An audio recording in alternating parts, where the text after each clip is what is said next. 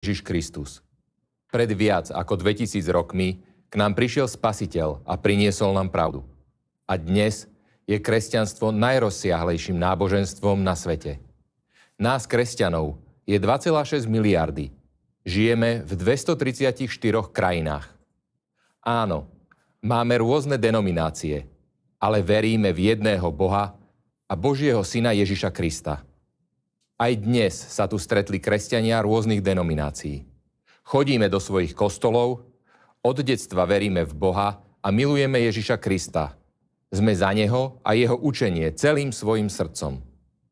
Ale vždy sme sa čudovali, prečo je na svete toľko vojen, keď k nám prišiel sám Boží Syn. Rozhodli sme sa zistiť, kto za to môže. Prečo tu nie je taký svet, aký tu chcel vidieť Ježiš Kristus? Prečo, ak Ježiš povedal, milovať budeš Pána, svojho Boha, celým svojim srdcom, celou svojou dušou a celou svojou silou a celou svojou mysľou a svojho blížneho ako seba samého, nežijeme láskou k Bohu alebo k sebe navzájom. Prečo niet bratstva? Prečo sme sa zrazu stali otrokmi a začali sa báť Boha? Je diabol naozaj taký mocný? Kňazi, ktorí sa nazývajú prostredníkmi medzi nami a Bohom, si dodnes idú po krku, jeden druhému, berú chrámy, bojujú o naše peňaženky, ale nie o naše duše. Zabúdajú, komu majú slúžiť. Prečo sa to všetko deje? Urobili sme mnoho prieskumov, rozprávali sme sa s mnohými kresťanmi a u každého sa vynárajú tieto otázky. U všetkých kresťanov. Odpoveď na všetky tieto otázky sa ukázala byť veľmi jednoduchá. A práve o tom chceme hovoriť na dnešnej konferencii. A aby tieto informácie počul každý kresťan, konferencia je simultánne tlmočená do 70 jazykov. Sľubujeme, že bude nezvyčajná. Ale čo je najdôležitejšie, bude odhalená pravda, ktorú sme si my, kresťania, tak dlho báli priznať. Odkiaľ pochádza tento strach z pravdy? Je to strach z démonov v nás. Je to strach z odhalenia satana a skreslení, ktoré vniesol prostredníctvom svojho antikrista. Birbirimize hem muhabbet bilen yaşayışımız. Namaga bradarlık yok. Namaga biz tosattan köp bolup Xudodan korktuk. Şeytan hakikatten hem şunchalik güçlü olup kaldı mı? Şu güneşe biz bilen Xudo ortamızda vasiteci deyip dava eden ruhaniler birbirleri bilen ziddiyet bolup ruhumuza gamkorlik ediş göre manbalar için uğraşıp hayatımız için birleşişen ular kim hizmet edişlerini unutuşan nama için ular barchasine sodir bo'ladi. Biz juda ko'p so'rovlar o'tkazdik. Suhbatlashdik va hammada bu savollar bor. Barcha xristianlar bu savollarning barchasine javob juda oddiy bo'lib chiqdi. Bugungi konferensiyada ham shu haqda gaplashmoqchimiz va bu ma'lumotni har bir maxfiy eshitishi uchun konferensiya sinxron tarzda 70 tilga tarjima edilan. Biz bu g'ayrioddiy bo'lishiga va'da beramiz, lekin eng muhimi bu haqda haqiqat aytiladi. Aziz nasroniylar, uzoq vaqtdir bari o'zlarini tan olishan. Qo'rqamiz haqiqatdan. Konferensiyadagi barcha ma'lumotlar tekshiriladi. Ďalším dôležitým dôvodom na usporiadanie tekshiriladi va faqat ochiq manbalardan olinadi. Faktlarga asoslanan bu kimingdir taxminlari emas, bu shunchaki bugungi kundagi yetarlicha. Máme problém v ekonomike. So všetkým máme teraz problém. Ježiš nás varoval pred poslednými časmi. Veľa sa o nich povedalo a napísalo. Ľudia sa už dlho snažia zistiť, kedy tieto časy nastanú. Bizim bu konferansa geçirmemizin yeni vurmamız sebebi ahirki doğrularda bizim şu an yaşayanlığımızdır. Her gün apokaliptik, buradan gelen duyar. Aslında havalarla bağlanışlı meseleler, ya siyaset meselesi, saadetle bağlanışlı meseleler. Her himmedatla bağlanışlı meseleler. Problemi var. İsa ahir zaman hakkında duyduruş verdi. O hakta çok aydınlatlar var. Adamlar bu doğruların kaçan gelecekleri пытаемся различить эти признаки в событиях, которые происходят в нашем мире. Мы ждем их, говорим о них. А когда предвестники сбываются, мы не верим, что уже настали последние времена.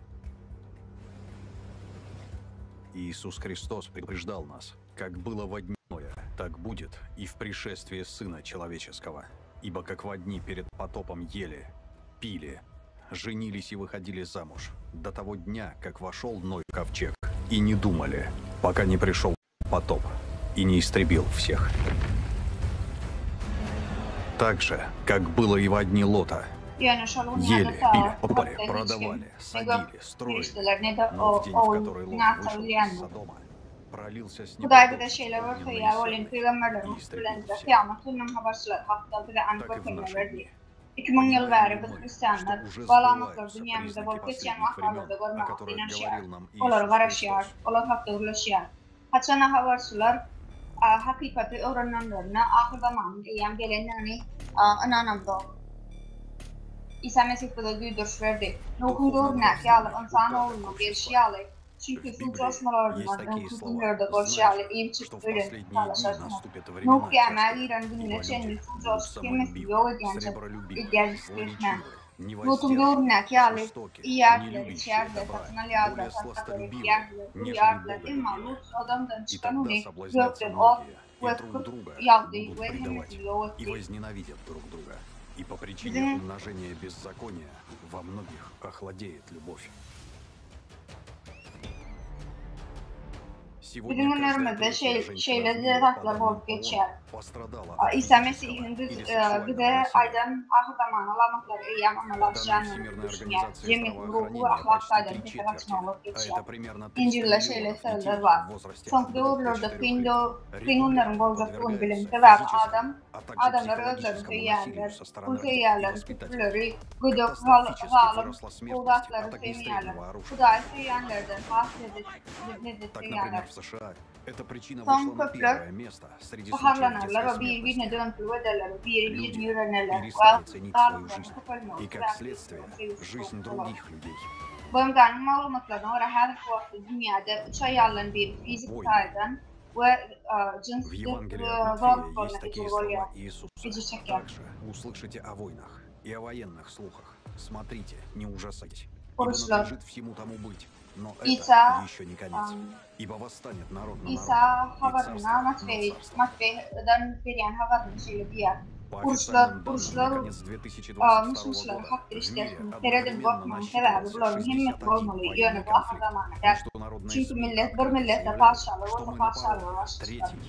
Resmi malumatlara göre 2022 yılın ahirinde dünyada bir vaktin öğrene 61 harbi çakmışlar oldu. Halkların haber verişleri işleri 3. Cihan Aşı'nın bakılmasına duruyan namırlarına saçaklılarını ediyorlar.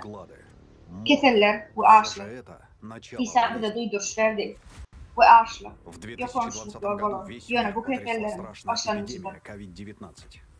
2022 yılda 2020 tutuş dünyada takmiren 7 milyon adamın ölümüne sebep olan Covid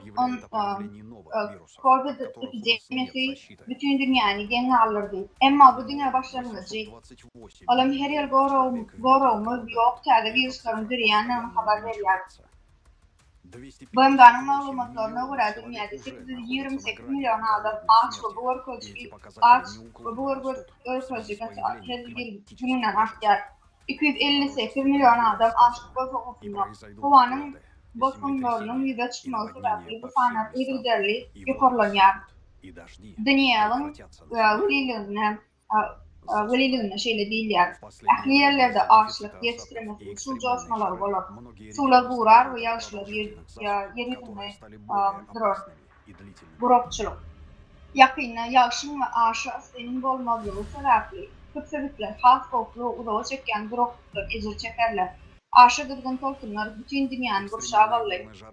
Her taraftan önkü yıllarda her günün ışığı bular köpülyer yukarılanıyor. 2 milyardan buğrak ilatı tutuşu ilk neticelerine duşar valyarlaşılır. Dünyanın türlü küncüklerinin gelen hünermenler yakın vakta suğurun aklı başları duşar valyarlaşılır diyorlar. Atıllık tolkunları, yıllık tolkunları ayrılmaz nege otlar getiriyor.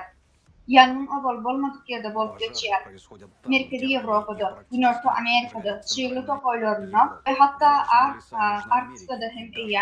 Arktika'da eyyam odalıyor.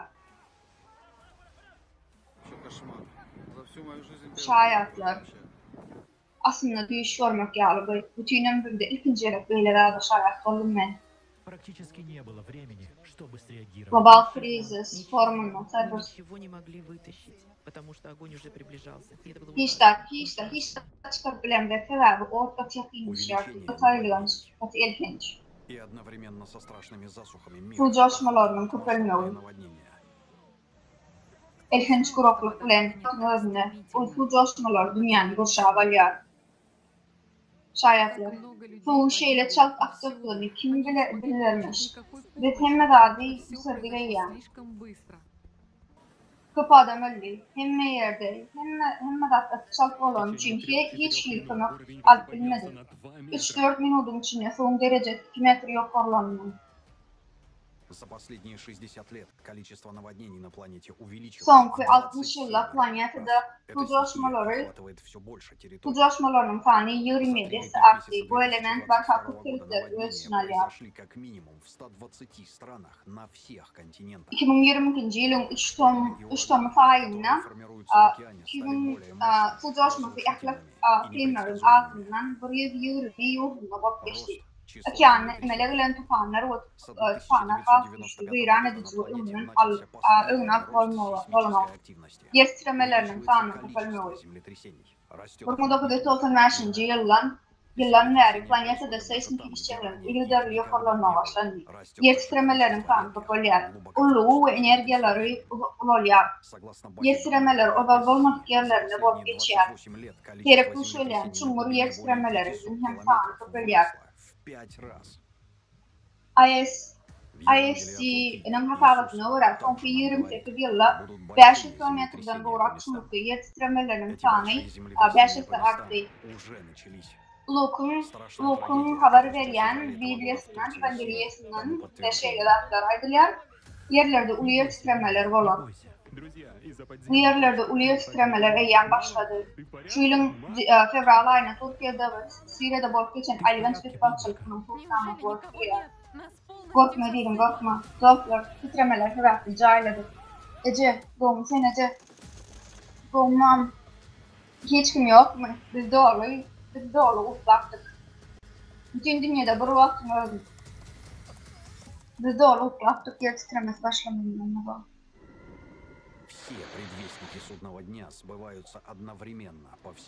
Bütün dünyada bir vaktim öldüm. Sonki ahir zamanının alametler erkek amalaşıyor. Şimdi başka hiç kim buna inanmaz mı? Buna inanmayacağına adam kalmadı. Yöne bir neçe yıldan yeryüzüne sonki doğruların gelenine şüphelenen adam kalmadı. Siz gören video ahir zaman hazır ekenligini, ular allaqachon gelenligini aniq isbotlaydi. Bugun esa buni tasdiqlovchi faktlar batafsil ko'proq chiqaramiz. Biz oxir zamon kashofatlarining turli talqin edish mumkinligini va masalan o'tgan asr voqealari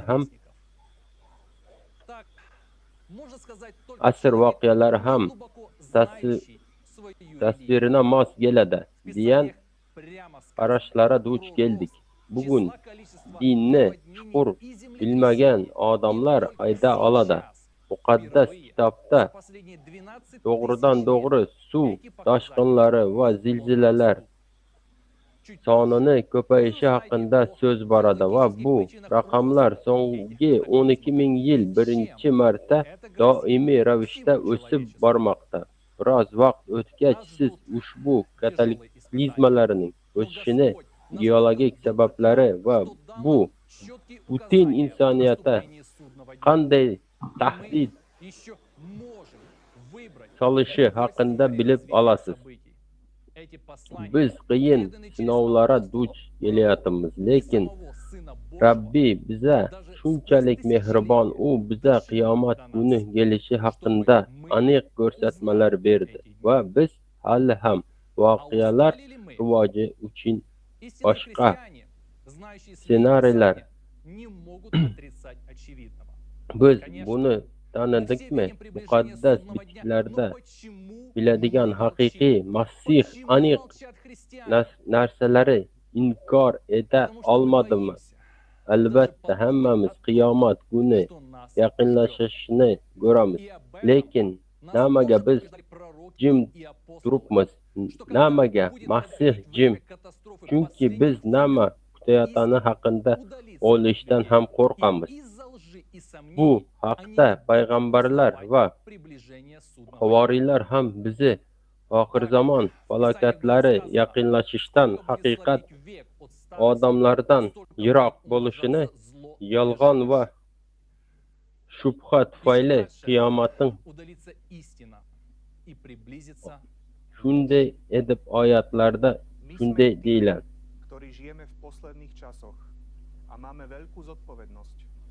Bizlar oxir zamonda yashayotganlarimiz va bizlara oxir zamon haqida batafsil ta'riflar bilan murojaat qiladigan, biz ularni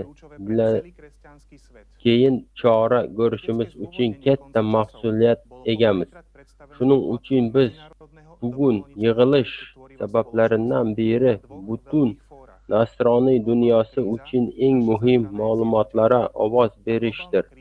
Oxir zamonning ilmiy mantiqiy asoslari ijodkor jamiyat xalqaro ko'ngillilar loyihasi platformasida birinchi marta global inqiroz, bizning omon qolishimiz birlikda va global inqiroz chiqish yo'li bor. Ikkalasi xalqaro forumlarda taqdim edilan ma'lumotlara biz nasroniylik muqaddas kitoblaridan bilan apokalipsis tarifi bilan shunday aniq mos kelishini ko'rdik. Bunday o'xshashliklar bizning hayratda qoldirdi. Bugun siz ham ushbu misli ko'rinma ma'lumotlara mutaxassislara taklif edilan mehmonlarimizdan eshitishimiz mumkin bo'ladi. Yelizaveta Xromova, geologiya va geofizika, Yelizaveta Lomonosova nomida Moskva davlat universiteti geolog bo'yicha magistr darajasini olib, Yelizaveta loyihasining global iqlim o'zgarish masalalari bo'yicha axborot tahlil bo'limi rahbari Yelizaveta sayyoramizda sodir bo'layotgan tabiiy ofatlarning global monitoringini, seysmik va vulqon faoliyatlarini tahlil edish, shunday yering Rossiya Fanlar akademiyasi Tarix va arxeologiya instituti abituriyenti arxivchisi nodir kitoblar bilan ishlash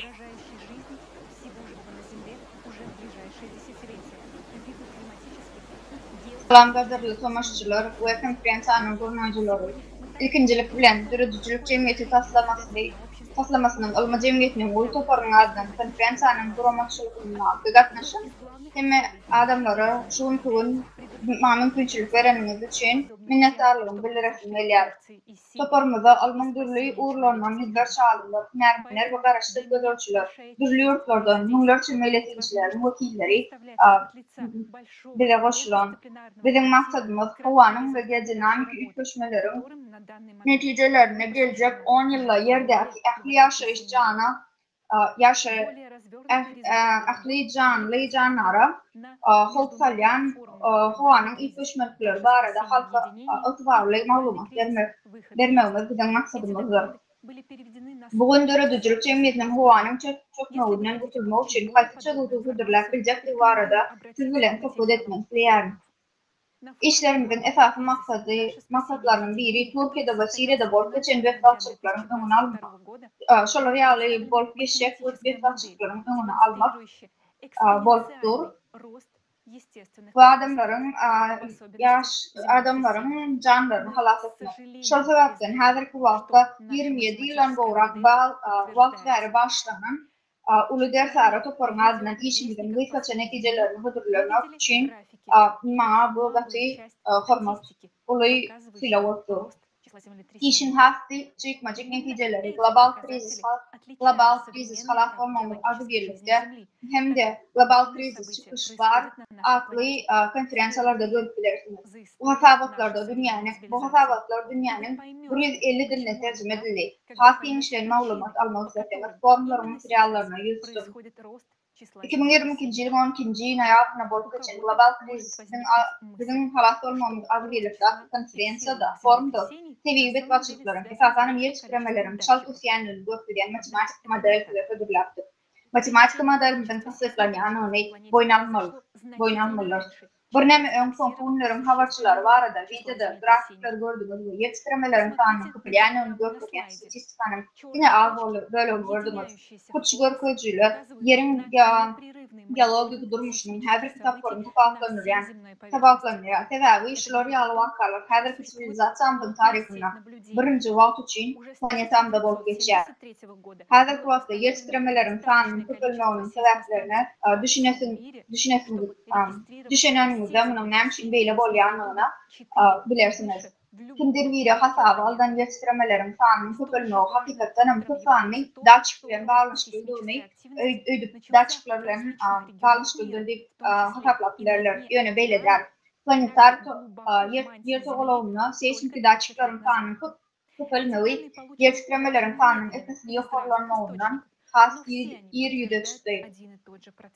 Slaytdaky diagramma seredeli, zoologdaky birleşdirilen garanokotlar yer ýüzüne seýsmik hadisalara ýygdyrly gözöwçülük edilýänini görkezýär. Bu da gözöwçülikleriň torunyň bardygyny görkezýär. Ýan 1970-nji ýyldan beri dünýäniň köplenigine 4 we ondan ýokary ulukly ýer titremeleri ýazalýany ýeterlik miktarda seýsmik distansa gurulur. Şolar mümkin faktor. Seýsmik işçiligiň ýokarlanmagynyň 30 ýyl mundan awal dünýäniň durly sebäplerini şolpany ummanyň dibinde ýeriň mançasyna da başlanmagydyr. Bu maglumatlar durly usullar we durly çeşmelerden alınýar. Ýöne olaryň hemmisi şol hasasy tasdikleýärler. Statistikalara ýene bir gezek seredeli. Bu diagrammalara göz aýlan. Okeanyň düýbünde litosfera plitasynyň araçagyny ýa-ni Orta okeanyň girişlerine ýetiştirmelerin sanyny köpelmegini gösterýär. Hasada bu zonalarda gyzyl reňkde bellenýär. 1995-nji ýylda suwat ýetiştirmeleriniň sanyny gaty böküşi bolup geçdi. Bugun bu ähmiýetli sene bir näçe gezek biz dolanıp geler. Indi çumlukda ýetiştirmelerin sanyny köpelmegini grafigyna seredelik. Çum ýetiştirmelerde mançya 300-den 700 kilometr çumlukda geçýär. Häzirki wagtda hasam çum bolan seýsmik hadisalaryň hasabat alınýar, aýrytynlygy ýüze çykýar. 5 kilometrden 80 kilometr çumlukda bolup geçýär. Gabunyň hasnädik we ýarylmagy ýakyn etýän adat ýetiştirmelerine tapawutlydyr. Orta plasmasa bolan we häzirki zaman ulmana görä hiç de döwülmeli bolmadyk mançya çumur ýetiştirmelerine var bolýar. 300 kilometrden gowrak çumlukda çumur grafigyny insert seredim. 1990-njy ýylda olaryň ýiti gökşi bolýar bolşandan soň şeýle wakalaryň sanyna görülýär, köpelişi başlaýar. IC seismik maglumatlaryň bazasy tarapyndan berilen maglumatlara görä soňky 28 ýylda Cumhuriyet ýetirmelerini taýdan aşaýar. 2020-nji ýylda ýakyn orada dünýäniň beýleki ýerlerinde garanyňda halk şumuru we ýetirmelerin bolmagy aýdylýar. IC guramalarynyň habaryna görä 2023-nji ýylyň 3-nji aprelinde bu sebäpde 700 km çuňlukda 190 şeýle waka hata bolup dünýäniň beýleki ýerlerine de şeýle hadisalar bolup geçýär. Salam konferensiýa gatnaşyjylar. Temanyň mazmunyna görä köne anen temanyň maglumatyna görä köne Sara Zavet peygamberlerinin we İsa Mesih'in durmuşynyň ýakyn güne görün Ýerusalimde bolup geçenini ýada salmamyz gerekdir.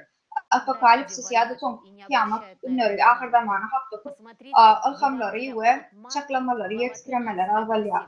Ekstremelerinin beýik tehditlemesini Profesor Aleksandr Lopukin düşünýär we bu ýer ýüzünde iň soňky döwürde bolýar. Onuň koddes ýazgylary görä türli ýerlerde ekstremeler bolup geçer.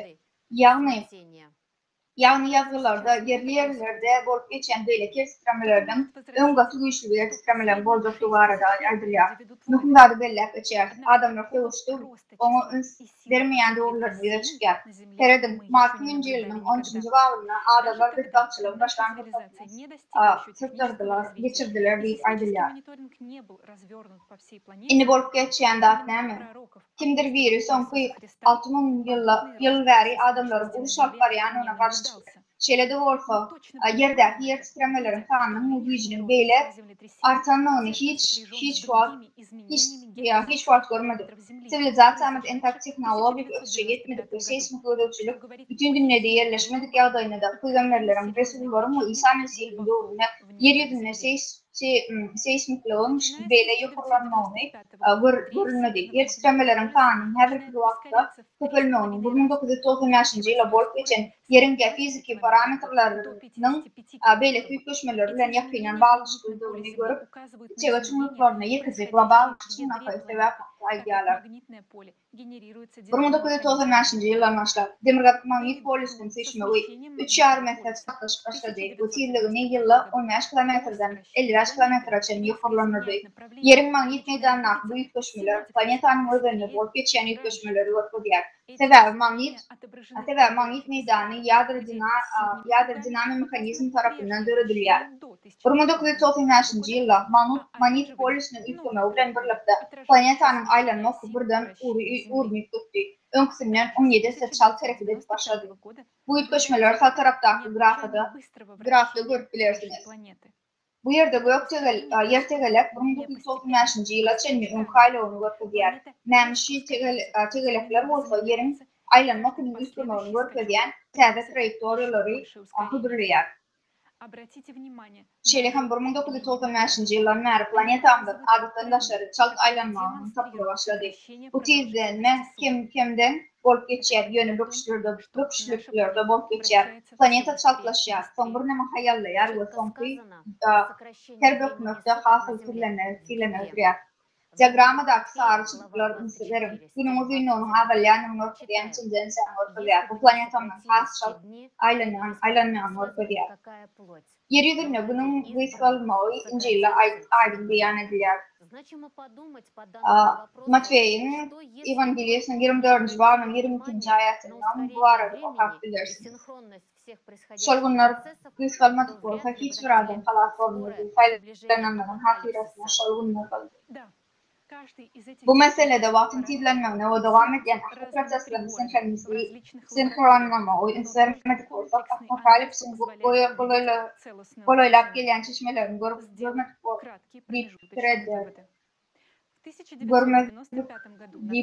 mümkin.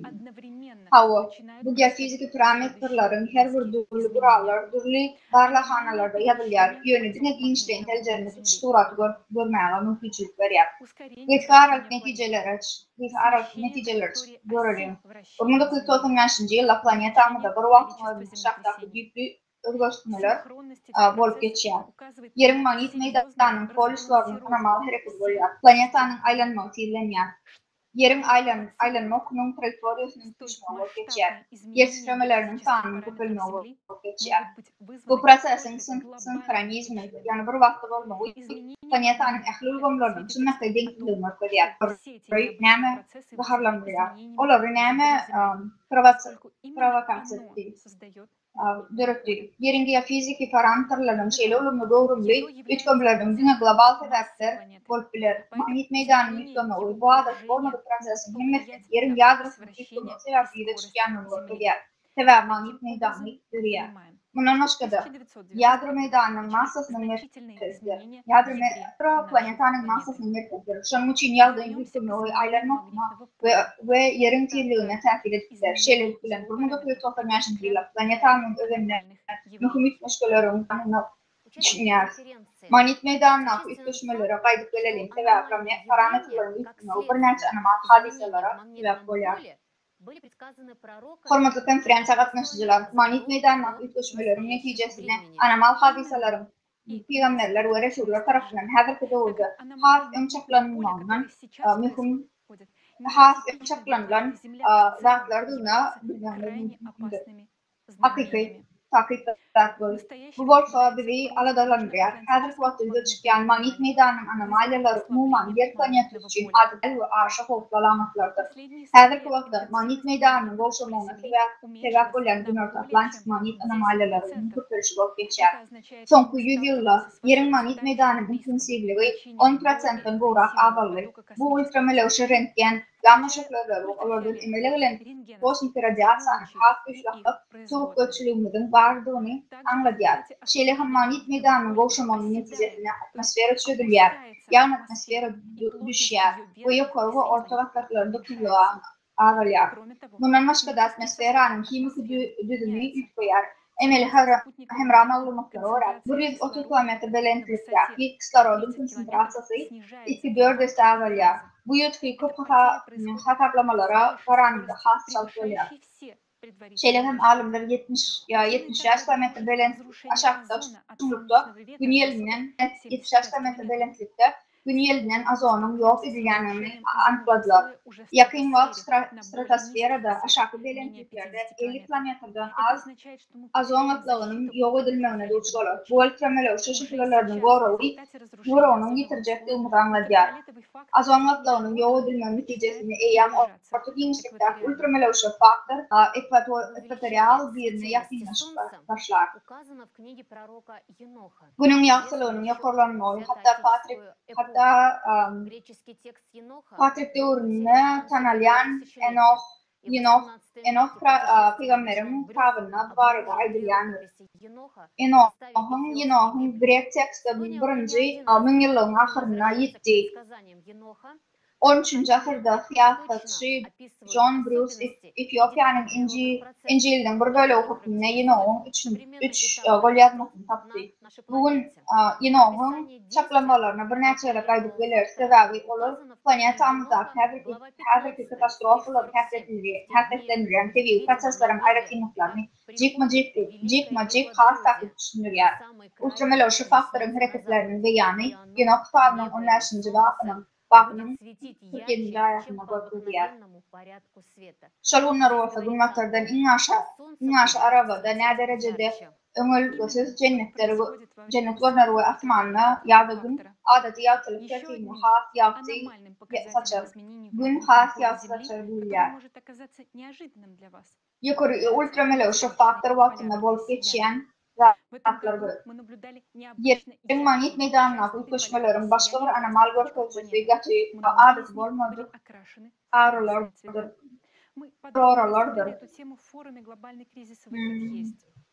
Bu ýyl planetanyň durly ýerlerine adatdan daşary ýaly we ýyldan auroralary gördük. Olaryň köpüsi gyzyl reňkli boldy.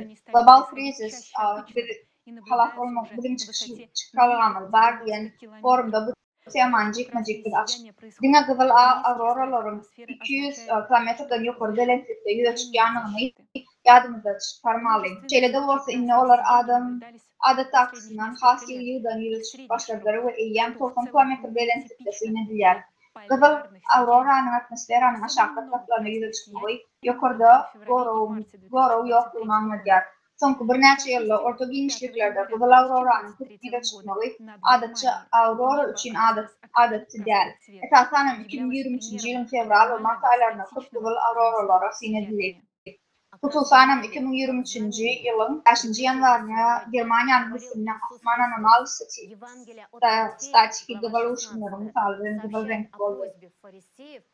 İsa Mesih kıyamet gününün yakınlaşmanın alamet sokmanın zalafman hakkında bir aydıktı. Matvey'den bize verilen Evangeliyanın 16. babına İsa'nın Hristiyanların ve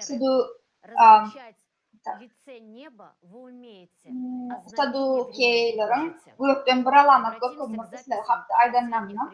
İsa kızıl renk kızıllar hakkında, sonra olsa kızıl asman hakkında, yani asmanın rengi hakkında cevap verdi.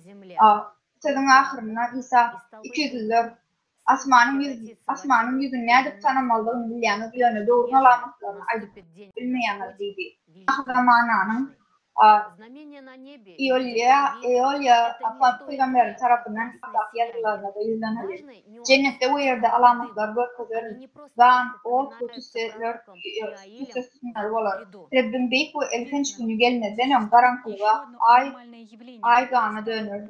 Uğurlar diyer. Asman ganına alametler güzel sıralardan başka da değil. Mühüm nüans tüste sütünlördür. Olur dine bir jol peygamber yaklamaya. Doğru son yıllarda Hasking'den yayılan başka animal hadisi hem bak. Tüste sütünlerine, abiyenin sütünlerine mendeyen manit meydan adetsizel hareketlerine yerli görmüşü. Her kuatlaşıları yal hadisalar esasen sıraların yatsılarını soğuk teliplerde oluyor. Bu yaltılık sütünlerinin düşünülüşü hava yatık çeşmelerinden ışıklaştırılan altı uçarda sütünün şekilli bu kristalların olmalıdır. Şeyle de olsa 10-20 yıl oval kış giyecek ki çocuklara sersalanda yeni sütünlerin hafiflere hadisalarını görülüyor. Bu yeni sütünler kurallarına tarafından kesinleştirilmeyen manit meydanların anormal görünüşleridir. Bundan başka da atipik manit meydanının anomalyaları uçarım uçuşlarına çınlakay koptere diyen ve hava helakçetlerine sebep olan Arap'ta hava turbulentliği deyip adlanılan hadisanlara geldi. Bundan başka da bu anomalyalar atmosfera tutulmağına ve duyduğunuz yer temperaturanın tutulmağına sebep oldular. Şeyle bu temalar global krizis, dinç kalganlık var, formda hakkınmışlayın açtı. Valamakların hemmesi bizim için ilginç ve bu valamaklar. Yerin özeni bolmalısı yağlı işlemelerini besledip başladı. Şeyle bunun yer için kaybet başladı. O Hoptalyan'ın vaktinden kayıtlı. İfaklarına. 2010 yılda 30'dan uğraklıklarda yurttan gelen bir neçe almagromalar ve ağırlar öz kasabatında betbaşıklı vakanı yani 1998 yılda yerin küçük bölümünü itiyi böküşü ulan ettiler. Bu Doris Kemra uygulamanı ulanıp Maser'in köpçülük merkezine sığınatma ortalığı tetiklendiler. Ekranına esası koşma hokunu beyan eden Geochange bileleşini gol çeken sanığını yer. Manit polisinin hareketlerinin tizlenmeli, eredilen demir akımının taşkı yadro çatışyanlığını götürüyor. Bu olsa özgürlüğüne taşak yadronun anomalyalarını yaşanın için hiç yadro hakkını kurun veriyor. Yadrosu kızdırmanın sebeplerine biraz sonra dolanmaz. Durmasızlık, yadronun dinavranın uçsuzluğu, yerin aylanmanın çatlaşmaları, bu olsa özgürlüğüne merkezden kaçırış gücünün yukarılanyanını ve kızgın magmanın yeri yüzüne geçmemine sebep oluyor. Bu magmanın çın atomlardan sentrifugalı yere seriyor. Bu yağdayda magma imolçunun sırasında yer. Bu hafta aşağıdak mağlumatları bir de ayrılar. Soğuk taşı yağdırdan demirmança akyar ve neticede 2020 yılda Danya'nın ve Amerika'nın ağırlıklarını geçiren varlıkları bilen tasdiklanan yağdırı mançı servetine hak eren materialların ağır bir yerlere emelebilirler. Misal için Gavaya adalarını Samoa Afrika lavasının kenarlarına Kâbi kuvvetlerin lavasına adetten de şerikut miktarda ağır demirler takılıyıp yağdırdan şol Şolbur demir 57 izotoptur. Zavrga Türklerin taşkı yadrosu Mansiyada devlenin koyarlar. Bu yerlerde olsa halk yadro azıcık mal makımları emelegeler. Taşkı yadrodan gelen demir eretmeleri bilen doyar. Bu tapaklar haysıdır bir sebebi göre durumsuz olyanca yadro gırasındadır. Durumsuzluğu yitirilenmen son erik değilyen görünüşte yukarı çıkıp başlayar aşağısı ve çaltık magmaları. Esası göknöklük bulğunun durmaklığı dörtüler esası magma dereyi alıp olur. Coşur. Şeyler bilen metal gadrasının bölükleri yerin yüzüne çıkıp biler. Inni olsa kataklizmler çekildiğinde bu yadro üstünden son bu güç alı Hasan Ulol'un hasiyeti iyi olur. Bizim gıynancımıza göre gıynancımız bilen atış altına atipiki kompozisiyalı gıdgın mobil lavanın içerilerine nedir kullanılan görürüz. Alimler bu atışları dine bir kadar vaklarda taktikleyalar ve tahminen 2300 yıl tahminen 2300 yıl bundan evvel yine on apokalipsis varada açıklamasına bu malumatlar eyyem məlum değil. Yine Oktav'nın 11. babında titrlerin yangi işten diyalogik proseslerinde ne derecede köklediğini isterim. Bunların hemmesi yanın metallahı ve onları tuğları sandıragen titremelerden bollayır. Bu yerde demir düzüm olan lava hafta dönmen onaylılar. Şol yerde ıys peyda olduğu o tuğlarla birleşti. Adamlara Allah'ın periştelerin düğümü ve yerine şanı hatamarttı. Yerin düğümünü o deryalara geçer. Edir şol periştelerin kalma için hüküm edilen yeri bu yerde yaşayanları ağırdı. Şükurdaki o deryaların aşağılarında mal merkezlerinin beyanını indir görüyor. Apokalipsis doğrunun hayatı fırsatını bir nemesen fırıflanmayanını anlatabiliriz.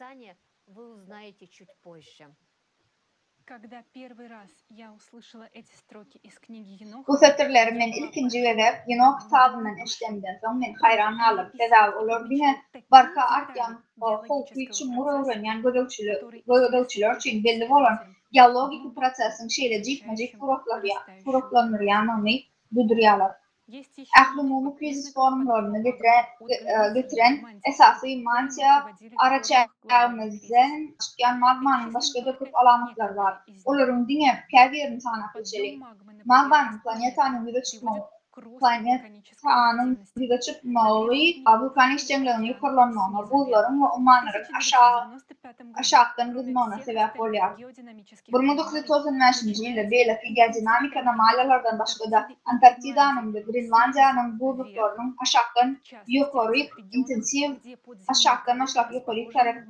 intensif erimleri esasen magerin gazlarının aşağının magmatik eriklerin yerleşen sebeplerine başlanır. Şeylekan 1995 yıldan sonra umanın tüm sularının anormal kızması başlıyor ve üstünde has bir temperatura anomaliyalar yüze çıkıyor. 1995 yılda atmosferanın çığlığı hem ısıt başlıyor. Bu varsasıl coşmalarının anormal atmosfer hadiselerinin sağının hızlı gücünü köpelmöğüne getiriyor. Sonki 10 yıllıklarda dünyanın türlü sebeplerine vulkan atılan has çumluklu, has ısı, has soğuk lavalar başladılar. Dünyanın köp sebeplerine magmanın çökmeleri yukarılanmağı, ülkelerden yukarılanmağı, içerki yıllık yukarılanan yerüstü suların işleyiş terkibikli yer. Tədənə faallıklar ve şoförlükler, kemçilikler boyunca yangınlar ve su coşmaları yüze çıkıyor. Magma yukarılanandan sonra yerin gazını has bir basış ediyor. Seysmik işçimliğe sebep oluyor ve təzə zorluklar yüze çıkıyor.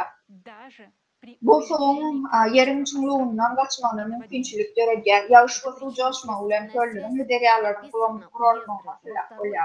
Bu sebepler katnaşıklar Ezra ilk ikinci ve üçüncü kitaplarına yetiştiremez hakkında durumlarına duyar. Çeşmelerin damarları durar, sağa akmaz. Soğun yeryüzünden çıkacak vaatı su coşmaların tanrı köpürme var da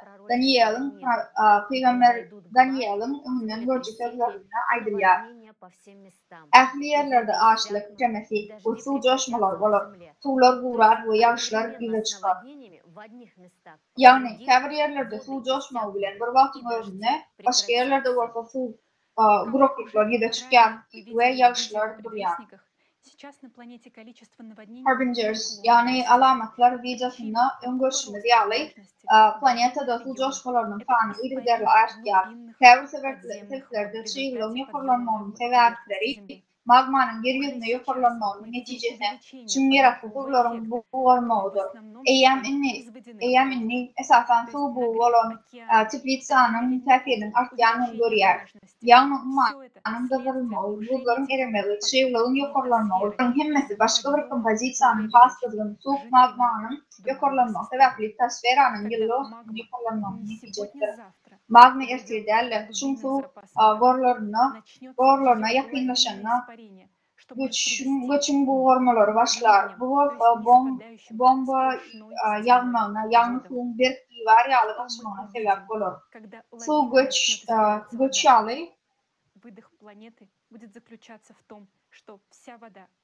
su lava yağlı buğur başlarına näme görür. Planetanın demalmağı çatırıklardan geçen akıl soğuk uzak vaktlar devam edip bilecek katastrof yağışlardan bir de gaydedeninden taraf olur.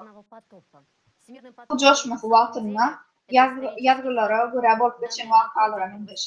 Fiilen aslında bu tarihi hakikat Hristiyanlara məlum olan çeşmelerden malumatları tapar. Sudan su coşmağı keskitlemesi Barlık kitabının 9. evadının 11. 17. ayetlerine Zebur'un 77. ayetinin 23. ayetinde var. Malaki peygamberin kitabının 3. ayetine dair. Magmanın köpülmeği neticesinde su coşmaları Daniel'in peygamberliğine de Daniel'in önden orcutalarına aydırıyor. Tanrı'nın emri bilen denizden yanına çıkar ve diri yer deniz tarafından yudulur. Gelip çıkışı yani barlık su kitabına su derecesinin çok yukarılanmağı neticesinde yer toğluğunun ulu yerlerine fizik su coşmalarını gösteriyor. Nuh'un ömrünün 600 yılına ikinci ayda ayın 17. günü bugün büyük cumluğun nehil çeşmeleri dövüldü ve asmanın pencereleri açıldı. 40 gece gündüz yere yağış yağdı.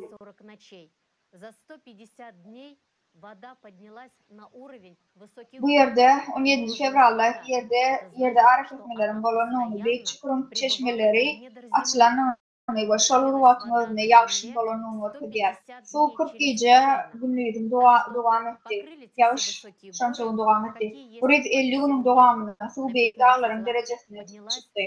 Su köpüllü. Bu varsa yerin içeğlerden duruyanın anlayacak. Su 150 günün devamında sudan aşağı köpülmüyor. Valin asmanına sınav ehli beyt örtülü. Su 15 tirsek yukarılanıyor. Gelip çıkış kitabında Bolşialga fizik eseri Edward Stantis şeyler bu su coşmasının tevavi denizden tufan ya da yer titremesi neticesinde dönen tsunami bilen güçlü yağışlardır. Üçüncü tımsallı Hanok Nuh'un tufan hakkında çaklayar. Çünkü bütün yer yok olur. Su coşması bütün yer yüzüne gelmeye tayinlenir. Sonra Hristiyan eserlerinin su baradaki bilimlerin mazmununa farklı değil düşünmüşler. Dünyanın durulu vakalarının ifle deniştiriliyor. 500'den olarak adamlar malumatla var. Geograf ve antropolog Dr. Richard Andre Tetenalt sani mifi Asya'da, Avrupa'da, Afrika'da, Demirgazı Kudunarta, Amerika'da, Avustralya'da ve Kenya'da analiz edilir. Yani bu mifler ehli ilahi iklimlerde yani bu mifler ehliyle adının iklimlerine var.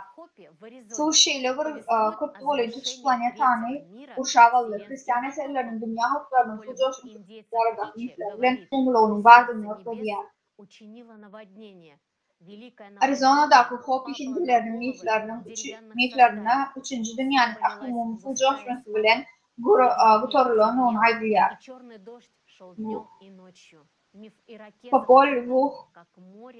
Popol Vuh cennetin yüreği su basıyor. Ağaç canlarların kellesinin ulu su basıyor. Asmandan galınlar dökülüyor. Yerin yüzü kararlı. Yüce gündüz kara yağış yağdı dediler. Deniz ve su bir vakitler yeryüzüne geçip adamların ömrüne ötüdüler. Çikasa Hindiler dünyanın suları bilen yok edildiler. Çile Arakanlılar su coşmasının güçlü yer titremelerle birlikte volkan atma sebebi bir çıkan onaydılar. Sillen cikmeciklerin genişleyen düşünürüsünü arkeolog George Smith ulusal coşmasını halak olan Şah Utnapishti'nin toyun planşetlerine aytya. Yerden garavulkelli, yılların eştelli, gündüz karanlığa dönmek, etiyalı dolu. Birinci tupan güçlü su coştu.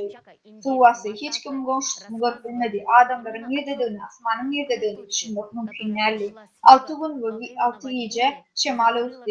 Yağış tufanları, güçlü tufanları, su coşmaları dünyada aldıkları yerdi. Gran Çekado, Makata Hindiler su coşmaları vaktinde gün ortadan gelip şaşmanı gurşavalayan garavulkelli yıllarım saklamağı ve yıllarım hakkı birleşiyet ayyadılar. Suğunun yıllan uğrak vaktları adamların yardımına vardığını gelin alıcıdır. Hava, geologik nokta nazardan Biblia'dan İncil su coşma hadisani diachronologiyada da özdeyan tapya. Bu geologiyada Onkumung yılmından azalkı bolup geçen vayrançılıklı betvalçılığın iyi kor derecesine yetenden edil öň syrasy häzirki wagtda bolup geçýän ýagdaýymyza meňdeş ütgeşmeler bolup geçipdi. Bu hadisalar Alirot ýylamasy diýip atlanyrlar we mundan soň giçidrias bulugy dowam etýär. 2008 yılından azal global temperatura az wagtyň dowamyna 15 gradusga çenli ýokarlandy. Birden buz gatlaklarynyň köpsi erap, yer şary buzy ýamynyň dol çykdy. Bu döwürde aşyk su coşmalary we tabii betwaçylyklar we deňiz derejesiniň güýçli ýokarlanmalary bolup geçdi. Bu wagt Gulf Stream aýla akymy hem häzirki bolşýaly saklandy. Kansas Üniversitetining alimleri takmilan 2008 ýylyndan azal yer ýüzünde tutuş planetanyň 10-dan birini tutýan ulakan ýanynyň bolanyny suwd etdiler.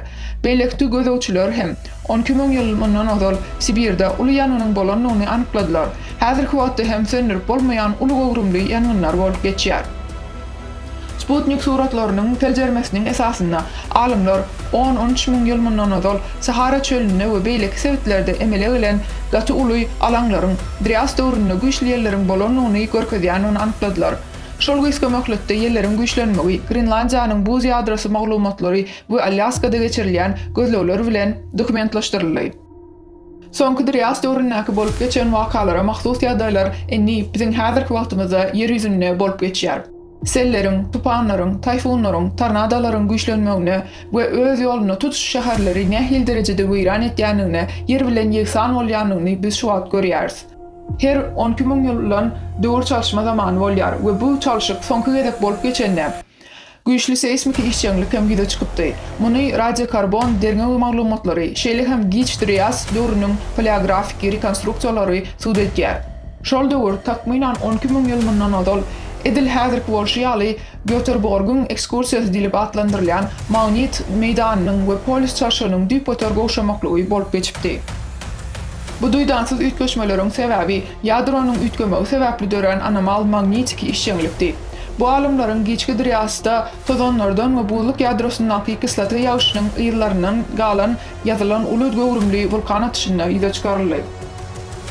Halyň gowuny tapylan çökünlüleriň seljermesi takminan 13 000 ýylyndan azal vulkan gyşyna we bütün dünýäde buzluga sebäp bolan vulkanyň atylanyna işaret edýär. Geçki Dryasda duydansız kızgınlıktan soň deň derecede ýiti soğukluk hem bolup geçipdi. Bu waka megafaunanyň köpçülikliğin ýok bolmagyna sebäp boldy. Sibiriň demirgazyk eňitlerine buzda müňlerçe doňan mamantlaryň, bu beýleki süýdemdirçileriň galynlary tapyldy. Adam sanyny düýpli azalma boldy. Bu Cro-Magnonlaryň hem ýok edilmegini görüldi. Bu wetwatçylykly wakalaryň hemmesi diňe bir 10 ýyllygyň içinde bolup geçdi. Сделаем краткие выводы из видео. Во время аллерётского потепления чуть более 12 тысяч лет назад из-за изменений в ядре, так же, как и сейчас, начался подъем магмы.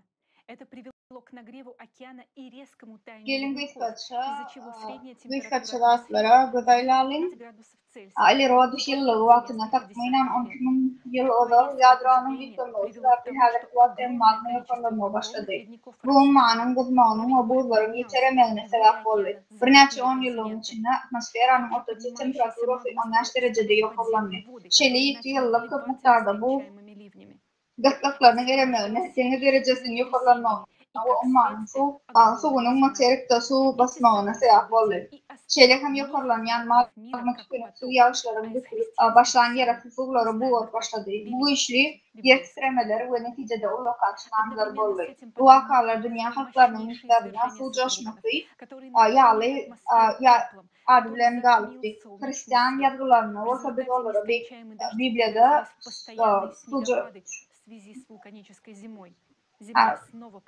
Hristiyan yargılarına orta Biblia su alması deyip akılendiler.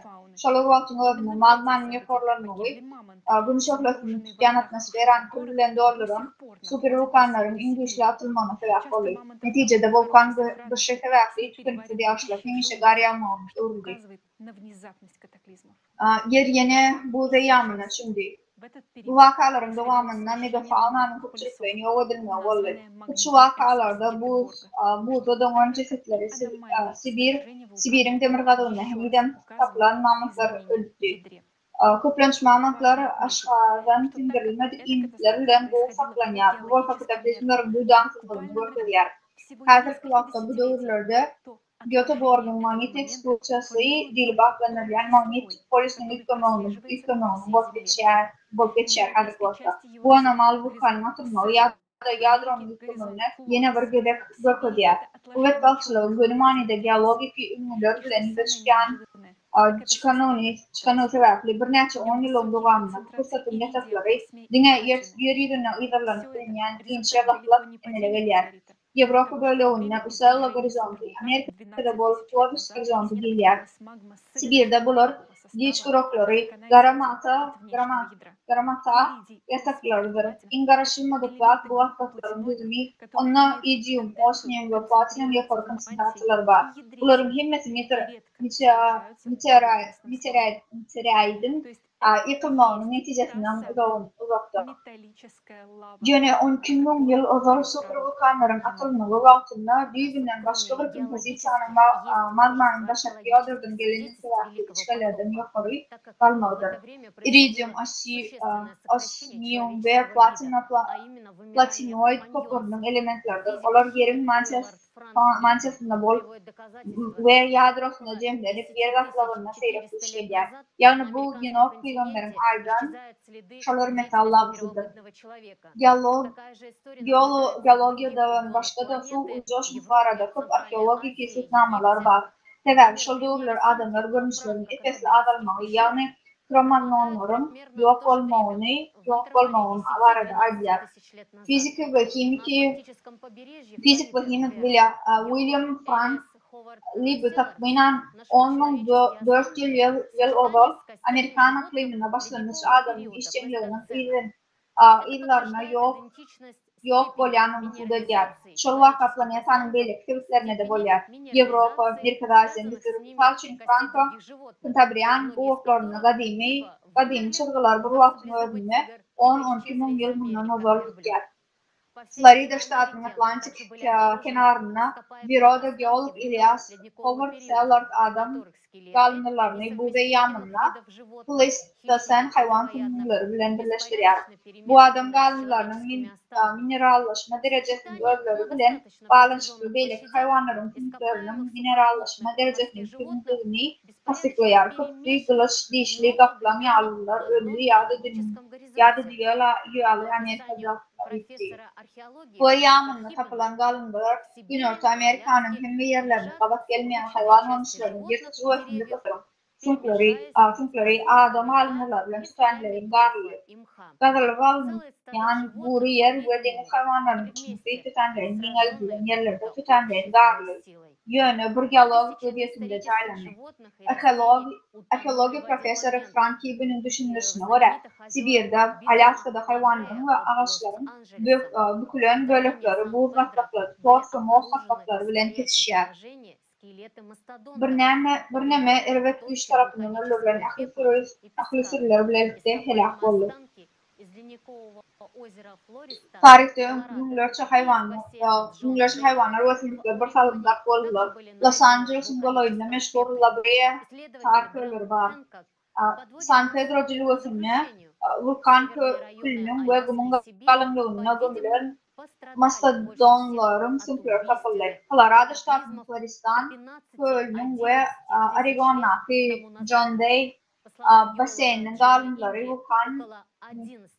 vulkan külünün tapılır. Gödevçi Graham Hancock, Alaska'nın ve Sibir'in demokratik kuvvetlerinin 11 yıl ozal bolup geçen helakçılıktan en çok ecir çeken yağlı ve ibarada netice çıkardı. Geolog John Embry'nin fikirçe Hawaii revolüsyonu tahminen 11 yıl ozal boluptu. Bundan başka da çökünü yağların şalt Depinne çökmeği ve Atlantik Kummanın yerüstü uvaklıkların büyük horlamalı. Annak yaşanidar Gova'nın medeni raftakları palçık, umgağlık ve oğluk taşlarıyla ketişti. Hiç kaçan delinin aslında bolmandı. Arkeologlar Leonard Woolley ve Stone Lloyd'un fikirçe Ur-Erudu, Uruk, Kiş ve Şuruppa kadimi şehirlerin deriya çökümlerinin kapları, medeni raftakları kesiyen arasında toyunun galın yapacakları adıktan aşağı su coşmaları şayet ediyor. En üstünden 7 metreden sonra Woolley bu yerde Mesopotamya yağlı adada tarihinde hiç açan bilinmeyen su coşmasının neticeleri bilen yüzdeyiz olyar diyer. Arkeolog Lloyd yazışına göre Şumerlerin ve Yevreylerin yazılarına yazılan tarihi vakanın doğruluğundan şüphelerin altı hiçbir esası yok. Geolog, antropolog ve paleontolog William Johnson Solis şeyle diyor. Doğrumu ve gelip çıkış boyunca gaful betbakçılık bilen yüzdeyiz olur. Bunu düşünmek gücümüzden ve düşüncemizden hakik olur. Şeyle de vakı alimlerin hakikatları arkalı düşünüyor. Profesör Patrick Newman, Avustralya'nın kenar yakınını aborigen hesaplamalarına göre tahminen 10 yıl doğru fiziklenir. Gödevçi Alan Alford, Gün Orta Amerika'nın antlarına dağlarda 4200 metre belensizde geologlar deniz çökümlerinin izlerini taktılar. Şoltevik'te Chiahuana'daki 4300 metre belensizde kâva harabaların 2 metrede su palçık bilen su vakıf ve su çeşmesini takıldı. Elbette geolog Profesör Ivan Mushketov'un düşünmüş yağlı global coşması dünyadaki taşıttır. Akademik geolog paleontolog Vladimir Abruchov hem bu arada şeyleye diyor. Bu yerin içine giren yetecek bir taşılanma diyor. İncil hatta İncil'ler büyüyen ve adamın varlığına bolup geçen noktalar. Şeyler kulen hazırki vakta yeryüzüne başlayan Şnomendeş TV vaktin önkü kataklizmlerin 10 yıl oval bolup geçenlerini bu antifakilyer. Mutlak yaşlı kesitlemeğin soruların yanlışlık derecesi ve bu sant okudan çenli bir nemi itkiyat. Alimlerin bir işinden beri eserine çenli itkiyat. Şöyle vakı geologik malumatları öğrenildi.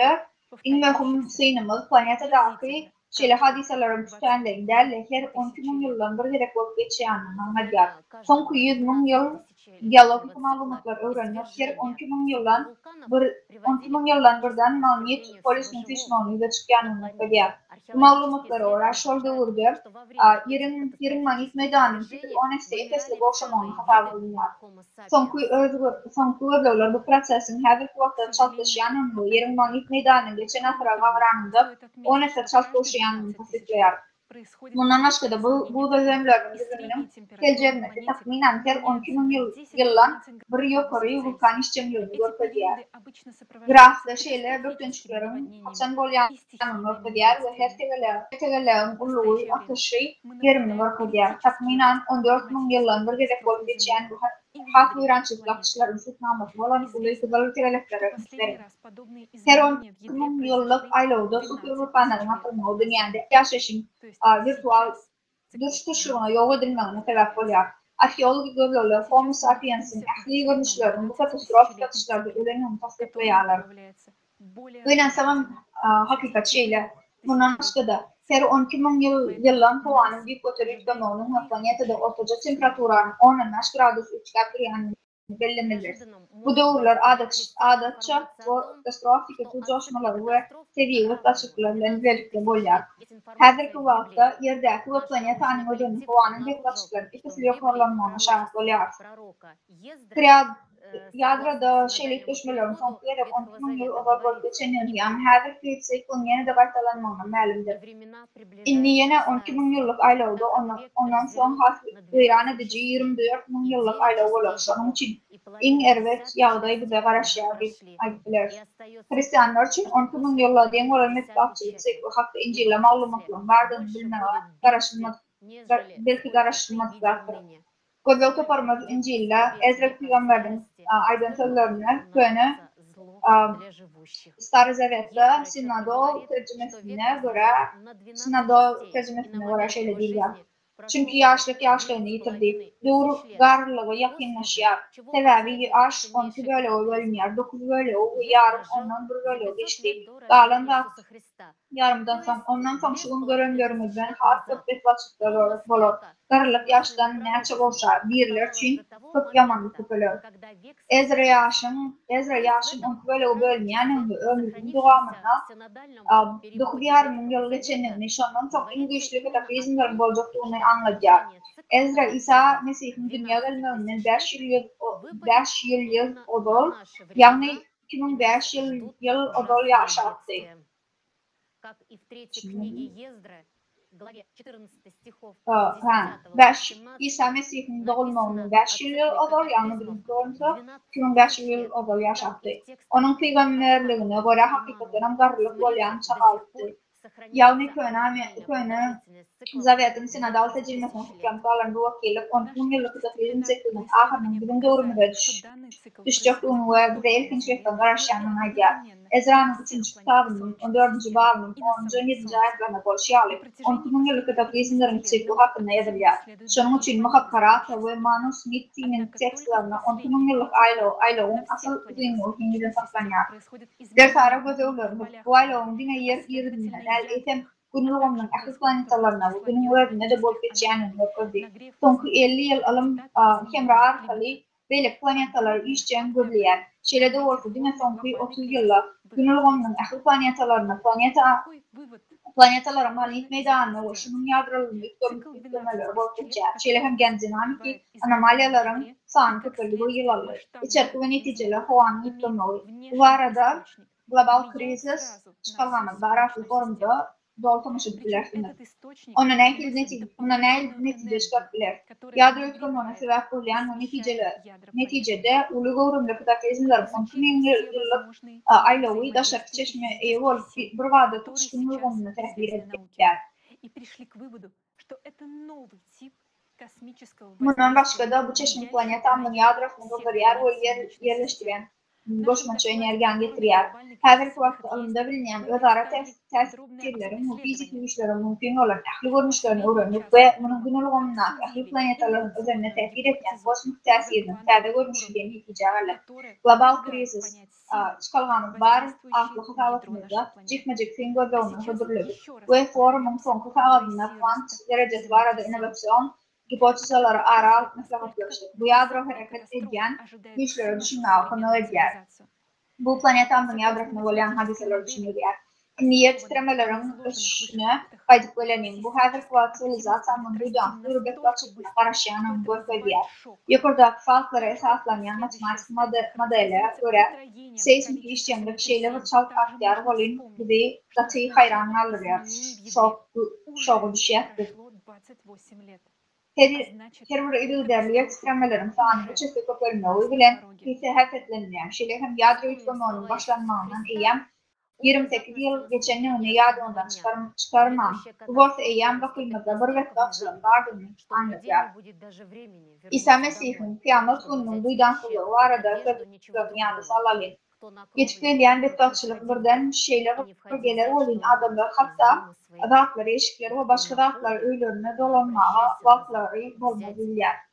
Kimi çok da olsa caya girmen, öyünüzde bir dağıt almağa girmen, kim meydanına olsa eşin almak Siz konferensiyamiz için mahsus takdim edilen noyob ma'lumotlar bilen tanıştınız. Şunday edip, indi siz özünüz göreningiz Bibliyada tasvirlanan büyük tufan hodisa, geologlar ve politologlar seyyara yadrosynyň keskin özgerişi we seyyaramyzyň göterilişi tufayly kiçik DS hodisasy syfatynda ma'lum magma muzliklary erişi we yer asty suwlarynyň buğulanyşy ular halakatly taşkynlara alyp geldi. Ushbu hodisa şuningdek turlarynyň ommawy yo'qolishine alyp gelen halakatlar, atılışlar we harorat özgerişi bilen maşhur. Oldun eşitden habarlarımızda ma'lum boldy-ki bunday hodisalar seyyaramızda her 12.000 ýyldan bir, her 24.000 ýylda falakatlar gaýraoddy derejede güçlü bolady. We indi biz ushbu 24.000 ýyllyk sikldan fakat birge giryapmiz. Her 12.000 ýylda sodir boladigan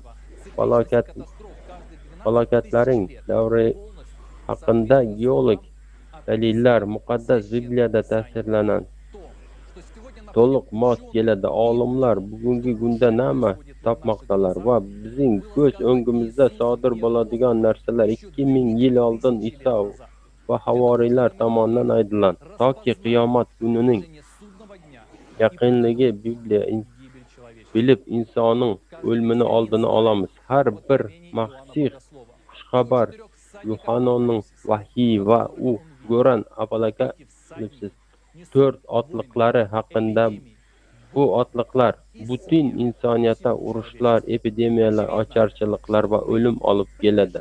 Şüphesiz biz en ýaman tomana ýakynlaşýarmyz. Peygamberlerimiz, resullarymyz we mukaddeslerimiz 10.000 ýyllyk katastrofalar sebäpli ýüze çykjak betbalçyklar we betbalçyklar barada duýduruş berdiler. Apokalipsi wakalary ýazgylara göre we global krizis halkara forumlarynda döredüçilik jemgyýetiniň platformasynda hödürlenen matematik modeli göre nähili ösür.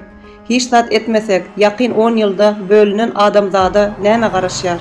Hoş habarçy Yuhanna ilham kitaby Apokalipsi bize planetamızda boljak kataklizmleriň takyp beýany bilen üpçüm etýär.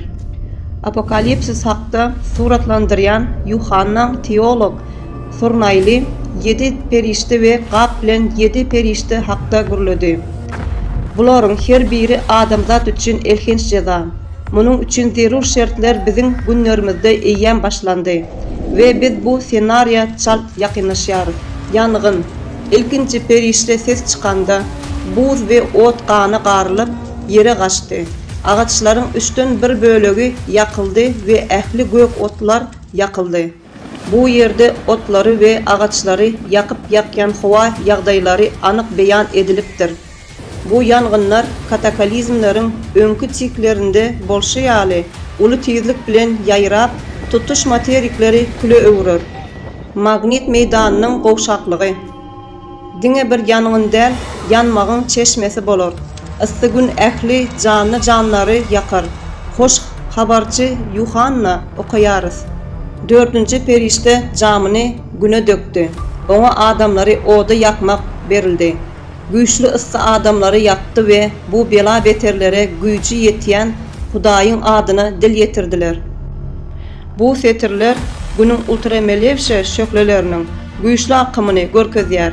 Bu magnit meýdanynyň ejizlemegi sebäpli 42-48 müň ýyl ozal Neandertallaryň ýok bolmagyny bolşýaly 8-10 esse ýokarlanar. Bu waka 12 müň ýyllyk 4 aýlawda bolup geçdi. Günün içinde bolmak yanmağa ve deri kesellerine sebep bolur. Ähli canly jandarlar kosmosdan rehimsiz radiasiýa sedebar bolurlar. Umany ýylatmak. Ikinji perişte üflenende ot bilen ýan-ýan beýik dağ deňize çümdi. Deňiziň 3-den 1 bölegi gana uruldy. Deňizde ýaşaýan canly jandarlaryň 3-den 1 öldü. Gemilleriň 3-den 1 bölegi helak boldy. Matematik modelimize göre magmanyň giňden ýaýramagynyň köp sanly katastrofiki vulkanyň atylmagyna şol sanda suwasty hadisalara sebäp boljakdygyny anykladyk. Ot bilen ýan-ýan ullokan da deňize gaçdy. Bu suwasty atyşlar ilginç partlamalar we tsunami tolkunlary bilen bilelikde bolar. Gemilleriň 3-den 1 helak boldy. Okeanyň magmadan gyzmagy şeýle bir derejä ýeter welin ähli deňiz ekosistemalaryň köpçülikliğin ýok bolup başlamagy başlar. Deňizde ýaşaýan canly jandarlaryň 3-nji bölegi öldü. Muny aşagdaky setirler hem görkezýär. Ikinji perişte jamyny deňize dökdi. Ölen adam ýaly kan bardy. Deňizde ähli canly jandar öldü. Temperaturaның ve suw düzüminiň birden ütgömegi suwu gyzyl öwürýän zäherli suwotlaryň giň ýaýramagyna sebäp bolar. Ölen adamyň gany bardy. Okean ýs we çüýremek batgalaryna öwürler. Ondaky ýaşaýyş mümkin bolmaz. Buzlaryň eremegi. Başga bir peýgamberiň Hanokyň başga bir weliliginde buzlyklaryň eremegi hakda da aýdylýar.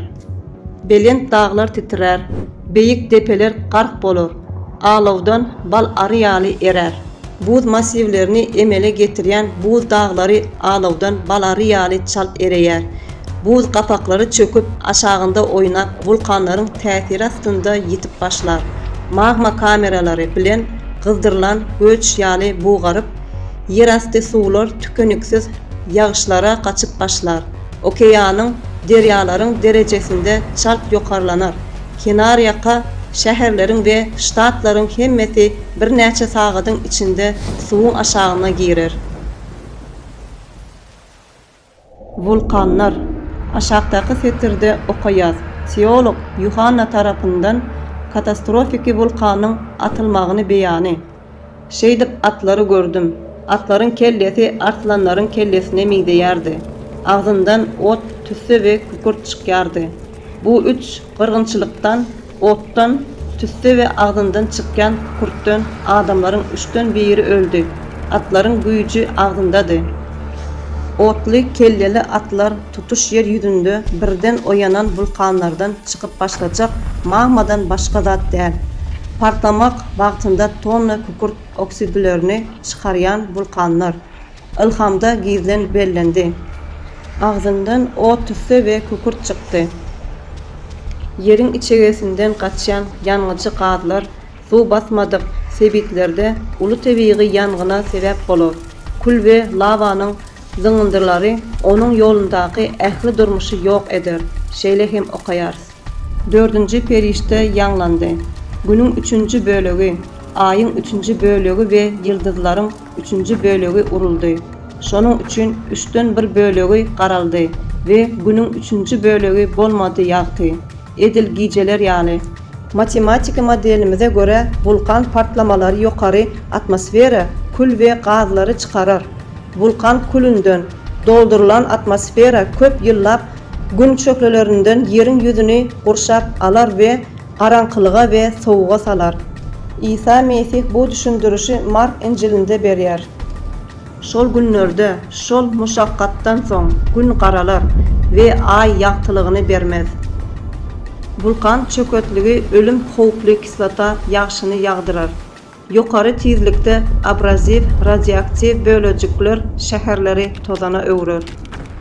Yer titremeler. Teolog Yohan görülüp eşidilmedik güýç yer titremeleri barada aýtýar. Nin gıldırımlar, yıldırımlar ve sesler boldy. Güýçli yer titremesi boldy. Adamlar yer yüzünde bolan soň beýle bolmady. Şeýle yer titremesi gatajaýyp boldy. Her ada gaçdy, dağlar gitdi. Hanok yer titremelerini hem suratlandyrýar.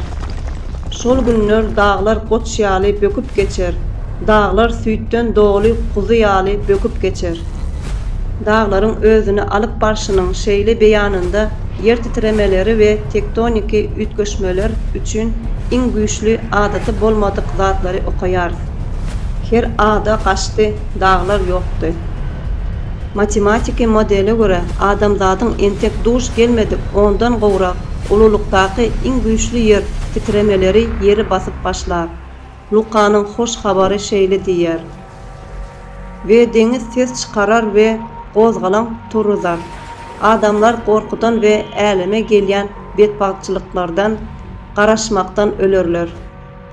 Şowhunly deňiz iň güýçli yer titremelerden tsunamini görkezýär.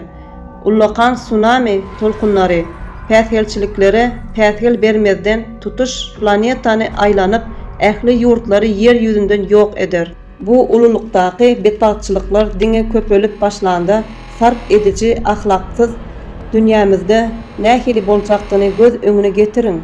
Azyk, ykdysady, energiýa, sosial krizisler sivilizasiýanyň doly ýykylmagyna çenli öser.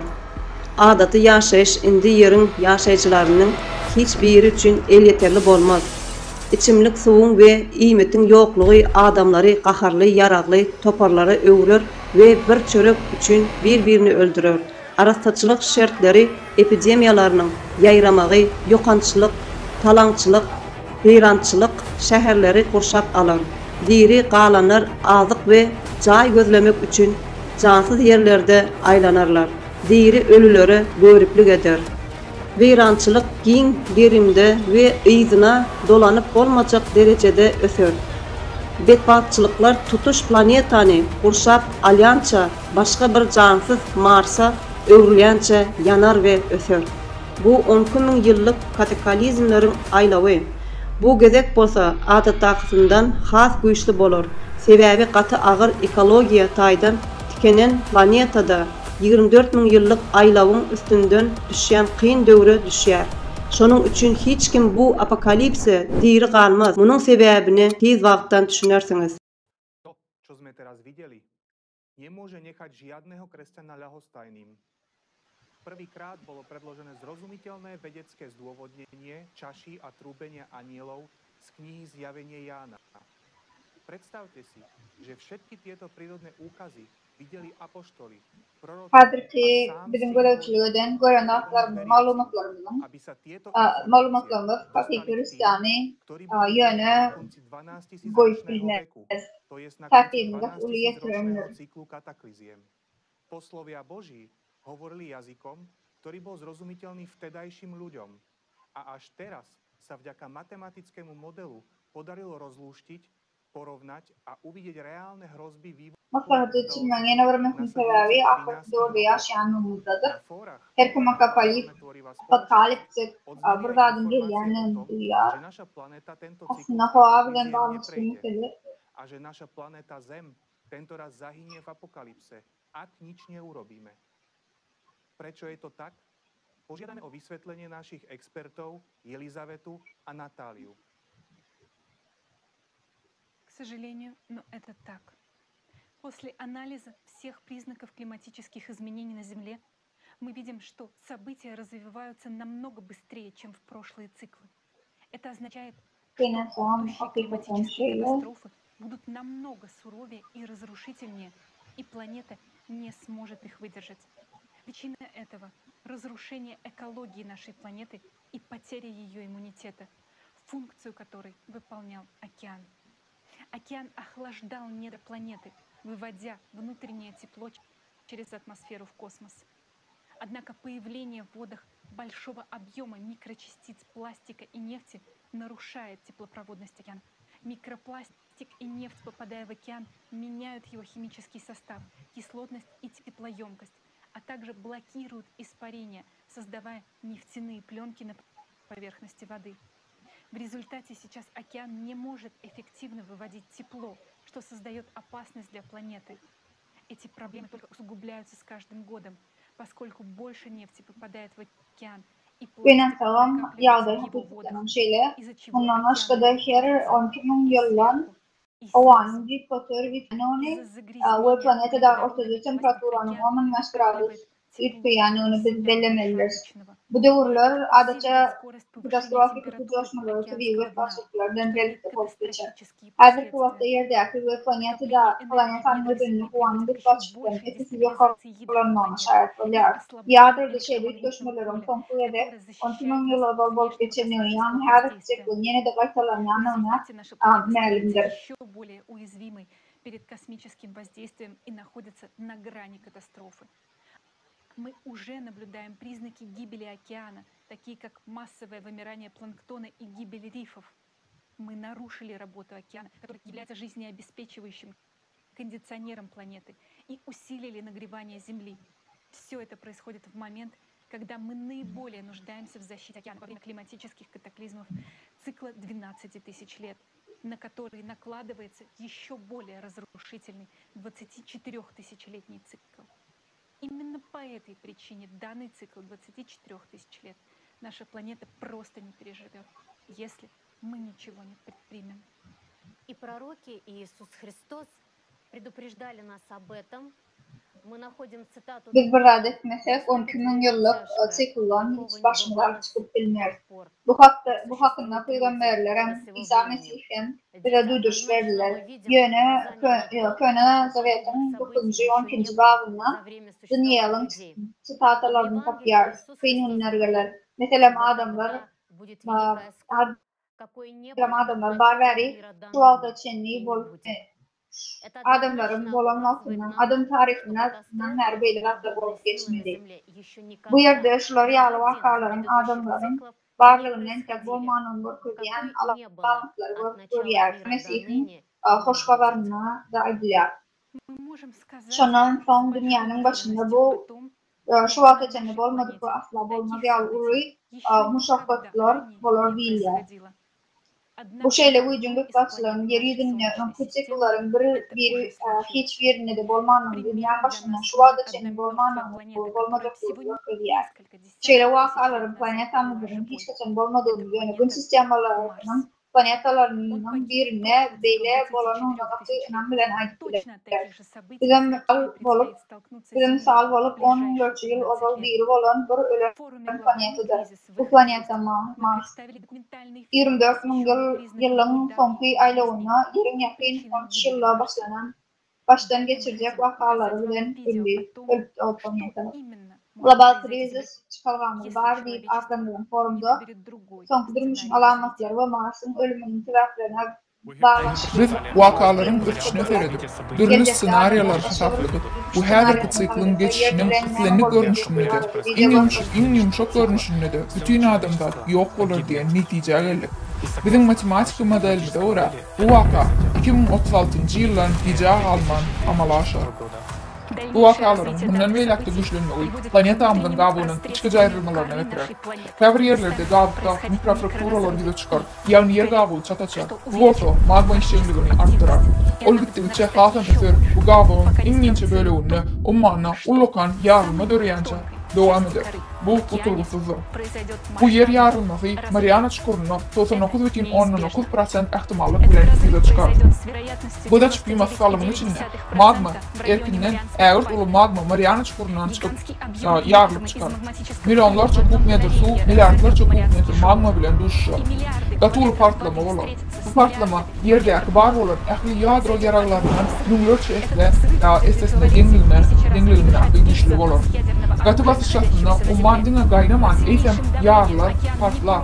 Bu volko, tozon bilen garlan ullokan buy yukarı götürür. Ulu basışasında bu ağır uluy sütünü şeyler yukarı çıkarıp olayım. Ol bizim atmosferamızı böğüp geçer. Atmosfera edip yorgunluğun duyurlanır ve bünyeli bilen üflenen yağlı olur. Yani atmosferamız bizim günüm anısında tutuş su gavı bilen birlikte yok edilir. Şolur vaktin özüne bu ağır ulu partlama planetamızın çunluğuna gönüktürülen güçlü gidroğlar ya da su urgusuna sebep olur. Yerin merkezine magmanın içine gönüktürülen güçlü partlama tolkunuyu bolup geçer. Ol tangensiyal yağdayda yayrar ve bu koşmasa kavitasiya prosesine sebep olur. Bu magmanın ehli uğurları taraf 10 есе yukarılanmağına getirir. Yani magma 10 есе köpülür. Bu günüm anida planetanın içinden tozdurur. Şeyle tesir sebepli magma özünü edil gada mendeş yağdayda alıp barar. Ehli vulkanlar, cayrıklar, çatrıklar, litosfera plitalarının ehli hareketleri bir vatın özüne bozulur, uyarlar. Edil Mars'ta bolşu yağlı, yerken lava akımları bilen basılar. Mars partlamalar sebepli yağlı, onun atmosferası odallı. Bu elektromagnet akımlar sebepli tutuştu. Mars planetası odalı, yani bu bizim ata-babalarımız bunu daştan görüptüler. Yanyan, odalayan planetanı gızıl aksit bilen örtülü. Edil şu fırsatta bir neçe minutun içinde Mars'ın duyurlanan atmosferası edil gol yazmalı, kağıt yağlı duyurlanını o şeylelikte onun bütünlüğü bozulanlığı sebepli ol akyan bilen birlikte yanyan planetadan koparılıp ayrıldı. Hazır hem biz yerin yüzünde Mars'ın ölüm doğuruna mendeş kataklizmların sikline girdik. Mars planetasına vakaların yerde hem gaytalanacak senesi eyen belli oldu. Bu 2036 yıl. Su vurgusunun yani gidroğdarın bolcak yeri görkezildi. Ol Mariana çukurudur. Eğer de biz hiç taat etmesek, onu 2036 yılda planetamızda okyan, atmosfera ve ehli canlılar yok olurlar. Ama biz ve bizim çağlarımız bundan has ir yok olur. Kataklizmların gücünün ve sahanın köpelmeğine biz çıdap bilmez, biz halas olmaz eğer de hiç taat etmesek.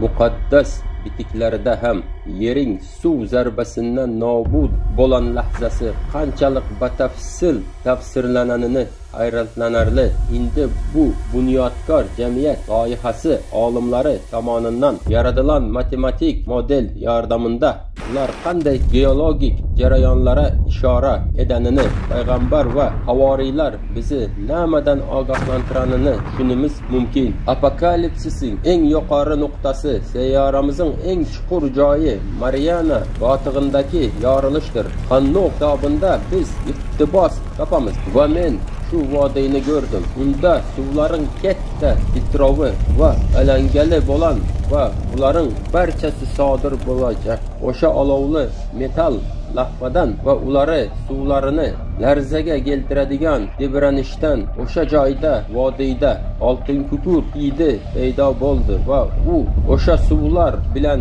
birlashdi va odamlari oldan farishtalar vodiysi yer ostinda tobora alangalanib bordi va bu yering vodiylari bo'ylab olovli daryolar oqadi. Mariana botig'ining yorilishi okean suvlarining tebranishini olib keladigan mikro portlashlar bilan boshlanadi. Bu esa olov daryolari, ya'ni lava oqimlari ulkan chuqurliklardagi suvlar bilan uchrashandan kuchli portlashlara aylanadi. Atmosferaning yorilishi bilan bir vaqtda ulkan portlash sayyoramiz tubuna yo'naltirilgan o'ta kuchli suv zarbasi sabab bo'ladi. Bu Hannuh tomonidan quyidagicha tafsirlanadi. Men yeri ko'rdim. Uni katta tubsizlik yutib yubordi. Tog'lar tog'lara tushdi.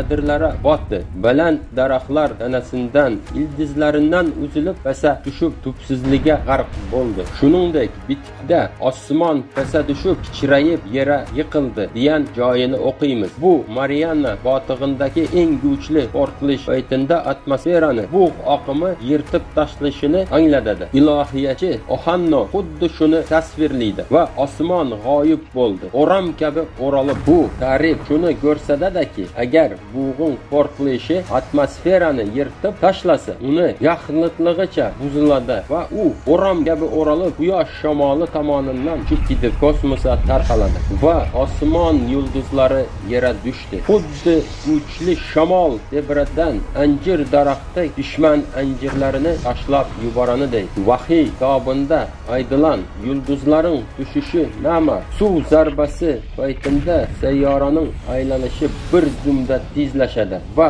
atmosfera yo'qoladi. Aynan shu hodisa yulduzlar tushayotganidek tuyuladi va men osmondan yere düşen yulduzi ko'rdim va unga tubsizlik xazinasidan kalit berilan edi. U tubsizlik qudug'ini ochdi. Chuqurdan tutin chiqdi. Xuddi katta o'joqdan chiqqan tutinday. Qudug'ning tinidan quyosh va havo qorayib ketdi. Bizlar bilamizki, yering markazina yo'naltirilgan suv zarbasidan so'ng yadro siljiydi va sayyora o'zining magnit va tortish maydonini yo'qotadi. Buning natijasida Oy va sun'iy yo'ldoshlar yere tushishi mumkin. Ilohiyatchi Yuhanno bizları shu haqda ogohlantirmayaptimi?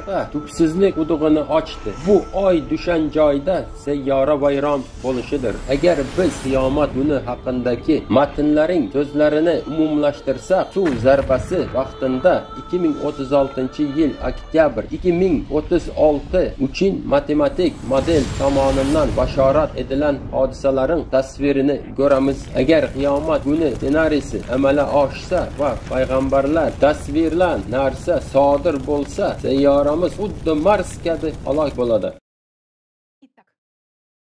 Если человечество продолжит бездействовать перед надвигающейся угрозой, то нашу планету ждет конец всего живого уже в 2036 году. Этот прогноз основан на математической модели. Adamlar kolaylık bilen korkum tümünü boş durmağı, harekette durmağın devam ettirse, planetamız eyyam 2036 yılla bütün ömrünün sonuna çıkar. Yaşaman besidir. Uçaklama bütün dünyada vayran edici kadar izmlerin çaltasını uğulen tasdiklanan matematik modeli hesaplanıyor. Uçaklamaya göre adamda tas bir ölü ve 5-6 yıldan dünya saadet çıkır. İnok kıyamet gününün neticelerine şeyleye diyor. Yer çöker ve yeryüzündeki ahvizatlar yok olur. Ezra'nın alhamına aydılışı hayvanlar ve adamlar helak olur. Yani helak olur diyorlar. Bu her bir Mesih'in köp eşiden Armageddon'dur. Her bir Hristiyanın eşiden Armageddon'dur. Su çekip mevzuuna gaydık verfek unutumuza adeti bolmadıktır. Kutarkanlığa çekmekliğe. Vatikan'ın çağırnaki Pinya Kazet'in merkezine adeti bolmadık heykele kurduruluyor. Burada seyredin bu heykel taraş Arnold'a Hamador'un altın top eseri. Ortada bir zadiyatlık meyan. Görüşünü real bu heykel içeriden yok edilen yer planetasını şekillendiriyor. Yadronun içinden yarılıyor. Yadro içinden çıkıyor. Heykel taraşın iki bölüğü yok edilen görünüşte yasalık köp çatırık ve çip var. Vatikan nişanları birleşleyin sallıyor ve bu dini kuruluş için nişan ya da nişan tutanlarını yürütmüyor. Vatikanın polusunda bu heykeli paylamak isteyen pred týmto osudným dátumom. Nikto, okrem Boha, nevie, kedy nastane súdny deň. je povedané, ale o tom dni a o tej hodine nevie nik, ani anjeli v nebi, ani syn, iba Otec. Slova apoštolov, prorokov a samotného Syna Božieho potvrdzujú závery získané z interdisciplinárneho výskumu klimatických katastrof, ktoré boli predstavené na fórach Globálna kríza. To poskytlo ucelený obraz apokalyptických udalostí, ktoré sa môžu začať rozvíjať na našej planéte v nasledujúcich rokoch, ak nič neurobíme. Odkiaľ mohli ľudia pred 2000 rokmi vedieť, čo sa stane v našej dobe, ak nie od samotného Boha? Pred týmto scénárom nás začali varovať už pred tisíckami rokov. Keby však nebolo... 24 yıl oldu ve bu senaryo vardı. Eyyam duyduruşlar verilip başlarına karayı. Emma bir daha da ütletmek mümkün olmadık olsa Huday çağalarını ilhamlar arkalı yakın ölüm hakkında duyduruş verir mi dinleme? Tanrı'nın hükümdarlığı bir de olan çaktı bir de öz faylama erkinlik verdi. Apokalipsisten başladı vakaların ötüşü için iki senaryo vardı. Елизавета Наталья 12 yıllık kataklizmlerin infonku her cikluna olmanın kaydı çödüğü tüküdürlük bileceklerini aydık bilersiniz mi?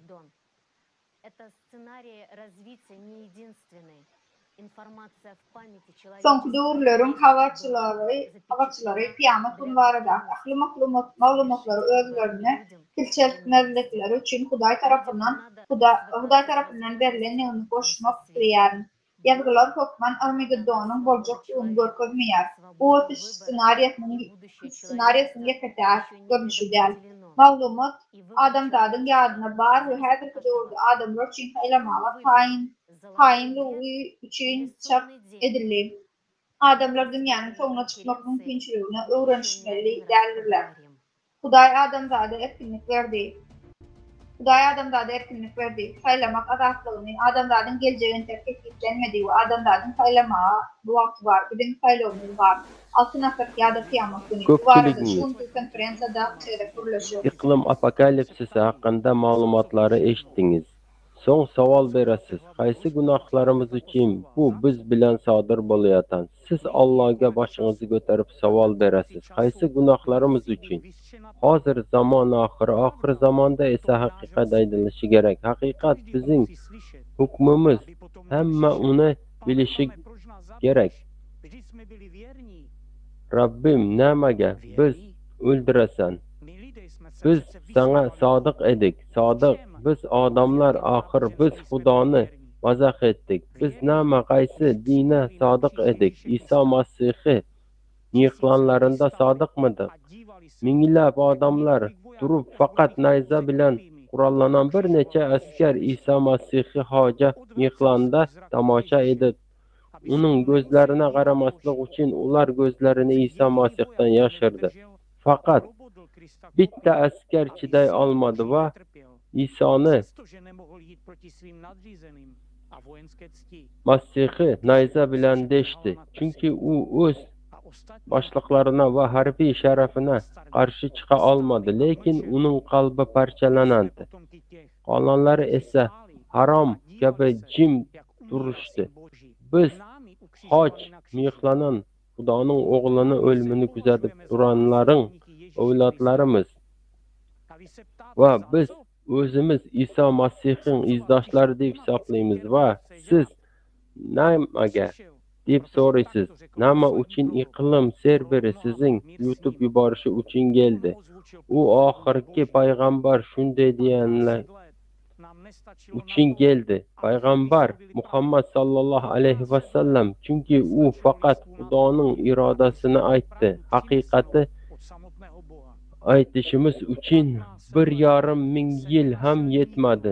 Bu yerda Xudoning o'zini olib kelgan haqiqati aytish uchun insoniyatda 1,5 ming yil ham yetarli bo'lmadi.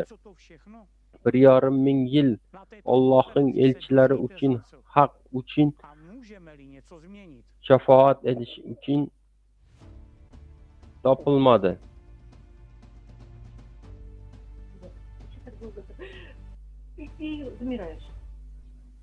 Yana bir bor olimlara 27 yillik fidokorona mehnati uchun katta rahmat aytaman. Shu faktlar va izlanishlar tufayli har bir kishi Bibliyada va vahiyda nima yozganini osongina tushunishi mumkin. Shuni taqdirlash kerakki, payg'ambarlar o'sha davr uchun tushunarli bo'lgan asosiy foydali hollar o'zina xos tilda gaplashgan.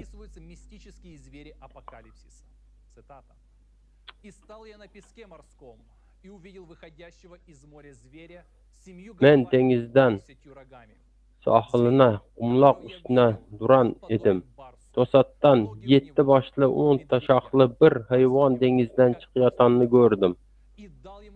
Shoxlarida 10 ta toj bor edi. Boshida esa Kufronon nomli yozilgan edi. Men ko'ran hayvon qoplona o'xshar edi. Oyoqlari oyog'i, og'zi esa arslonning og'ziga o'xshar edi. Ajdarho unga o'z qudratini, taxti va buyuklarini iqtimomini berdi. Men hozir har bir masihga murojaat edaman. Siz Havoriy Yuhannaning vahiysini o'qidingiz. U bizning nima haqda ogohlantiranini eshiting. Bu hayvon barcha va ularning namoyon bo'lishi iqlim hayvonini tasvir ekani. Bu kim tasavvur etdi?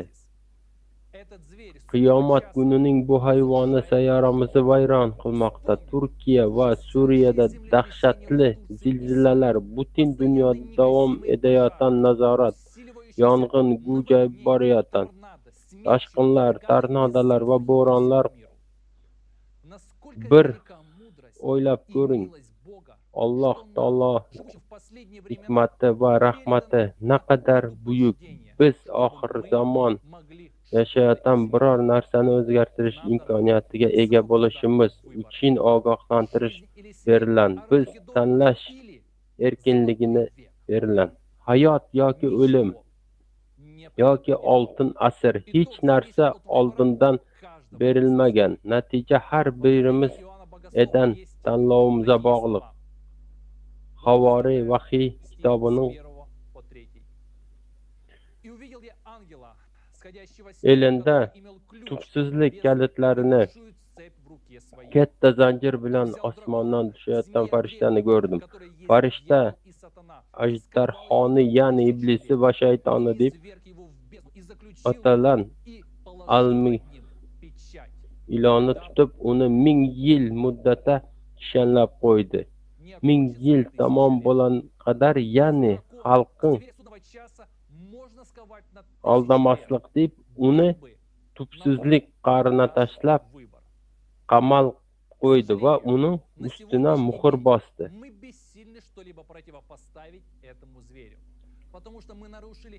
Boshqacha edib aytganda, ajdarho qiyomat hayvoni agar bizning tanlovimiz bo'lsa 1000 yil davomida tiyib turish mumkin edi.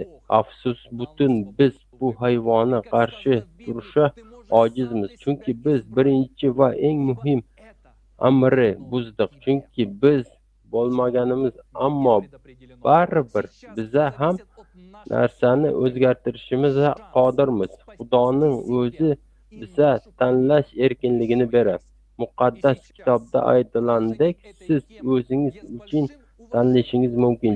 Chunki u sizga berilgan hech narsa oldindan berilmagan. Bugun hammasini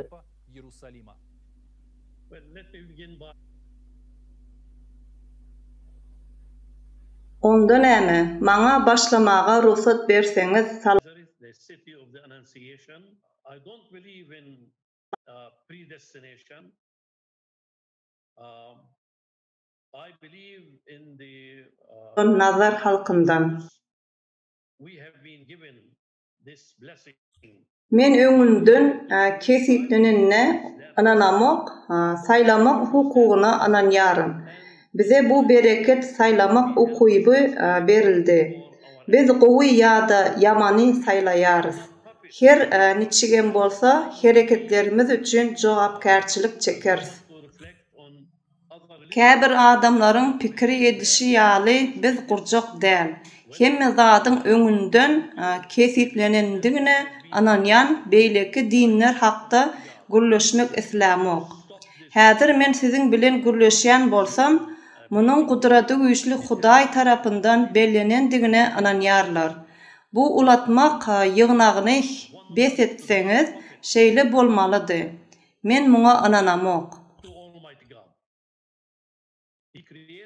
Hudaý biziň gudraty güýçli Hudaýyň gurjagy bolmagymyzy islemedi. Ol bizi yaratdy we saylaw azatlygy bilen ak pata berdi. Ene kararymyzy möhüm etýär. Sebäbi hemme zat öňünden kesitlenen bolsa, bolup geçýän her bir zat üçin günäkärligi gudraty güýçli Allahyň üstüne atardyk.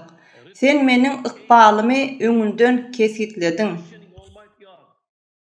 Kabil hakda yazılan kitapların birinde Kabil gudraty güýçli Hudaýdan soraýar. Hudaýym, meni yaratsaň, näme üçin doganymy öldürmäge ruhsat berdiň? Näme üçin meni saklamadyň? Jogap: nämäniň dogry, nämäniň ýalňyşdygyny saylamak azatlygy berdim. Bu bize adamlar üçin bereketleriň biridir. Bize indi bir sagatda, bir hepdede ýa-da bir aýda näme etmeli digimiz aýdylmaýar. Elbette her birimiziň bu dünýäden çykjak günümizi ýa-da sagadymyzy hiç kim bilenok. Bu düýbünden başga bir waka. Ýöne adamlar irden turup şu günki meýilnamany gudraty güýçli Hudaý kesitledi diýmek üçin bu Hristiýan dinimize laýyk däl. Ýok.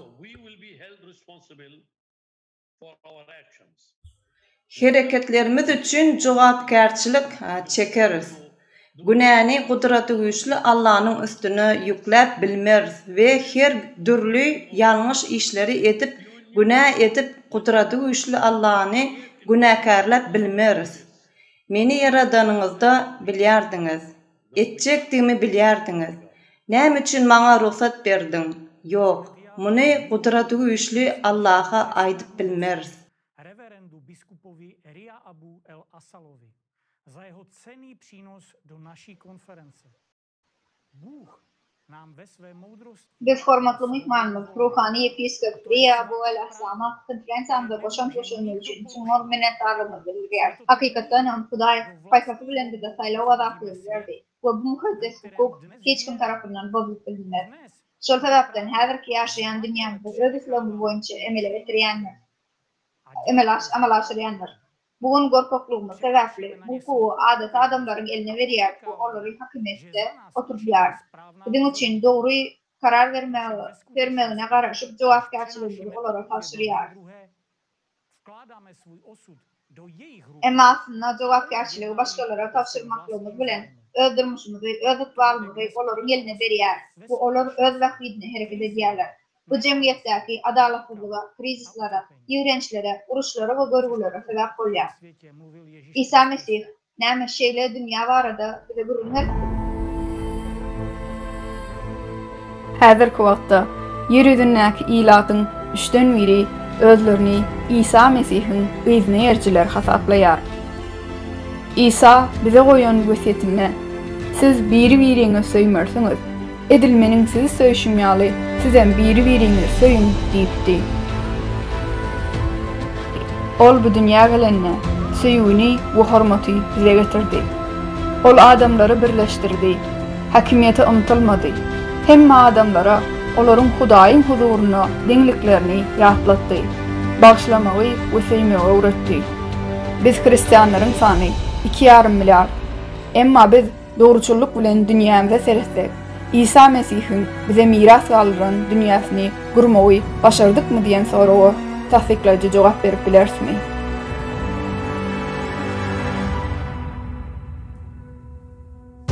Bugün bize hemme zady üýtgetmegimiz üçin mümkinçiligimiz bar. We siz hakykaty bilersiňiz. Hakykat bolsa size erkinlik berer. Žijeme v posledných časoch. Apokalypsa sa už začala. To je fakt. Apokalypsu si však netreba zamieňať s Armagedonom. Apokalypsa je nové poznanie, odhalenie, stiahnutie závoja. Toto je obdobie voľby. Je to obdobie, kedy pravda vychádza najavo Bu saylamanın vaktidir. Bu vakt hakikat aydın olyar. Bu onu kabul etmeyecekler, onu kabul edip etmeyecekliğinde de bağlıdır. İsa Seyhu'nun bu hürmetun esas kımmatlıklarını dile getirdi. Yöne doğruyum kaydalı. Hazırki zaman dünyanın Seyhu hürmetlerin doğrumu neymi? İsa'nın taşırıklarına layıklıkta hakikatlerin bir yaşayan adamlar bir pataklıya etmezmedi. Hakikaten am yaşayan adamlar bar olsa da İsa'nın ıydına eğren ilkinci ıydına eğerciler. İsa'nın getiren bu ümmetliklerine nemediğini bu ıydına eğercilerin arasına katmışlarına nekil kurulan onu yadımda gelin salavayım. La missione di Gesù era quella di stabilire una religione mondiale. La sua missione consisteva nel costruire enormi templi, stabilire l'istituzione della Chiesa come mediatore tra Dio e gli uomini. Se così fosse, Gesù sarebbe andato in giro con una tonaca, avrebbe costruito templi e raccolto fondi per il suo ministero. Ma Gesù andava in giro con abiti semplici, parlava con tutti, non faceva discriminazioni tra le persone, portava la parola di Dio a tutti e diceva che il regno di Dio è dentro di noi. Gesù diceva che l'uomo non ha bisogno di intermediari per Falandadır dostlar. Evreçi İsa sözünün Grek sözünün tercümesine tavsiye etmekle anlayanlar. İsa Mesih'in dünya dininin düğünü tutmak vazifesi bollumsa, onun vazifesi ulukan ibadethane kurmaktır. Hudaý bilen adamlaryň arasyna araç köprüne ýygyna kuramak bolmaly, dörödümenäme. Eger şeýle bolan bolsa, onu İsa Hasak geyirdi, ibadethane kurardy, ulluğu üçin pul ýygnardy. İsa beýleki tarapdan ýönekä eşikler bilen gezdi. Tersine garta İsa ýönekä eşiklerde gezdi. Temmeler bilen gürleşdi. Adamlaryň arasyna hiç kim tupaw goýmady. Hudaýyň sözüni temmelere ýetirdi we Hudaýyň karşalygynyň ödümüň adamlaryň içinde degini aýtdy. İsa Hudaýy düşünmek we cennete ýetmek üçin adama araçy gerek däldigini, adam için näme mukaddes ruhy aýyn söýgüsini almalydygyny aýtdy. İsa'nın wezifesi ýerde Hudaýyň karşalygyny kurmakdyr. Adamlar bütün dünýäni we Taňry dünýäsi hakda ilkinji bilimleri, adam tabiat baradaky bilimleri öýtdi.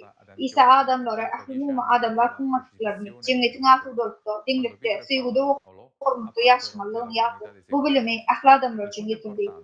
İsa'nın wezifesi adamlar söýgü we bilim bilen nadanyk garankylygyndan çykarmaklyk we ýaktyla Hudaýa barýan ýoly görkezmekdi. Elbette söýgüsini duýan, onu söýýän we ýygyna eýeren adamlar bardy. Bu bilimi kabul etdiler we İsa'nın aýdyşy ýaly ýaşamagy çalışdylar. Ol gidenden soň Mesih wefal bollarmy? Bu adamlar Mesihiň hakyky ýygyna erjilermi täňnäme? Olar nähili ýaşadylar? Ilki bilen İsa'nın şagirdlerine hiç kaçan Hristiyan diýmänliklerini aýtmaklygymyz gerekdir. Hristiyan ködi ilkinji gerek Antakya'da İsa Mesih'in haça çiğlenenden 10 yıl soň Piotr bilen Pawlyň ilerleýänleriň jemgyýetine peýda bolýar, şonda ýüze çykdy. Möhüm bir zat, bu sözüň İsa Mesih'in öz dälle eýsen Piotr'un we Pawlyň gelip çykan sözdür. Hristiyan sözüniň mukaddes ýazygylar kontekstinde ilkinji gerek ulanmagy täze Nowy Zawetde tapylyp bilinýär. İsa öz ýygyna erjilerine doganlar diýip atlanyrdy. İsa'nın hakyky ýygyna erenleriň ilkinji jemawatyna ýol ýa-da ýol adamlar diýerdiler. Çünki İsa özü hakda, men ýol, hakykat we ýaşaýyş ýoly. Atanyň ýanyndan menden başga hiç kim gelip bilmezdi. La preghiera viene prima di tutto.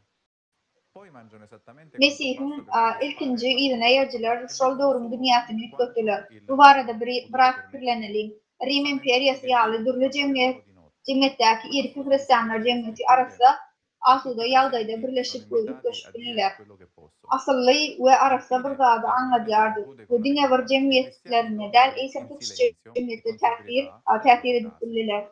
Takminan 160-225 yıllarda Demokratik Afrika'da yaşayan alim Tertullian Mesih'in ıygına yercilerin cemiyetini şeyle kuvvetlendirdi. In realtà i primi cristiani non potevano leggerle perché sono nate solo dopo che si è formata la religione. I primi cristiani potevano leggere solo i loro Hristiyanlar iman tertip düzgünde umumi bilen birleşen cemaat emeli riyalar olarak ödara adaları dine komşularını yığrenyenlere ziyan verip bilirler. Onların umumuna harlarının biri Tertullian'ın ilkinci Hristiyanlar hakta değil, eysem son kurulur hakta yadyanına düşünüyor. Tertullian'ın Pavel'ın dinine eyyem kurmu koyanını görünmek yok. Nemçin ilkinci Hristiyanlara mukaddes yazgıları okuyanını aydyanını düşündüler. Aslında ilkinci Hristiyanlar onu okabilmediler. Sebebi dine din dörenle son ol kitap Biblia yüde çıktı. İlkinci Hristiyanlar dine öz belliklerini okabildiler. Şeylekin bu eserler Yunananlarına kerbiri açıçan çıkış edenine hatarsız hakta ağzlarından görüyor. Şeylelik ulen İsa'nın getiren hakikat değerlerinin yeniden saklanıp kalanını onu aydıp biliyor. İlkinci Mesih'in durmuşu var adı aydanımızda nebelli yazıcının Diognetus'u takminen 130. yıl yazılacaksın bellemelidir. Bu hatta ne mi değil yer? İlki bilen Mesih'in hakiki izne yerciler İsa'nın karşılıklarına layıklıklarını olara rekinti bu adalıklı garayanlıklarına karamadan Adam karşılıklarını takladılar. Saylanan yolla ve parlık ve kudayı bilen içki bağlanışlığı taklaman olurun taklamaklık olurun yıkacak maksadı değil. Yerdeki durmuşta daşarkı hiç uzak olur için ahmiyeti eye bolmanlı. İlkinci Hristiyanlar her bir adamın durmuşuna yukarı baha veriyediler. Sebebi durmuşun kudayın yaşadığını ve ehli adamların birek doğunluğunu olur katılığı düşünüyediler. Nessuno ha infatti il diritto di togliere la vita ad un altro essere umano. Şunun için Mesih'in hakiki izne yerciler için savaşa katlaşmak birinin kabul ederdikleri. Sebebi hiç kimin başka birinin canını alma hukuku yoktur. Din ve savaş ensiklopediyasının şeyle değil yani. İsa'nın ilkinci izne yerciler savaş ve harbi kulluğu reddettiler. Sebebi bunun İsa'nın sevu yararlısını düşmanlarını da sevmek buyruğuna layık gelmeyeceklerini düşündürüyordu. Konstantin'in önündeki Hristiyan yazgılarını Rim İmparatoru Dünya Ramazan 306-337 yıllarda Hristi Adem Ölürmevi bir ağızdan yazardılar. Var olan malumatlar üflen birden geçirmek Marcus Aurelius'un dövrüne çenli hiçbir Mesih'in hiçbir Hristiyanın esker bolmanlığını yani soldat olmanlığını ve Hristiyan olanlığını son hiçbir eserin harbi kullukta kalmanlığını görkülüyor. İsa Mesih'in komşuyunuzu ödümü feşimizi alfayım ve bir menbeş ve bir menbeş tabiattan komşuluğu Temmek kişinin tebigatı şolvardır diyen buyruklar olur için dine bir sözler değerli eğitim durmuşluğunu faktını ziyadlar. Dünya üns verdiler. Aristotle ökünç sorana olmalı. Taşarıyor tanrılarına çakınmayalar ve küçük oğunlu ve hoşniyetli bilen yaşayalar. Arasında adalatsızlık yok. Birbirini seviyorlar. Bir gezelenç görünlerini onu yaşayışlarına getiriyorlar ve şartlanıyorlar. Hakiki doğunlar senin izinden geleyenler değerli ruhtan ve kudaydan sonra adamlar değiller. Barnes Hristiyançılığın durumu kitabını şeyle yarattı. İlkinci resmi namalarda Hristiyan hareketi aslında ahlak ve kanuna boyun eğmek hareketlenir ya. Onun vekilleri vekillerin görüllülüğü riayetler ve vefali adamlar olmak diyenin görüldü. Bu fararlığın temsilliklerden ve elbetliklerden yüze vurdular. Şahsi durmuşta parahat olmuşlar ve itibarlı dost almaya çalıştılar. Onlar ferat hakkında kıhlas ve arasılık öğredilerdi. Hakimet başına ahlaklı ve boyun eğmeklik şartlarını ve yörülgelerini eğren doğrultusul adamlar dolar. Hristiyanların dünya durmuşunun adeti olmadıkları şey hakimet başına oturanların gen gallardı ve yadına yüzlerini sebebi İsa'nın yeni erciler şeyle format koyardılar olin hakimiyetler nem için ceda vermelidir düşünmeyerler. Bunun ödü Pliny ve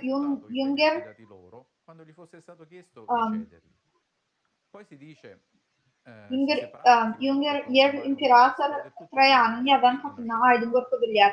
Pliny bu hatta Hristiyanların yazılmağı bilen yüzlükleri olanını yaptı ve onlar bilen nem içeceklen oldu. Köprünç belli günlerde danatmadan yanaşarlar. Aydım çalış salıp Mesih'in Huday hükmüne bellediler ve cenayet etmelik, uğurluk, sağlamçılık, zine, sözünü bozmak, mandarlığı vermek ve izi olmak arada hatam ettiler. Ondan sonra adetçe darladılar ve adeti ve birbirine mitte imevi velyalar. Rimler dünya durmuşuna bolan garayışları bilendel eğsen dine de bulaştılar. Tarihçi doktor Muhseyin şeyle diyer. Rimlilerin Hristiyanlığa karşı düşmançılığı garanmağının başka bir sebebi Hristiyan dinine belki dinlere mahsuslar yoktu. Hristiyanlar için kurbanlık vermediler. Ibadethanlar, heykeller, navslar, ruhanlık urban yoktu. Şunun için nadanların kötü kulakları olmasa hiç hili din olup bilmeyeceklerini anlayandılar. Yönü ingallarca görmüştü. Bu da şartı hareketlerin hem Mesih hem de Hristiyanlarda yürütüştü. İlkinci Hristiyanlık olmağının şanı hükmünü, haç belirtini ya da haç çiğlenmeyi ulanyalar. Sebebi olur ki bu adamın dönüklüğün İsa'nın görgülerinin ve ölümünün şanını. İlk Hristiyan tümotuna hadi çiğlemek ya da Mesih'in ahlakı bilen bağlanışlı faknalar suratlandırılmayandı. Hatta Mesih'in özü hem Konstantin doğrumundan önkü doğruda suratlandırılmayandı. Dine budro işgari, bu çopan ya da halaklar hükmüne suratlandırılıyordu. İlkinci Hristiyan ibadethanı, serpikleri ve heykeller kurulmayadı. İlkinci Hristiyanlar bir kâti şeraf ve çörük ibadethanı etmeyediler. Olur yani hiç şeyine değil yani adet olan çörüğü şeraf etmekle olmayadılar. Olur İsa Peygamber Hudayın oğlu olup Adam'a yaptığı hakikate varyan yolu öğretti diyerler. Olur çünkü Huday sevgili. İsa Mesih'in hakik ibniyecilerin nekil bolunu görüyor. Olar avlalı, yukarı ahlaklı, sevginin adamda adını sağlıklıdırlar. Mesih'in ibniyeciler dine bir durmuşuna gel, itin cemiyetin durmuşuna hem büyük götürüyor. Sebebi İsa olara, men dünyanın nuru, kim benim idime dışta garantikte vermek durmuşunun nuru olar deyipti. Но когда пришел Сын Божий, лишь немногие в масштабах общества последовали за Ним. Лишь немногие выбрали на практике следовать пути правды. Bruke servolan Hudayın oğlu İsa Mesih tümün yıl odal dünya geldi. Sev hafta günü yolla Huday hafta bilinmetirdi. Şol dövrde Yevreyler mukaddes tekslerin derslerine bir bağlak Mesih'e karışıyadılar. Yönü Hudayın oğlu gelenine, cemiyetin germinine dine asanlıkta ona yerdiler. Dine asan adamlar iş yüzüne hakikat ve hayır sahavet yolunu payladılar. Kötülükteki adamların hakikati kabul etmediğinin sebebi neydi? Cemiyeti ve her bir adamın ayrıtını saylamakta neymi bu? Adamlara Mesih'i görmeye, onu kabul etmeye, onun yüzünü düşmeye neymi pehtel verdi? Bu sorulara hakim cevap vermek için gelin cemiyetinden şol dövrdeki yağdayına bu hayati doğruları da neyli doğruları olan onu güveyli. şol döwürlerde cemiyette algı bir hiç yoktu. Yahudalar köp siyasi ve dini toparlara bölünýärdiler. İçerki problemalar boşmaça faktorda şarkı siyasi tümlerden bardy. Şol döwürde Ýewreýler dünýäniň siyasi, cemiyetçilik we dini bulamjylyklaryň we tolanışlaryň arasynda Rim imperiýasynyň bir bölegi bolupdylar. Etnik dawa janjallar, düşmançylyk, beýlek halklar bilen ulalaşyp bolmaýan hukuklaryň we siyasi rahatlygyň çeklendirmegi bilen baglanşykly köp wakalar bolupdy. Uruşlar, hakimiyet ornak görüş, korrupsiýa, aşy halkyň nägileligi dörekdi we protestlara we ýaraly bidirginçiliklara sebäp boldy. Dünýä zorlukdan doğrulyk, adam ömrüne baha hiçlik berilmeýärdi.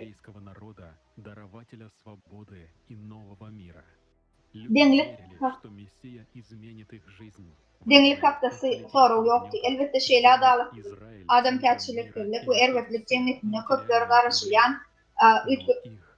ütköşmelere garaşýarlar. Adamlara şeýle ümit köne zawetde, Stary Zawetden peýgamberleriň kitaplaryndan Ýewreý halkyny halat edici, azatlyk we täze dünýä Mesihiň ýakyn wagty geljekdi barada bu killerini habar berildi.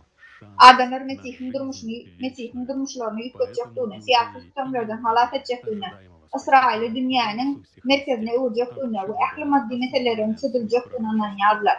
Emma olaryň garaşýanlary kanaatlanmady. Beýik ruhy barlyk, Hudaýyň ogly Hasmyň wedife bilen geldi. Ol bütün adamlar ebedi ýaşaýyş üçin mümkinçilik bermäli. Şonuň üçin Ýewreýler garaşylýan halakyary İsa Mesihdi de tanamadylar. Ony şonuň bilen bilmediler. Peygamberlikleriň manysy näme? Hawa Israil halkynyň halat edilişini aldylar. Ýöne ähli halklaryň halat edilmegi bilen birlikde Mesih baradaky welilikler uruşlaryň gutarmagy bütün dünýäde farahatçylygyň gelmegi hakda aýdýardy. Ol milletlere hüküm çıkarar ve çok milleti yağdırar. Kılıçlarını erkin meydanlarına, nayzalaryny oraklara urarlar. Adamları kılıç oturmadan ve inni savaşmadı öğrenirler.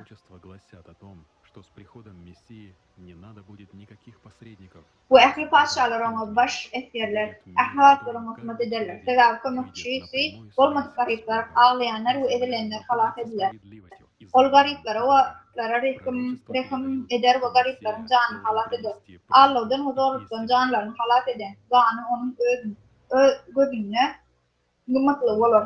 Bundan başga Stary Zawetden weliliklerine Mesihiň gelmegi bilen Hudaý bilen adamyň arasyndaky araçylyklaryň zerurlygy bolmakjykdygy, her bir adamyň Hudaý bilen gönü araçylyşykda boljak dünýä gelmeligi we ýeriň adalet we Hudaý hakda bilim boljakdygy aýdylýar. Peýgamberlikler Mesihiň hakykati we hakykate getiriljekdigini gösterýär. Emma İsa hakykati we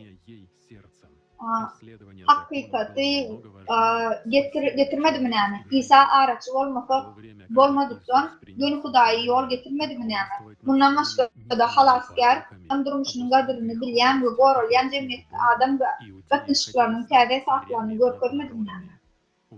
Ýöne adamlar maddi meselelerini çözülmegine garaşýarlar. Bir adamyň goňşusyna zulüm etmek we kimsitmek jemgyýetde giňden ýaýran bolsa, daşarky dogruçylyk ýürekden yürümekden hasmykumdy, kanuna boyun bolmak, adam ömrüni halat etmekden hasmykumdy.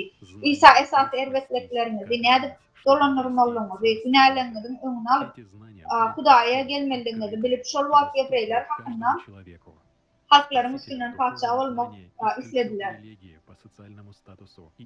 Muneştik olarak sadyn Lukman sadynlara däl haktalara gerek.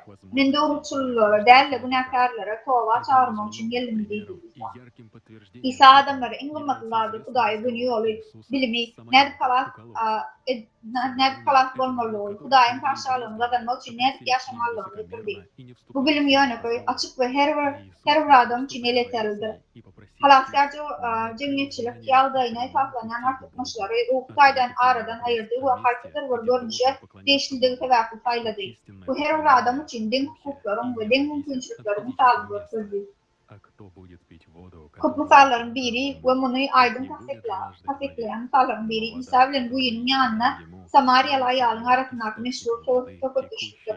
Samaryalılar Yevreylerin ätgermezlik etken, olary onursuluk eden ve olar bilen gürleşmek haklardır.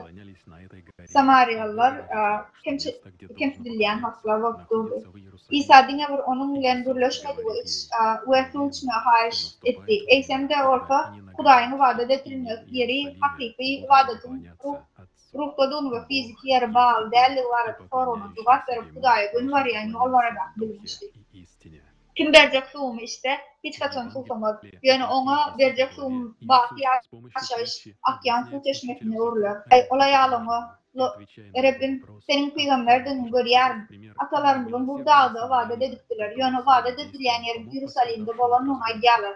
İsa bolsa oňa maňa anan bu dağda da Ýerusalimde da atalar ibadet etjek. Ata Hudaýa ibadet etjek wagtyň geler. Hudaý ruhdur. Oňa ibadet etýänler ruhda we hakykatda ibadet etmelidirler. Lukanyň Evangeliyasynda, Lukanyň Bibliýasynda 10-njy babynda İsa bilen bir misal ulanyp, muallima goňşusyna bolan söýgüni kanunyny düşündirýär we "Menim goňşum kim?" diýen soraga jogap berip, talançylaryň fidasyna kömek eden rehimdar Samaryalyny misal getirýär. Ne ruhany, ne de Lewi durup kömek etmedi.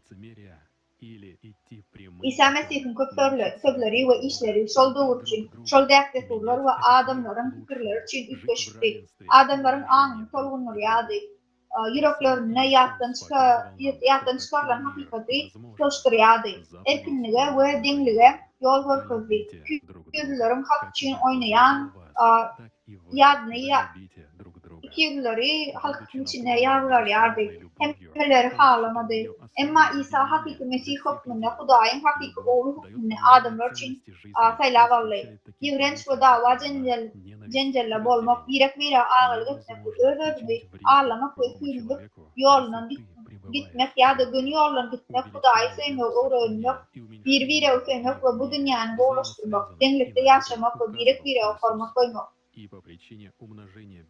Diyecek bolýanda İsa diňe gowraklary öwretdi, küýlügi ýazgardy, dawa jenjeli düşmançylygy ýazgardy, diňe Allah Hudaýa söýgüni ündetdi. İsanyň öz hemşeýle dünýäni mümkinligini gösterdi. Mesele täze bir taşyk berýär, bir-biriňi öpdim. Seni söýüşüm ýaly, senin bir-biriňi şertsiz söýgü bilen dolup, ony ähli adamlar üçin algıbilen etatlady. Söýgü durmuşyň gymmatyna düşünýän we uruş, ýigrenç we bölünşik ýaly düşünjeleri aýrýardy. Aşk bolsaňyz ýany söýseňiz, başga adama ziyan bermek mümkin däl. Kanunsuzlygyň artmagy we dünýädäki söýgüniň azalmagy bir-biri bilen baglanşyklydyr we muny İsa görkezdi. We zalimlygyň köpelmegi sebäpli И остался один Иисус и женщина, стоящая посреди.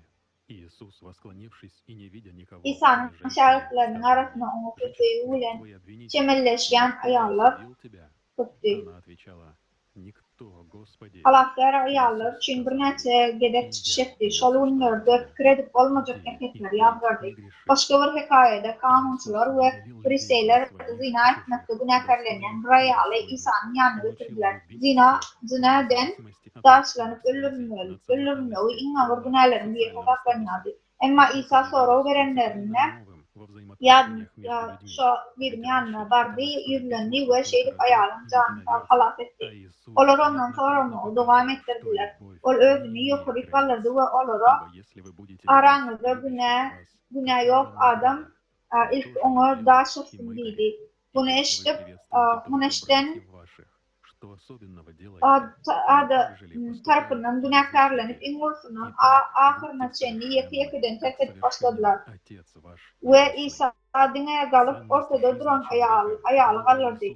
İsa ýerinden turdy we aýaldan başga hiç kimi görmedi. Oňa aýal günäkärlenýänler ýerinde.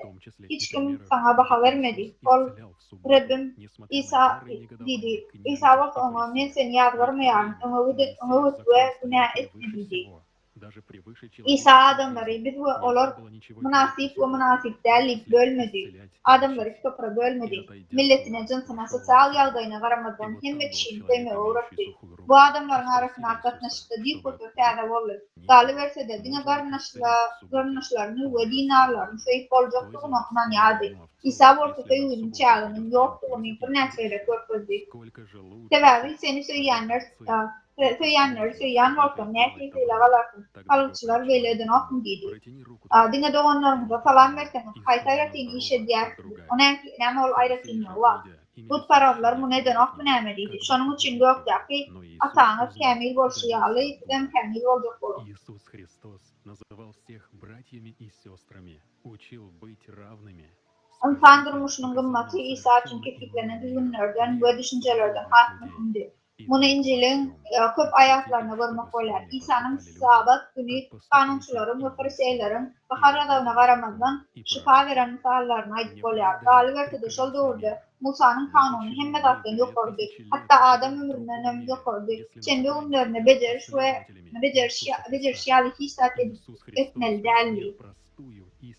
İsa Mesih hemmelere den olmaklığı öğreden doğanlığa çağırıyordu. Halasker bize düğünden başka bir dünya, erkin adamlar dünyasını vurmamızı öğretti. Şunun için adamların size nem etmelerini isteseniz olur. Ödünüz bilen ne ki adamların katlaşmanı isteseniz hem adamlara karışmış şeyler olsun. Çünkü bu kanun peygamberlerden neredeydi. Что любая власть в этом мире принадлежит князю мира сего. Bu acayip dünya değil mi? Ama ödümüzü İsa Mesih'in dinleyicilerdik adlanırsak, ne için 2000 yıl başka bir dünyada yaşıyor. İsa Mesih hemmeler için el yeterli yönetli hakiki dünya getirdi. Ama görkülen yolla gidiyorsun hemen. Biz İsa'nın izine düşüyorsun. Ülkenidem kabirlerinin beyliklerin üstünden hüküm süreyen dünyasını yaşıyoruz. Her birimizde başkalara ağırlık mesleği var. İsa olsa görülür silerini tepinmedim. Hakiki yüzünü görküzdü. Şeytan çölle onu sınavdan geçirenine Hudayın oğlunun ödü güçten hikmetten yüze vurduğu hem de dahi paşa etmeklikten teklifi reddetti. Bu dünyada İslamiyet gücün, hakimetin bu dünyanın şahzadasına, knyazına, yani şeytanı değiştirdiğini bize aitti. Собирайте себе сокровища на небе, где ни моль, ни ржа не истребляют, и где воры не подкапывают и не крадут. Ибо где сокровище ваше, там будет и сердце ваше. Если слова Иисуса, направленные к людям, были... Mesih başkalara vaklayın o ölümlü zadın yokluğunu, onun Hudaydan daşlaşan onu bilirdi ve öğretti. Halaklar bakı ummatları, içki hakiki ruh hazinaları da öğretti. İsa'nın adamlara günü yeryüzündeki gücük ve pos yok. Yer yok. Oğruların doğup oğurlayan hazinalarını ödümüz için koymam. Gökyada posyalı etmeyen ve dövülmeyen ve uğurlanmayan hazinalarını saklanan sebebi hazinanın nerede olsa yürümüş hemşol yerde de bildi. İsa'nın adamlara dönüktürülen sözleri halat edicidir.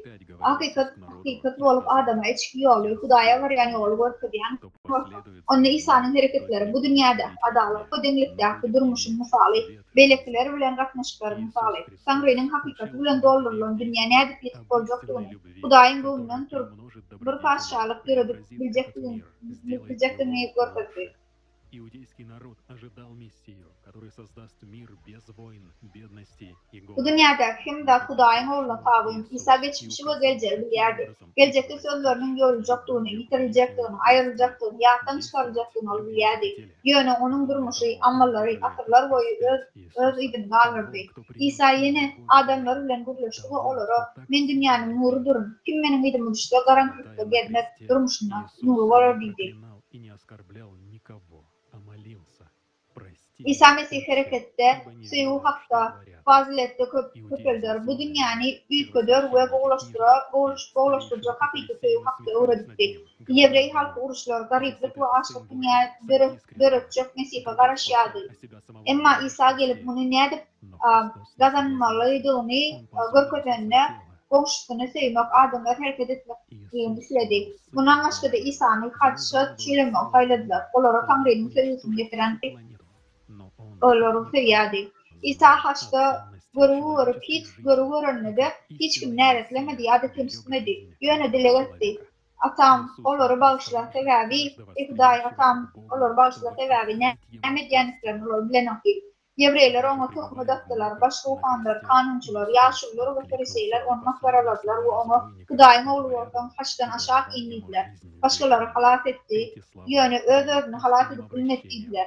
Yönü Mesih sığınılmadı, bedeninin hacacıyla ona rufat verdi. İsa Huday'ın oğlu, ona Huday'ın gücü verildi, bütün planetanı yok edildi. Yönü ol hiç kim yali Adam'ın gummatını bilmeyerdi ve hakiki Mesih yali terör Adam'ın canını koruyardı. İsa hakikati ayan etmek için Huday'ın tüleyen terör Adam'a karışmaktan el çekmedi.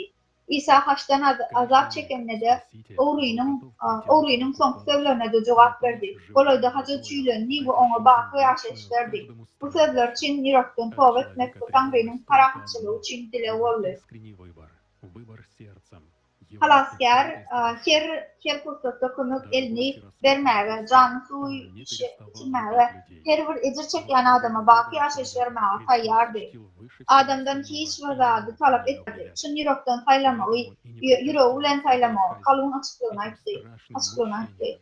Hatta hacı çiğlenip adamları sevmiyordu ve haçta çiğlenip durkada adamlara sevmeklerini ündetmeyi bethetmedi. Yönü Mesih Adam'ı saylamak araklığına hem meraktan yukarı korumak koydu ve ona tehir edilmedi. Şunun için hem cezalandırılmağına bu erken adaplara tehir vermedi. Halka sayla koydu.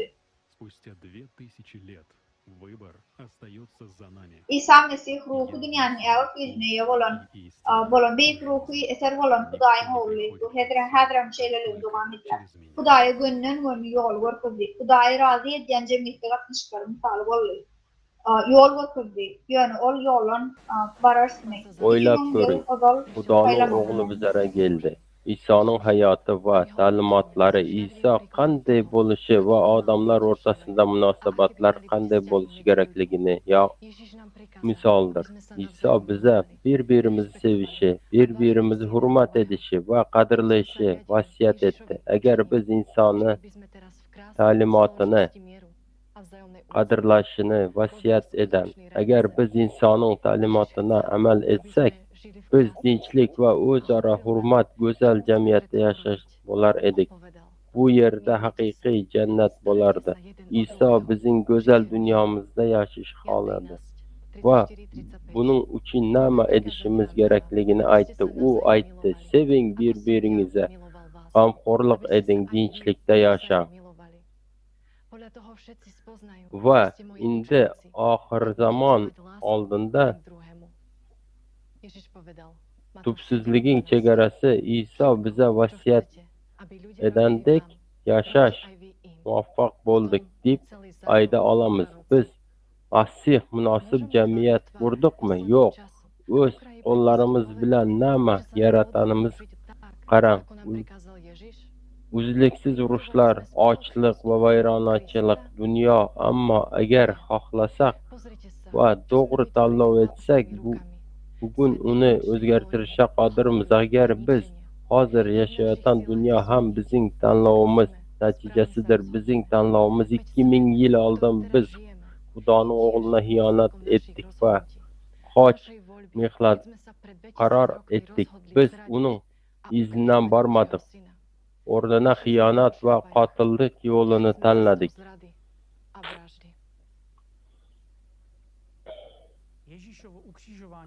Biz İsa'nın qoja mehlanishini albatta sodir bo'lishi va biz qutqarish kerak bo'lgan qurbonlik sifatida qabul qilamiz. Aytishlaricha biz İsa'ning o'g'lini eng shafqatsiz tarzda o'ldirish orqali Xudoning irodasini bajardik. Chunki bu bilan biz go'yoki asl gunohdan qutulamiz va jannatga kiramiz imkonina ega bo'lamiz. Lekin İsa men hoja boraman, o'laman, siz esa ozod bo'lasiz, jannatda bo'lasiz, deydimi? Nama bizi Isoning qatl etilishi bizning poklanishimiz deb o'ylaysizmi? Majbur qiladi. Iso biza Xudoning elchisi sifatida keldi va biz uni o'ldirdik. Uni hoja mehlanib aytdimi? Bu bizning tanlovimiz edi. Biz Isoga xiyonat qildik va keyin uni hoja mehladik. Qiynoqlar, zo'ravonliklar va qatl paytida Iso nimani boshdan kechirgani haqida o'ylab ko'rdingizmi? Tasavvur eting. Ular Isoga shohona binafsha libos giydirib, boshina tikanli toj kiyib, qo'llarini qamish qo'yib, masih qilib, salom yahudiylar podshohi deb tarzda shundan so'ng ularning qo'llarini qamishlarni olib boshina urishdi. Buning natijasida tikanli toj ignalari uning peshonalari orqali teshildi va qon uning yuziga oqib tushdi. Iso g'azablanan olomon oldida mutlaqo bilan turdi. Ular uni mazah etib yuzina tupurishdi. Ular uning boshini eski kiyimlar, lattalar bilan o'rashdi. Ko'zlarini va yuzini yurib, bashorat, seni kim urdi? O'zing yomon ko'rganlar masxara va harakatlar yomg'iri to'plam mahsih birorta ham g'azab yoki norozilik so'zini aytmadi va keyin yana yomonlashdi. Xochda qatl edishdi. Dahshatli qatl. Xoch eng shafqatsiz qiynoq vositasi biridir. Agar qurbon osilib, asta sekin, issiq va tashlanishdan o'ladi deb o'ylasangiz, unda bu unchalik emas. Bu haqiqatdan juda uzoq. Oxir xoch birinchi navbatda qiynoq vositasi edi. Har bir narsa eng kichik detallarigacha tekshirildi. Xoch burchagi, tirnoqlar qayerda? Hayrat keladi. Bu jarayon qaysi mushaklar va nervlar shikastlanadi? Bu jabrlanuvchi qancha azob chekishiga bog'liq. Iso hoja mehlanandan so'ng bu sharmandali qiynoq azoblari ko'tarilib birdan yerga tushirildi. Bu esa quvvatlantiruvchi qattiq azob berdi. Qo'llarining barcha bo'g'inlari, yelkan, tirsak, bilak bo'g'inlari deyarli birinchi daqiqada chiqib ketishi mumkin edi. Xochda deyarli barcha og'riq oyoqlari tushadi. Ular ham mehlar bilan teshilandi. Mushaklar juda tez kram qildi boshladi. Nafas olish juda qiyin, chunki ko'krak qafasi tanlang og'irligi ostida cho'zilan va doimiy ilhomlanish holatlarida va nafas olish uchun so'z oyoqlarına suyanib tanangiz ko'tarishingiz kerak va xoch mehlanib holda nafas olish uchun doimo xochda yuqori va past harakat etish kerak edi. Shu paytda Isoning belini qamchilar bilan qamchilanan kesib oldi. Bu qamchi uchlarida ikkita kichik qo'rg'oshin sharlari bilan bir necha og'ir shar tasmalardan iborat edi. Dastlab og'ir qamchi faqat derini kesib tashladi. Keyin ularni chuqurroq kesib, kapillar va safin venalarini qon gidishini olib keldi va nihoyat mushak to'plamlari qon tomirlari yorildi olib keldi. Kichkina qo'rg'oshin to'plamlari dastlab takroriy ta'sirlari yorilib bu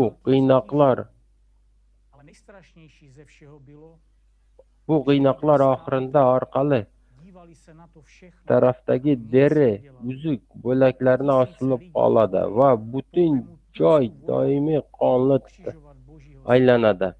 Shuning uchun Isoga berilen har bir nafas aql bovar etmaydigan go'ja arziydi.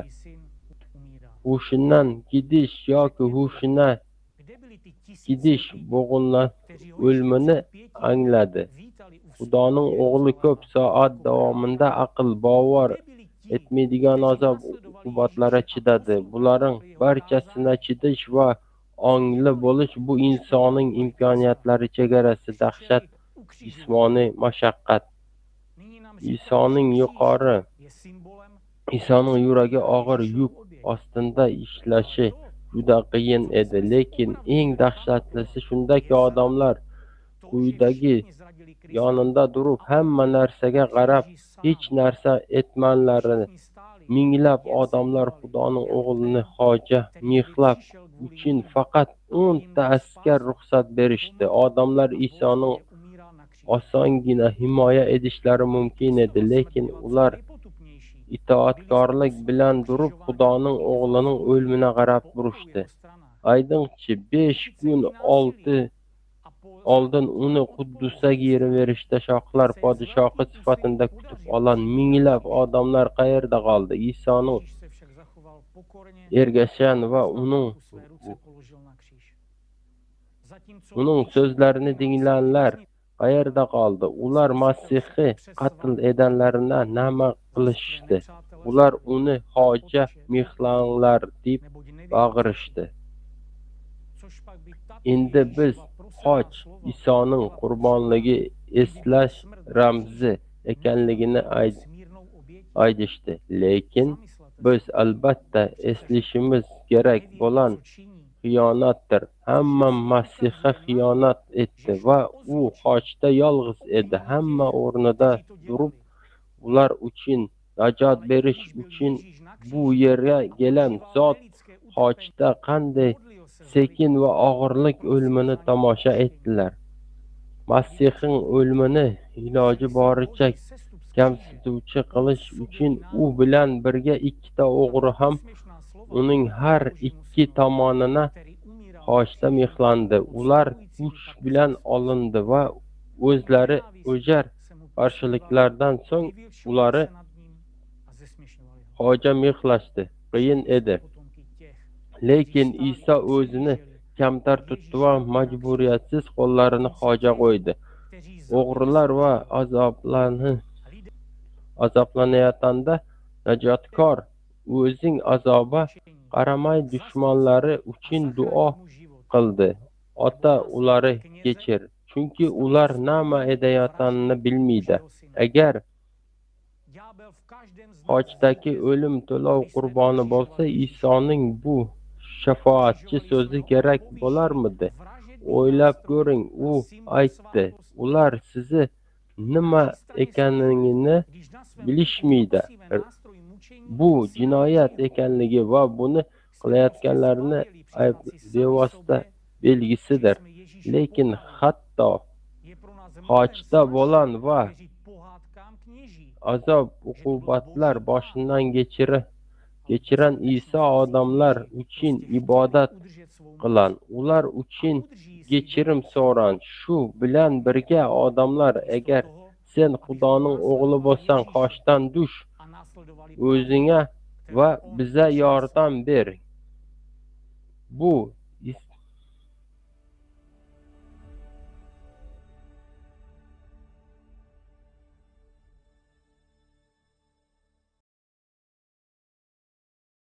Пилат говорит им: «Что же я сделаю Иисусу, называемому Христом?» Говорят ему все: «Да будет распят». Pilat olarak Mesih deyilən İsa məndən nə xili nəmədəyindən ona dedi.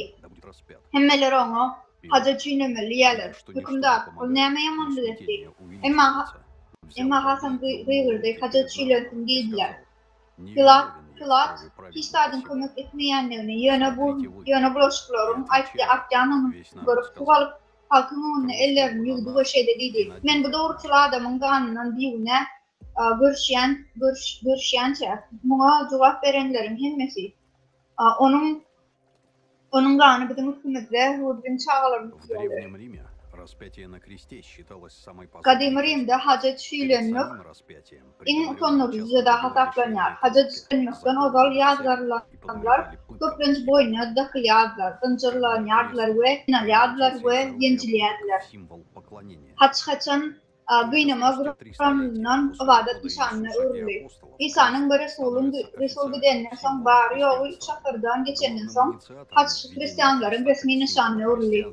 Hristiyançılığın nişanı hükmüne hacın girdilmeğinin esası başlangıcı Bizans İmperatörü Konstantin oldu. Rivayete göre 312. yılda ıkvalı savaşın ön kıyırasında asmanına bunu diyen yazılı hacın nişanını görenini aydılar. Aydılışına göre gecelerine İsa'nın özünü düşüne görüp onu gökte görüşüyalı baydak yasamalı buyurdu. Yerden Konstantin bannerlerine haç çıkmalı buyurdu. Bu savaşta yeniş kazandı. İsa şöyle dedi, öldürmezsin dedi onu. Ganlı savaşta İsa nedir? Yeniş kazanan yal bolsular. Dine bu dünyanın şahzadasına, knyazına kurban ve gan soruluk gerek. Onunla Konstantin'e kim peyda olup bu nişanı verdi ona. Bu savaşın neticesinde Konstantin bin Vakar Rim İmperiyası'nın yekizak hükümdarı oldu. Bu hacı yemişin Allah'ı gravu katakladı. Bir yıldan sonra din azatlığı aradaki kararı bol çekip Rim İmperiyası'nın Hristiyançılığı kanunlaştırmak kararına geldi. Neticede Hristiyanlık din derecesine alyar ve haç Hristiyan dininin nişanını uğurlayar. Yeri gelenini açsak haç düşmanın üstüne yanlış nişanı hükmünde Kadim Rim tingerlerini hem duş gelyer. Düşmanın üstünden yanlış nişanını üstlerim. Yine günü sonra uyda çıkar. Bu kimin nişanı ve bu nişanın iyisi kim? Düşman kim? Ular Rimlerin yanlış tuğbağının nişanları. Bu size hiç tadı yadı salmayanlar. Bu bok yaralıyla ve kuşuna yanlış veren Hudaya anlatan haçtır. Tarihçi var ki olup Gilbert Picard'ın fikirçe bu bok haçyalı yaralı Hudaya'nın heykelinden başka da değil. Alimlerin fikirçe Grekler ve Rimler bu Hudaya'nın oları yanlış verenine inanyadılar. Huday savaşta hukukların yokluğuna alamatlandırıp savaşmak mümkünçülüğünden mahrum edip düşmandan yara ve soğut aldılar. Kubok savaşlardan son savaş meydanına kaldırıldı. Konstantin savaşta haç nişanı ikinci olup ulanan derler. Sonra uyda çıkan Hudaylardan ikinci paslandıyalar. Brezilyalı gözevçi John Fernando Custodio haç Hristiyan Gülşoğlu'na bu paraların nişanı rakip tavrına şeyle diyer. Hristiyançılıkta haç açıçan bu para Hudayı keşfini gösteriyor ve ruhizm bilen yakın bağlanışlı olan bu paraların nişanı. Bunun yazdıkları İncil'le günün önü yazılıyor. Utancan bir vefalı edyen, vahşidan korluk, celepler, cadıgoyluk, bu paralık ve ahli yalancılıklar onların ıkvalı o ve bilen köylü bu ikinci ölüm.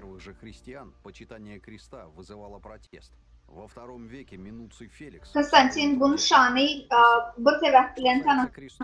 Hacın nişanı kutbut varavları Hristiyançılığı sebebi onların nişanı. İkinci Hristiyanların arasına hacca hürmet koyulmağı ilgili görüldü. İkinci asırda Minutus Felix Octavius eserini şeyleyediyor. До конца своей жизни оставался язычником. Haçlarda edilen o tabidoları ibadet etmeye, üflemeye. Yani ağaç tanrılarımıza hürmet koyar. Belki ağaç taşları Hudaylarımızın böyle hükmüne hürmetliyor dedi. Ulu Papa Pontificus Maximus diye ilan edilen Konstantin'in ömrünün ahirine çevirdiği para varlığı. Hristiyançılığı yine ölüm çoğuna düşürmeyi tam kabul etti diyen fikir var. Ama İmparator Konstantin'in ömrünün ahirine hakikaten çokundurlarına ona entek verildiler. Malumatım için İmparator'un övi, ganı ve zalim hükümdar hükmünü tarifleyirdi. Ulu Kristus'u ve ayalı Faust'tan cezalandırdı. Konstantin автокrat yolunu hiç de saklanmadı. Hristiyanlar onun paylaşçılardı, onu hakimede saklanıp olmak mümkün olmadı. Bu dünyada kimin gücünün vardığını yadında sağlarlayın. Hani İblis İsa'nın çölle güynap, akıl parçalarının güynap, gücün ömründeşliğini ve İslam'ını veriyen onu açtı. Konstantin'in hükümdarlığı döndü uğruna hacı çüylenmek bilen ölüm cezası yatırıldı. Kıynamaların kural hükmüne hacın şekli adamların yadına girdildi. Yığınak sayfıp hacı divinden başka mamnun bilen dolurdu. İnni ol Mesih'in kurbanlığının ve adamların günahı geçirmenin nişanı oldu. İnne tahtat hacı akıllı bir de tutuluş verirlerdi. Yığınak yani sayfıp hasretlerdi de. Hacı vadetvanı hükmüne vadet ediler bu ak. Yamanlıktan ya da betbaçılıktan koruyan cadı talisman vadet afiyetine oldu. Köme için onu istiyalar, önüne şemoyalar, yüzlerine düşüyalar, uyuyalar, kudroktu gücünün vardığından umid ediyorlar bu ak. Hac kurtuluş yolunun yatyan Kudüs yadılarlığına cadılığı kayacını yoruldu. İsa halas olmağım dine var yolunun vardığını ve onun kudaya ve gonşuyumda yanı dostumda volontörüğümde varaktığını aitti. Esasen adamlar İsa'nın ayyanlarını yahtan çıkardılar. İçki ruhu işi daşatlı bu paralık bilen çalıştılar. Seyu halas olmağım hakiki buralı. Evadati öngü sürülen haçbilen in ağır gıynamaların buralı bilen çalıştırılır. 7. asırda hacı çüylenen İsa'nın kuroklarını başladılar. Mesih'in haçtaki görgülerini, ecir çeken bedenini ve ölüm cezasını kuroklanırlar. Adamın matereden muhtemelen hemeler baştan geçiriyor. Ağırlık, rehimsizlik ve rehimdarlık ve korkuyu yürütüyor. Yöne yığınak, bunu İsa'nın adamları olan nişan noktamında görüp diğer akıyım. Galiber tazalarını kırıça hacı çiğlenmezden olar bu soruş verdirilmezdi değil yani. Şeyle mi? Bu mesela sonra yine de dolanır. Hac hakikaten Allah'ı gücü iyi olmazsa İsa bu hacı adamlara ikinci olup veren ama adamlara ol hac vermedi. Bu adamlar şeytanın sevgilen ona hac verdiler. Galgota alıp giden ve hacı çiğlenen hac. İnne golfa bu hacı ilahının şani alıgarları yalar. Simbol olan Kuday kim? Hristiyan umumi düşünce ve adamların tersine kıynamaların ve hakların kuralını tetikleyen ve ona Mesih'in özü yağlı ibadet ediyor. Haça çiğlenen altın bilen örtülen ımmat ve haldaşlar bilen bedeli boyuna hırlık. Oğuşu dübe dua edildi. İsa haça çiğlenmek bilen derler asmak ya da kellesini kesmek bilen cezaklaştırılan bordan emin. Şeyle olanlar dardan ya da palta hormak buyurduk muka. Mesih'in haca çiğlenen hacının önüne başarı haca ayretin hormak koyup kudayın oğlum da öldürme ona katlaşıyor. Emma bu hemmeti değil. 9. asırda haçta funkları olan kellesi peyda oldu. Kellesi Mesih'in haca çiğlenen Galgota'da caylanan adamın kellesini alamaklanırlar. Bir de Mesih'in dağının kellesini sebep adamlarda asıl günahden arpalayan ona iddialar. Bu adamları Kuday'ın onunla halafet ediyorlar. Bu sözleri ve arada fikir ediyorum. Kuday'ı bağışlamak ve İslam'dan almak için inboğu ve inharafta canlarları, davetleri, ters yaş, yiğitleri ve hatta fahşalar için kurban veren yevreylerin ya da bu tarafların dağınlı kurbanlarının bu nehil tapaklanıyor. Yine Kuday'ın oğlunun ödü. Haberde olsa yan Kuday'ın oğlunun ödü. İki saniye kendi soru var. Ağır soru var. Bu kurban kim oldu? Haysi Kuday. Hazır kıvalıkta her bir Mesih'in izine düşen yanı Hristiyan, insan günahlarının özünde olmak için özünü kurban edenliğini, İsa'nın özünü kurban edenliğinden anlar. Bu Kuday'ın misleri diyorlar. Yani Mesih Kuday'ın kurban, hatta kanı kurban gerek dini ayıttı mı ne mi? Yok, galiba İsa Kuday'ın suyu dünya, onu suymeli unayttı. Bu onun mühüm tapşırıktı. İsa Münasır'da şeyle dağları aydınlaştı. Bak yaşa girme ıslatan grupları yerine yetirim, öldürme. Kim öldürse hüküm edilir.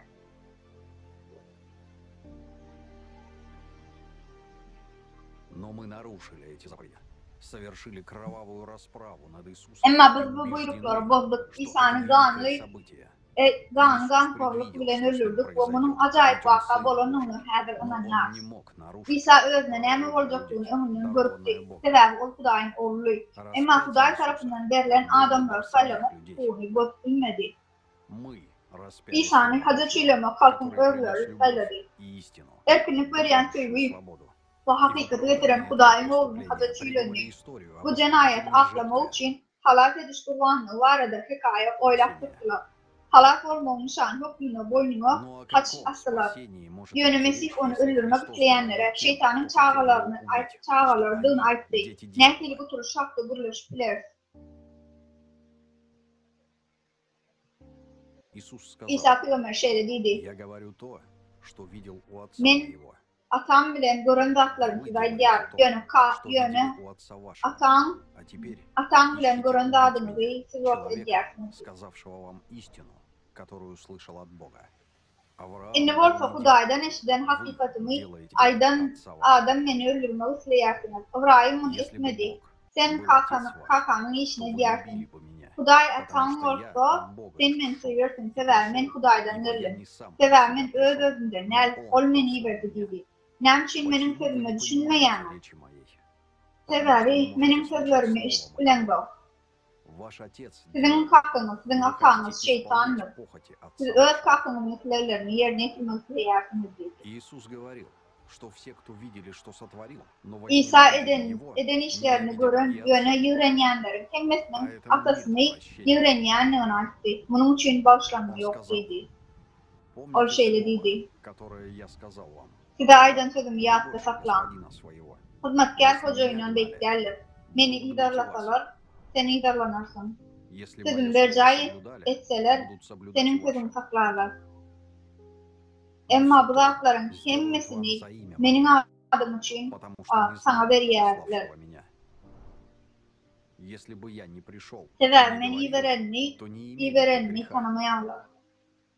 Sebäbi meni iberen Hudaý tanamaýarlar. Eger gelip olar bilen birleşmek bolsam, günah bolmazdy. Emma indi olaryň günahly üçin bahana ýok. Kim meni ýigrense, atam da ýigrenlerdir. Olaryň arasynda başga hiç kimem etmedik eserlerini etmedik bolsam, günah bolmazdy. Ýöne indi meni atam gördüler we ýigrendiler. Ýöne kanunlaryna ýazylan sözde şeýle diýilýär. Olar meni biderek ýigrenýärdiler. Atamdan size iyi verecek teselleri berji gelenne, atamdan gelýän hakykat ruhy olmaňa güwälik berer. Şaýatlyk edersiniz. Sebäbi ilk başta meniň ýanymda bolar. Başdan meniň ýanymda. Men muny size gaharlandyrmak üçin aýtdym. Seni sinagoglarda kowarlar, hatta seni öldürýänleriň hemmesi Hudaýa hyzmat edýär diýip pikir eder. Seni öldürýänlerim Hudaýa hyzmat edýänler diýip pikir ederler diýdi. Muny akaňy ýa-da meni tanamaýanlyklar üçin ederler diýdi. Haç adamdadyň iň uly jenayetini şoklanmysydyr. Tangrynyň ogluny haja çiýläp, azabynyň we ölüminiň nişanyny hormat goýup, adamlar Hudaý dälle, hakykaty sevgin dälle şeytan taýladylar. Haç şeytanyň Hudaýyň oglunyň insan ruhlary uğruna görüşine ýeňşin nişanyny. Biz dönüşlerin meselleri, durup İsa'nın haçda görgülerini görenlerdendir. Hudaýyň ogluny öldürenleriň meseleleridir. Biz onu öldüren yaralyny mukaddes yer derejesine çykardyk. Hatta haç giymeli hem däl bu ibadethanlara da girmeliler. Diňe olara biz teretmegimiz gerek. Hakykatdanam bu hanalaryň ähli gümlerlerine şeytanyň Hudaýyň oglunyň isin çykmanyň alamatlaryny goýdy ahyry. Biz onu kimin tarapyndan? İsa Mesih bizim üçin kim bolupdy?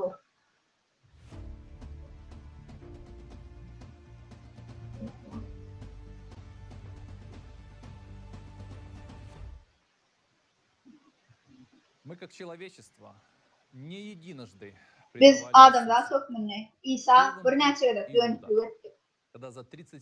Birinci bilen Ýuda 30 gümüş teňi üçin İsany baş ruhanlaryň eline berdi.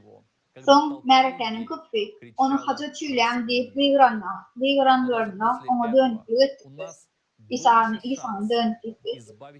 Emma şondan soňa İsa'nı cebir cefalardan halat etmek ve cezadan durdurmak için yine mümkünçülük taptı. Galip etse de haça tüylönünü kömeği gelip bir näçe eskerler süpürüp onu kaşdan düşürüp bir daha haraydı. Emma beyle etmedi. Korktu. Ve yine İsa dönüklü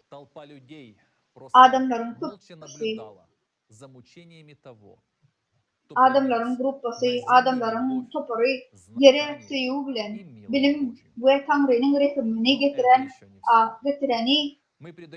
azabını yuvaşlık bilen pinlediler. Emma bular kemmesi dälin täwir. Bursağımızda haçka yenmekle gıynamaların ve azapların nişanı şeytanın, Hudaýyň oğlunun insan ruhları uğrunaki yenişinin nişanı olan İsa'nı gaýta-gaýtadan dönüşü edýär. Yani hacı boynumuzda haçlı ınjary dakanmanda biz İsa'nın gıynamasını gollayan ýaly manysla ejir çekmeýän ganyň nişanyna beýgini çalışjak derejede biz görmeýiz. Doğru düşünün. Biz iman için, biz Hudaý için, İsa Mesih için. Emma İsa Mesih Tanrı'nın sevgisi, en yakırgın maslığın, sevginin ve hakikatin beyanıdır. Bizden aşanın için. Emma dünya ne için beydi? İsa dünyadan son yoyulan bilimleri ve talimatlar getiripti. Bu orta ne için kuruşların, yalanların ve hafaların köprüğünü düşünürüyemi? Вывеска. И то вывеска, которая отображает Иисуса. İsa Mesih'in adına bolmalı dinen dine bir alamat kaldı. Sonra İsa'nın azap basınçağına görkülyen alamat. Onun nedip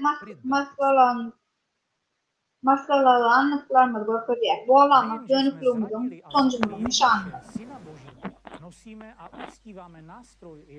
Biz nafaqat Xudoning oğlu İsa alayhissalom xiyonat qildik va uning o'ldirdik. Biz qatl qurolini ko'ksimizda olib yuramiz va uning ehtirozimiz hoja muqaddas ato etib, biz yana bu qotillik emas, balki go'yoki Xudoning o'zi xohlagan Isoning to'lovi biz xizmat qiluvchi qurbonlik ekanligina ishonamiz. Biz jinoyatimizni shunchaki orqali xohladik.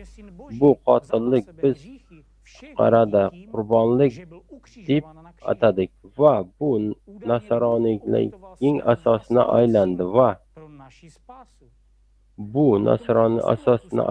va oldi deb ishonildi. Go'yoki Xudo bizning najotimiz uchun o'z o'g'lini qurbon qildi. Xristianlik dini mana shu tamoyilga asoslandi. Keling, buni batafsil, halol va ochiqchasina ko'rib chiqamiz. Biz hammasi Isoning hoja azoblanan kuzatib turan avlodlarimiz. Biz odamlara Xudoning sevish najoti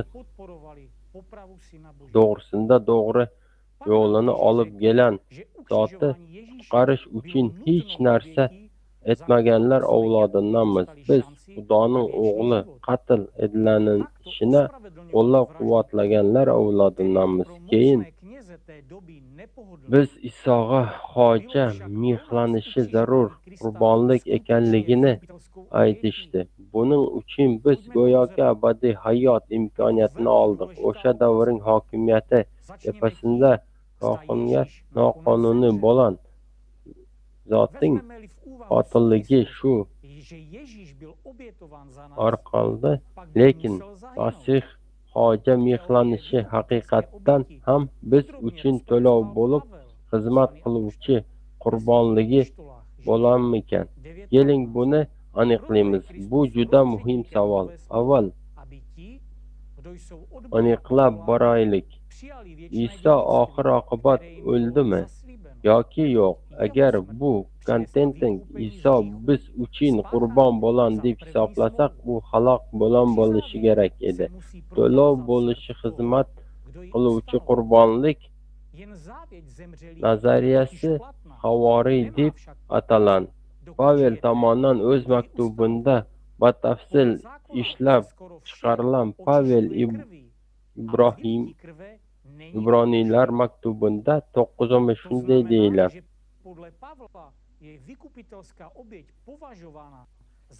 Ana shu sababdan Masih yana ahdining vositasi bo'ldi. Qadimiy ahd davrida yashagan odamlar edan gunohlari forid bo'ldi deb Xudo abadiy merosga da'vat edanlar. Buni muyassar bo'lan deb Masih o'zini qurbon etdi. Qayerda vasiyat bor bo'lsa, vasiyat qilinan o'limdan keyin o'tishi kerak. Chunki vasiyat o'limdan keyingina guja giradi. Vasiyat qiluvchi hali tirik ekan, vasiyat hech bir ta'siri yo'q.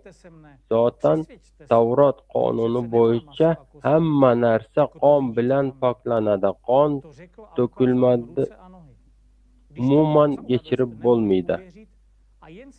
Ya'ni Pavel so'zina ko'ra Masih to'lov bo'lib xizmat qiluvchi qurbonlik. U o'lan taqdirida to'g'ri kelishi hisoblanadi. Ammo u o'ldimi? Haqiqatdan xoch mixlanan so'ng Iso shogirdlarining oldiga keldi. Ularning yonini ko'rishib Luko xabarini shunday deydi. Ular hali bu xususida so'zlashda Isoning o'zi ularning hozir bo'ldi. Sizlar tinchlik bo'lsin deb shogirdlarini o'tgan bo'ldi. Arvoh ko'ryapmiz deb o'yladilar. Lekin Iso ularga deydi: "Nega buncha hayajonlanasizlar? Ne uchun buncha gumonlara tug'ilyapsizlar? Qo'llarimni va oyoqlarimga qarang. Bu mening o'zim. Meni ushlab ko'ringlar. Menda ko'rib turganlaringiz arvoh emas, eti ustun bo'lan bu axir." Shunday deb Iso qo'l oyoqlarini ularga ko'rsatdi. Shogirdlari sevinchdan taajjub hali ishonmay turgan Iso ulardan so'radi: "Bu yerda yeyadigan narsalar bormi?" Ular unga bir parcha qovurilgan baliq va bir oz mum asal berishdi. Iso uni olib ularning ko'z oldida yeydi. Luqoning so'zlariga ko'ra Iso tanasinda shogirdlarining oldinda kelib, ular bilan birga ovqatlandi va yaralarini ko'rsatdi. Bunda dashara ularning Xristianlar endi esa mening sizlaring ham o'zingiz javob berishingiz kerak bo'lgan savol beraman. O'ylab ko'ring, qanday edib Xudo o'z o'g'lini qurbon etishi mumkin? Buni iloji bormi? Buni qo'llab-quvvatlash uchun odatda xushxabar 3:16dan bunday so'zlar keltiriladi. Zero Xudo olamlari shunchaki sevdiki, o'zining yagona o'g'lini berdi, toki unga ishonan har bir kishi halok bo'lmasin, balki abadiy hayotga ega bo'lsin. Ammo Xudo o'g'lining 3 qurbonligiga beran qayerda aytilgan? Agar Iso Masih Xudoga bo'lgan muhabbati haqida ta'limotida hamma najot yo'lini ochib beran bo'lsa, qurbonlik uchun nima sabab bo'lishi mumkin? Ularning mantiqlarına esa qurbonlik keltirish bilan shug'ullanan, ammo qurbonlik doimo kimgadir keltiriladi. Ammo Xudoning o'g'li o'z-o'zini qurbon qilishi mumkinmi? Xudoning bunday qurbonligi bilan xo'sh, Xudo o'z o'g'lini go'yoki kimga qurbonlik qildi? Shaytonami? Bunday chiqdi, Xudo o'z farzandlari bilan shayton bilan savdolashish ekanda. Demakki, shayton shunchalik kuchlimi? Shunday bo'lyaptimi? Va boshqa tomondan, agar Xudo o'z o'g'lini qurbon qilsa, qiron bo'lsa, uning o'g'li o'lan bo'ladi. Unda Xudoning o'g'li o'lishi qodir ekanligi kelib chiqadi. Oxir oqibat u o'lan va agar shayton Xudoning o'g'lini o'zina olsa, demak uning ustidan hukmronlik qilan. Bu hamma mantiqqa to'g'ri kelmaydi. Natijada Iso tanadan tirik qoldi va tanadan ketdi. Va agar u o'lmagan bo'lsa, biz ahmoqlar kabi yashaymiz va bizning dunyomiz ahmoqona dunyodir. Biz go'yoki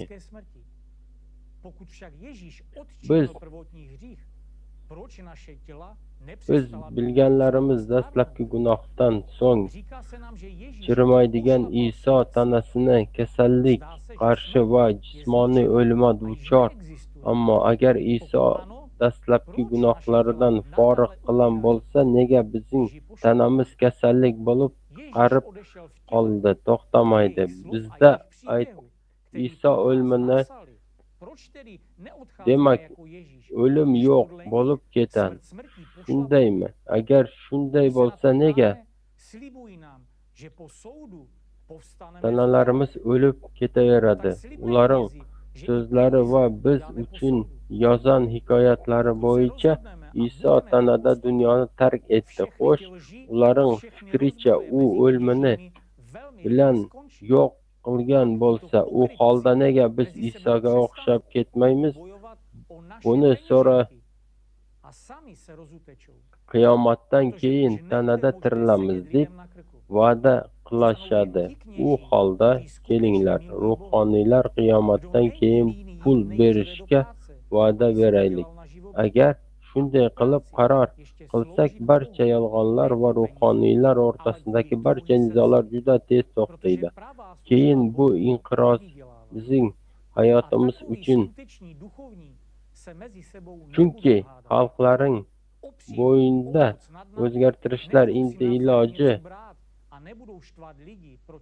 Hozir bizda faqat ikkita yo'l bor. Biz yoki halokatli yo'lni tanlaymiz, hamma narsani o'zgartirishimiz va yagona Xudo tomon Iso Masih izidan boramiz, yoki bizni qiyomat soati hayvoniy iqlim serberi yo'q qilib bo'ldi. Tamom, u esa allaqachon keldi. O'zini Xudo va inson o'rtasida vositachi deb ataganlarning hammasi chiqib o'zlarining haqiqatini ham vositachi ekanliklarini ko'rsatsin. Ular o'zlarini ibodatlari bilan iqlim serberini to'xtatsinlar. Ularning barchasi biz va yer yuziga barcha mavjudotlar ustidan hokim ekan. Ular bizga shunday deyishyaptimi? Agar Xudo ularni Injil va Talmudga asoslanib vositachilar qilib tayinlagan bo'lsa, ular chiqib bizga Xudo tomonidan berilgan hokimlikni ko'rsatsinlar. Ular Xudo tomonidan quvvatlanani aytishadi. Faqat ular bizning ustimizdan siyosatchilar va hukumat tomonidan berilgan hokimiyatni ko'rsatmasin. Aslida din ulardan ajralan bo'lishi kerak edi, lekin ular bizga tabiat ustidan hokimlik ko'rsatsin. Axir ular har bir mavjudot ustidan qudratli, iqlim o'zgarishdan iborat kuchli bilan to'xtasin. Agar ular mavjud bo'lan, biz esa ko'ramiz. Axir ular hatto o'zlarini umum bashariy deb atashdi. Agar ular koinot nazorat qilsa, iloji bo'lsa, iqlim serberini to'xtatishsin. Va agar serber to'xtamasa, bizning yo'q qilishga davom etsa, demak bularning barchasi bema'nilik. Biz esa ular pul beramiz. Ular pul olib boshib kerak bo'lsa, ular umumbashariy. Ammo iqlim serberi to'xtatishga kelganda hamma narsa Xudoning irodasi bilan deyishadi. Proč tedy alespoň mezi námi není láska a respekt? Řekněte, křesťané. Stále si myslíte, Dunyoda barcha dinlar ichida xristianlik eng ko'p soni biz 2,5 milliard nasroniy va hamma Masihga ergashan deb o'ylaydi. Ammo nima uchun urushlar hali ham davom etmoqda? Nimaga hali ham bir-birimizning bo'g'nimizda ushlaymiz? Axir Iso biza boshqa narsani o'rgatdi. Yuhanna xushxabarida Pravé učení Ježíše Krista bylo překrouceno. Přidali do něj magii, sizlar, ya'ni buyruq bermay bir-biringizni sevinglar. Men sizlarni qanday sevan bo'lsam, sizlar ham bir-biringizni shunday sevinglar. Agar orangizda muhabbat hukmron bo'lsa, sizlar mening shogirdlarim ekaningizni hamma shunday bilib oladi. Nega bizning oramizda sevgi va hukumat yo'q? Ayting, xristianlar hali ham Masih qurbonligi sizga jannat kirishingizga yordam beradi deb o'ylaysizmi? Yoki sizning onalaringiz va otalaringiz, ota-bobolaringiz u yerda dushan deb o'ylaysizmi? Nima uchun bir-birlaringiz tomog'ingizni tishlab orqangizga tupurasizlar? Haqiqiy nasroniylik qayerda degan savollarga javob bu Isoning haqiqiy izdoshlari bilan birga dafn edilan. Iso Masihning haqiqiy ta'limoti buzilib tashlanan. Olomonning e'tiborini jalb qilish uchun unga sehr va marosimlar qo'shilan. Aytingchi, Iso alayhissalom tutan bilan yugurib, chalib, qo'shiq kuylagan marosimlar bajarilanmi? Iso Masih nima deydi? Nahotki bilmasangiz, sizlar Xudoning manbasisizlar. Xudoning ruhi ichingizda yashamoqda. Xudoning shohligi ko'zga ko'rinib kelmaydi. Qara, u bu yerda yoki ana u yerda deb ham aytiladilar. Mana Xudoning shohligi o'z ichlaringizdadir deganda.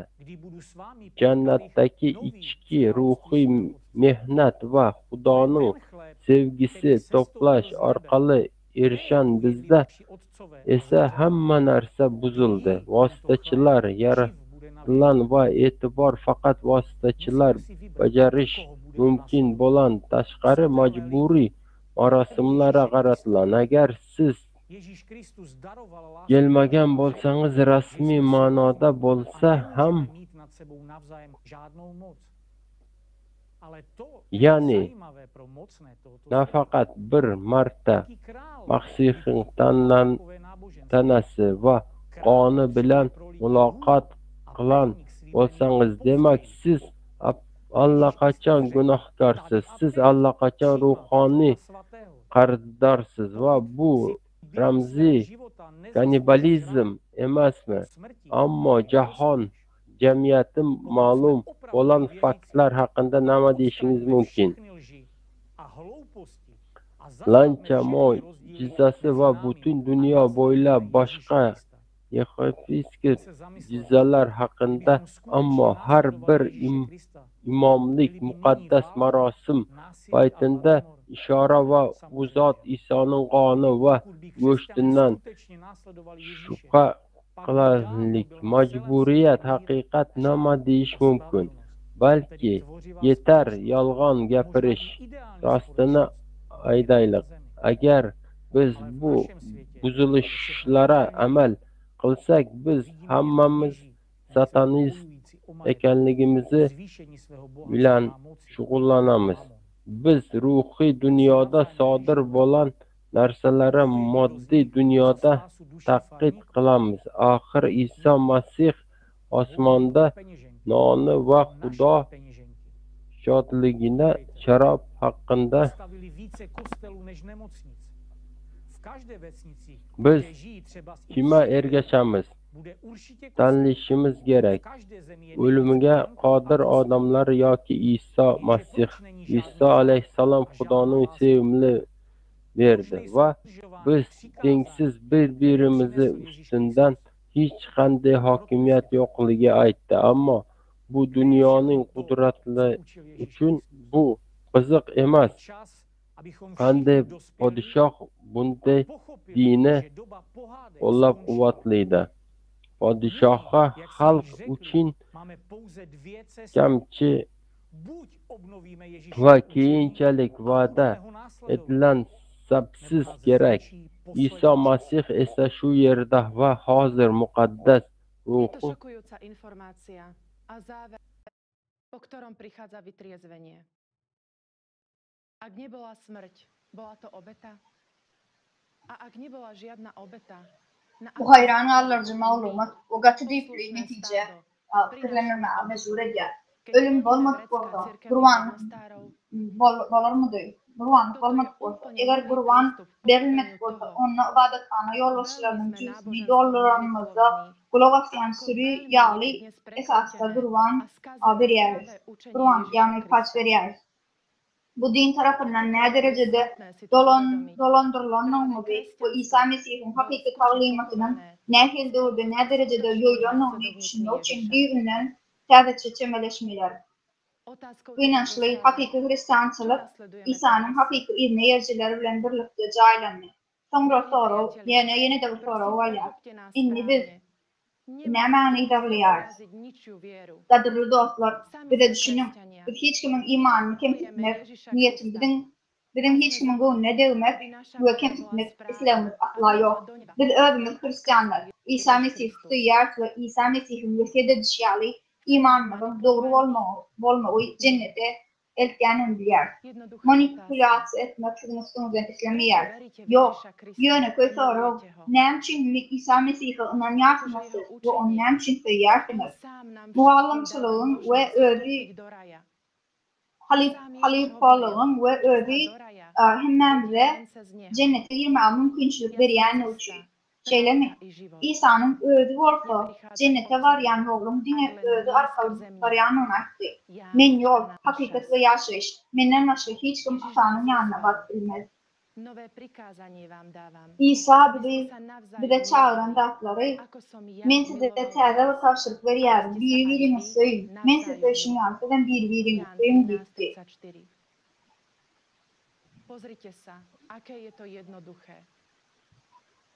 Bunun ne hilyonu koyduğuna bir tereddüt varım.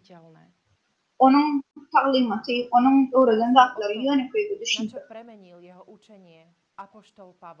Apostol Pavl'ın talimatı, onun İsa'nın hakiki getiren alamayı bilimin has yönü. Pavl'ın getiren de adından. Sformuloval kresťanstvo ako náboženstvo a rozšíril ho do celého sveta. Dodnes Pavla citujú, uctievajú ho, zbožňujú ho. A kresťanstvo už po 2000 rokov Apostol Paul, Hristiyançılığı din hükmüne emire getirip onu bütün dünyaya yaradan kutuşun öğretti. Pavel şuğuna çenli çıkartıda getirdiler. Avada dediler, bu parazollar ve Hristiyançılığın kimin yoldan beri adamda tarihinin gidişine tehir edip gelen bu yeniden bilaklar adama tehirini getiriyor. Pavel hakikaten kim oldu? Nemçin İsa'nı hiç vaat görmedik. Pavel hakiki apostolun, Alaska'ya tanıyan Mesih'in en yakın şahitlerini tanımlayan, bu kim işi ona yakın olan doğurdu, en yakın Resul oldu. Nemçin İsa'nın şahitlerini kutlayıp Pavel'in düşmanı hataplayadılar. Tevrat'ın ahlaklı idarlayıcısı Hristiyanlara adar veren bir yüreği nedip İsa inanyanların köp nesli için hürmetlanan mukaddes adam oldu. Näme Tanrı'nın tutmaması, bedbahtçılık mı ya da soğuk kapatlaması, köpçülüğü aşağı açık çeşmelere esaslanan faktlara gelimser edelim. Pred 2000 rokmi Boží syn Ježiš Kristus 2000 yıl oğul Hudayın oğlu İsa Mesih dünya hakkı Huday var eda İblis var da, şeytan var da. Adam hakkında ikinci bilimler dünyada tabii. Hudayın sevduğunu, bunun üstünden ikilenin adamın Hudayın aşağılığına ve araçı ruhanisi gelip bilecekliğine uğrattı. Sebep Adam'ın özü Hudayın vadathanasıdır gitti. Allah'ı uçkunu görmek için yine içinde teredim gitti. İsa vaqt işler bilen şol doğrum dini ve siyasatı gücüne eye bolan tehirli yevreyler goquzdu. Şunlar özlerini Huday bilen adamların arasını arıçılık adlandıryanların manisi goquzdu. Hakikat adamlara hakiki erkinliği verdi ve bu mukaddes el yetmez adamların avrayını taşırdı. Adamlar uyandılar. Mesih'in tavlimatı, yararlanmalar qaramazdan barha güçlüğünü yerdi ve ruhandılar. Bu hatışı zor bilen taklak bilmediler. Elbette onların hiçbir edilişinin yalnız güçlerinden ve artık mesuliyetlerinin bize vurmaya fainlerdi. Sonrası gadimi postoluğuyla tuttular. Bir hareketi gadavan edip yağda basıp olmadık olsa ona yol başlığı etmeli diyen talimatı yüzlerine gördüler. Sonra Apostol Paul bilen Saul bu mesele esası rolü oynadı.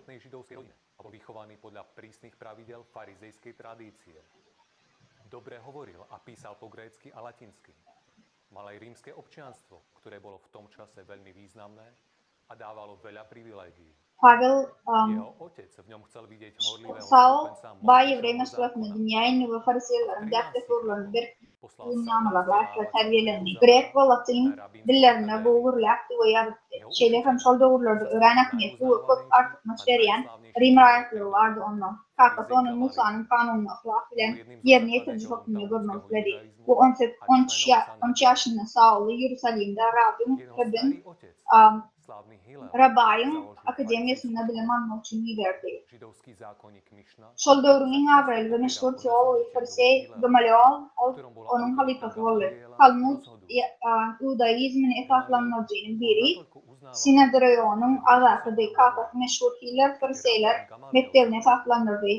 Mishna'nın Yevrey kanunları kutlanış Gamaliel'in ihtiyarına ayıplı olan hilerin öğünün kararlarını dayanyardı. Gamaliel şeylere formatlanyardı. Valin Mishnah onun hakkında Rabbi Gamaliel aradan çıkan Tevrat'a format gitti ve formatı saklanmak yok oldu. Yevreylerin arasında en sonki adam derli Saul'un halifası olacak. Talip bilen muallim arasında kaşaktaki belli olan batiyakın arasmışları belirli.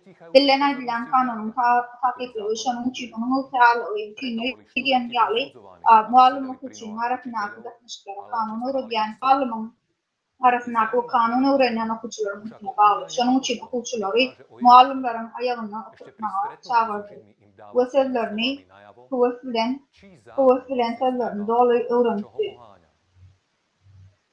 Ja som Žid, narodený v Cilicijskom Tarze, ale vychovaný tu, v tomto meste. Vzdelával som sa pri Gamalielových nohách, presne podľa zákona otcov. Vidíme, že Saul nikdy nezabudol na svoje korene a na to, kým v skutočnosti bol. Pokiaľ ide o oddanosť žiaka svojmu učiteľovi, Gamaliel, Saulov učiteľ, povedal, že človek by mal mať za svojho učiteľa toho, kto pozná Tóru a vyhýbať sa samostatnému rozhodovaniu v ťažkých situáciách. Vynára sa otázka, či Pavol sledoval svoje ciele a čie rozhodnutia realizoval neskôr. Dövükleri İsa hakkı vaat eden apostol değil fakat Paul sinirlen ve sözlerden Cebrail'le buluşanlar kimin kanunu kabul ediyanın ve nem tapoyanın içmeyerdi. Mesleyanın karşı şehirine doğru şehirde Gamaliel'in yeteneğini önlüstü. Ataların kanunuyla terafaklı bir yevreydi. Saul'un kökünü ve hakikatinin kimliğini hiç vaat yakın çıkarmayanın göreyen Halif'in muallımı ve kalı var adı Saul'un halifesi Gamaliel, Tevrat'ı bilen bir halifesi, halifesi kıyni adaylarda özbaşta karar vermekte saklanmaktı. Sonra bu yerde sonra uyga çıkıyor. Pavel öz maksatlarına yettimi ve gelecekteki kararını durmuş ölçüldü. Fariseyler özlerini Tanrı'nın buyruklarını en ahlaklı yerine getirdiler kadar baktı ve başkalara aktarmalı ediyordu. Yönököy adamlar olar kanunun muallimleri taklıyardı ve korkuyardılar. Oları rencide etmeyerdiler. Sonun için İsa'nın işini Fariseyler eşitilmedik batırıyla kokuna kabul ettiler. Eğer de şoğlu olmadık olsa onu verim. Emma İsa'nın vağıtları nunglarca adamı ödüne çıktı. Sırları hakikatte doğrularının sebepli adamların yüreğini açtı ve azat etti. Elbette Fariseyler onu bu ritüellerine korkuttuğunu gördüler.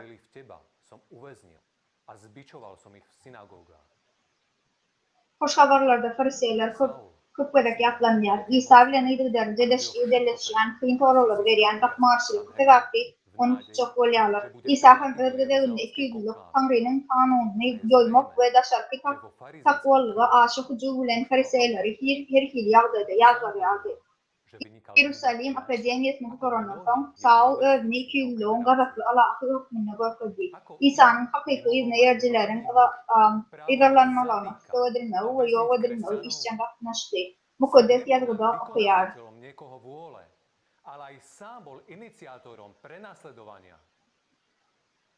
Sana iman edenler kırmaya saldım ve sinagoglarda urdum diye öldü. Saul ulu güç ardı edip Yerusalim'in konklavına kabul edilmedik umudu bilen Sinedron'un gönlünden turma için elinden geleni etti. Onun eyyem Fariseylerin arasından Avray'ın vardığını aşılardı. Ödünde münastı. Duşanların köpkününe has kullarıstı. Yok tamam, bir Yahudin Hristiyanları tüstü edip kırmaya sallanma ihtiyarı net bol bilen. Saul dina birinin İslam'ı yerine getireceği olman eğitim ilerleyicilerin köpkü bozdu. Tvrdý prenasledovateľ Božej cirkvi, farizej a horlivec židovských tradícií zrazu uveril v Ježiša a predovšetkým vo svoje vyvolenie hlásate jeho učenie. A to je dosť zvláštne. To by sa u Ježiša skutočne nenašiel dôstojnejší kandidát, než bol prenasledovateľ a vrah jeho nasledovníkov. Emma Damask'ta varyan yolladı, fotoğrafı koştu. İsa izini gördü. Je v skutkoch apoštolov opísaný 3-krát. Pritom si fakty za každým protirečia. Tam svedkovia videli svetlo, ale nič nepočuli. Tu počuli hlas, ale nič nevideli. A 3-krát sa o tom vôbec nehovorí. Písmo sa opiera len o Pavlové slova. To znamená, že bez výhrad príjmame a veríme slovám nedávneho trestajúceho a popravcu. V Damasku Pavla nájde Ananiáša, ktorý ho údajne zázračne vyliečil zo slepoty. Prečo je to práve Ananiáš, kto hľadá Pavla? Pretože sa aj jemu údajne zjavil Pán a povedal mu, aby to urobil.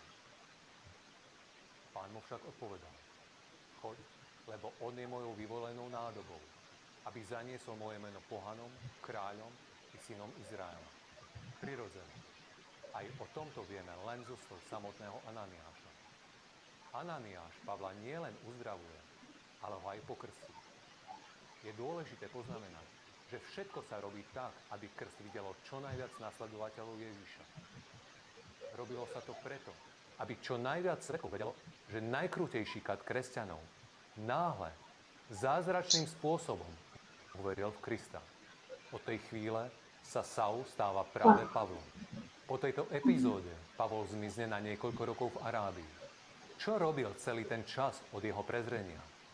Prečo nevyhľadáva Kristových učeníkov, aby od nich počul tú pravdu, ktorú učil Ježiš? Prečo o tomto období nie sú žiadne zmienky, zatiaľ čo iné epizódy sú opísané veľmi podrobne? Je možné, že to bol moment, keď Pavol so svojimi židovskými učiteľmi pripravovali podrobný plán vytvorenia mnohomiliónového náboženstva? Po návrate do Damasku začal kázať o Kristovi v synagógach. O čom však Pavol kázal v synagógach? Ak sa nikdy nestretol s Ježišom, nepočul jeho učenie a tiež sa ešte nestretol s apoštolmi, Kristovými učeníkmi. Z Damasku odcestoval Pavol do Jeruzalema, kde sa pokúsil vstúpiť do kresťanského spoločenstva a Akurát nie ako novoobrátený, ale hneď sa stavia do vedúceho postavenia a vyhlasuje sa za apoštola. Pavol, ktorý nebol ani Kristovým učeníkom počas jeho života, trvá na svojom apoštolstve a tvrdí, že sám Kristus ho ustanovil na túto službu. Pritom v rečiach Ježiša Krista o ňom nebola ani zmienka. O svojej vyvolenosti hovorí výlučne Pavol. Ďalšou veľmi dôležitou etapou v Pavlovom etablovaní sa ako kresťanskej autority je pomoc Barnabáša. Barnabáš bol žid z kmeňa Lévy, kňazov, služobníkov náboženského kultu, v podstate tých, ktorí ukrižovali Ježiša. Barnabáš a Pavol spolu študovali v Gamalielovej škole. Pavol potreboval Barnabáša, pretože už bol medzi kresťanmi vlastný. Ako žid zo vznešenej rodiny dosiahol, že mu kresťania uverili a prijali ho? Veľmi jednoducho. Barnabáš predá svoju pôdu a utržené peniaze prinesie apoštolom k nohám. Tento skutok štedrosti mu nepochybne priniesol uznanie a postavenie v spoločenstve. Okrem toho bol Barnabáš v príbuzenskom vzťahu s apoštolom Barnabas apostol Piotr bilen bağlanıştırdı. Bu vaxt Yerusalim cemiyetine Piotr ve Yakupçılığı geldi. Barnabas vekillik vazifesini aldı. Paulus'un apostol Piotr ve Yakup bilen ikinci duruşu oldu. Ünsverin İsa'nın hacca çiğden ruhanlar tayfasından olan Yevrey Barnabas, Damask'a bolup geçen bu droplu şifa hatta imanları için yürekten tövbe etmeyi ve tevbe girmek uğrunu hatta arası hakikati varada olarak gururun veriyor. Apostolların bellemeğine göre Pavel dine Yakup'un ve Piotr'u görüktü. Ve on kire solunga alanları bilen işlerin logikografi redemde Paul İsa hakkında mümkün olduğu fakat öğrenmek yakın şahitlerinin öğretiyen dağıtlarını istemekle olan yan bolmalıdır. Ama Pavel bunu etmeyerdi. Bunun tersine Hudayın öğrenip aylandığını ve İsa bilen ruhi alkanlar arkadaşlar nışkak koyan onayladı. Bu aralıkta Antakya'da hakiki apostolun işçiliği neticesinde İsa'nın talimatına eriyenliklerini güçlü gerektirdiği dünya ini.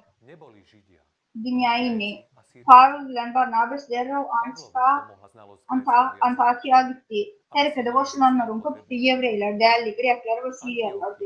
Grek dilini bilmek Pavel'a olur bir tehdit etmemini kömek etti. Antakya'da Pavel ve Barnabas İsa'nın aydınlayan talimatlarını ürmeksiz vaat ettiler. Dine Yevrey ruhanlar için faydalı olan düşünmüşler bilen İsa'nın talimatının ne derecede yoylanlığını vardı bırak sonra kuruluşu. Yine gendat Hristiyançılığın vaklayın merkezine uğrayan Mesih'in talimatlarının yoylan Antakya bıtkanasıdır. Şu yerden Mesih'in yükledilen talimatlar, çalışmalar ve yoyulmalarla bütün dünya yayrap başladı ve dine uğruluyor. Yöneterseniz bu yerde gengalarcı ve tütendeyin dağıt yok. Yadınızdan çıkarman Paulus'un doğu bilim ve aravalması vardır. Sözüne de ol Rim'in rayadıdı ve şolda orada bu ahmetli bolup öz artmışlığı veriyordu. Bu faktörlerin hemmesi Pavel için bu mümkünçülükler açtı ve neticede tabi çıkan dinin bütün dünyada yayrama için o mümkünçülükleri açtı. Yazgılara göre Pavel'in yolu kınçılıklardan ve mahrumluklardan dolu olup canı hop avanyardı. Aydılışına göre Yevreyler onu yürenettiler ve imanına dönüp hataplattılar, idarlattılar, bir gerek ölümüne ıslaktılar. Ene yerlikli yerde bir soru ile çıkıyor. İstesel, eğer İslam olsalar ondan emçin olur onu öldürmediler. Böyleki yağdaylarda da soğuy aslında olur, hakikatte olur onu öldürdüler ahire. Təzə Zavətdə Yevreylərin öldürülməyi meyilləşdirilən adama nəmi olyanlığının iki beyanı var. Bu Mesih'in haçtan cedalandırılmağı ve Yevreyler daşla öldürülen ikinci Cekon Steven'in cedalandırılmağı. Bu yerde hem de düşünüklü oldu. İkinci gedek hiçilik pinçilikli öldürülü. Örneğin Yevreylerin eline düşen bilen yağdığı düğünden başka çadı. Örneğin hatta cedalandırılıp yani ilmide ama kudretinden kaçardı ve güçlen vağdın devam ediyordu. Pavel'ın Hudaya şeyle var yakınlığını ya da hatta ölüm cezasından aman alyanına ayıp bilirsiniz. Yani bu yerde yeni bir soru video çıkıyor. Pavel hakikaten İsa Mesih'in özünden Hudaya has yakınlığı ya da düğünden başka da atmadı. Ve hem de biz bir aydırışı yağlayıp değerli olmağı mümkün. Yevreylerde böyle iğrenç olmadık olsa ne ederdiniz? Pavel'ın düşmanın düşürülmesine Mesih'in izne erciler geçmeyi Yevreylerin öldürüğü meyilleştiler olsa ne etmeli? Cedalanır, inançlıkları Pavel'ın ölürünü için elle potansiyel taliplerle avreyn yokturlarını için niyetlenen olsa ne etmeli? Ale jeden z najautoritatívnejších Židov, ktorý vytváral celé náboženské koncepcie. Učiteľ zákona. Akli adamlar tarafından kurumlanan kanun muallimi diyen akli dini düşünceler dörügen inavralı Yevreylerin Pavel'ın halifası donu yadımızdan çıkarmasak bu inni acayip bir gelyalı. Hayfatlı Yevreylerin bu adetinde insanı yoga bilmeyeceklikleri düşünmüyor. Bak mantıklı. Dine bir varyant aldı. Onu alıp varmak ve doğru uğrağı unutmalı. Bu vazife için yürüyüte ayarlanan şahitler Pavel ve Barnabas iyi verildi. Onların vazifesi sümüklü oldu. Her vakti Hristiyançılık kimlerden doğrak adamın amal ediyen, ananyan dünyadaki ulu dinler. Hristiyanların mukaddes kitabı İncil'le Yevrey Tevrat'ı var.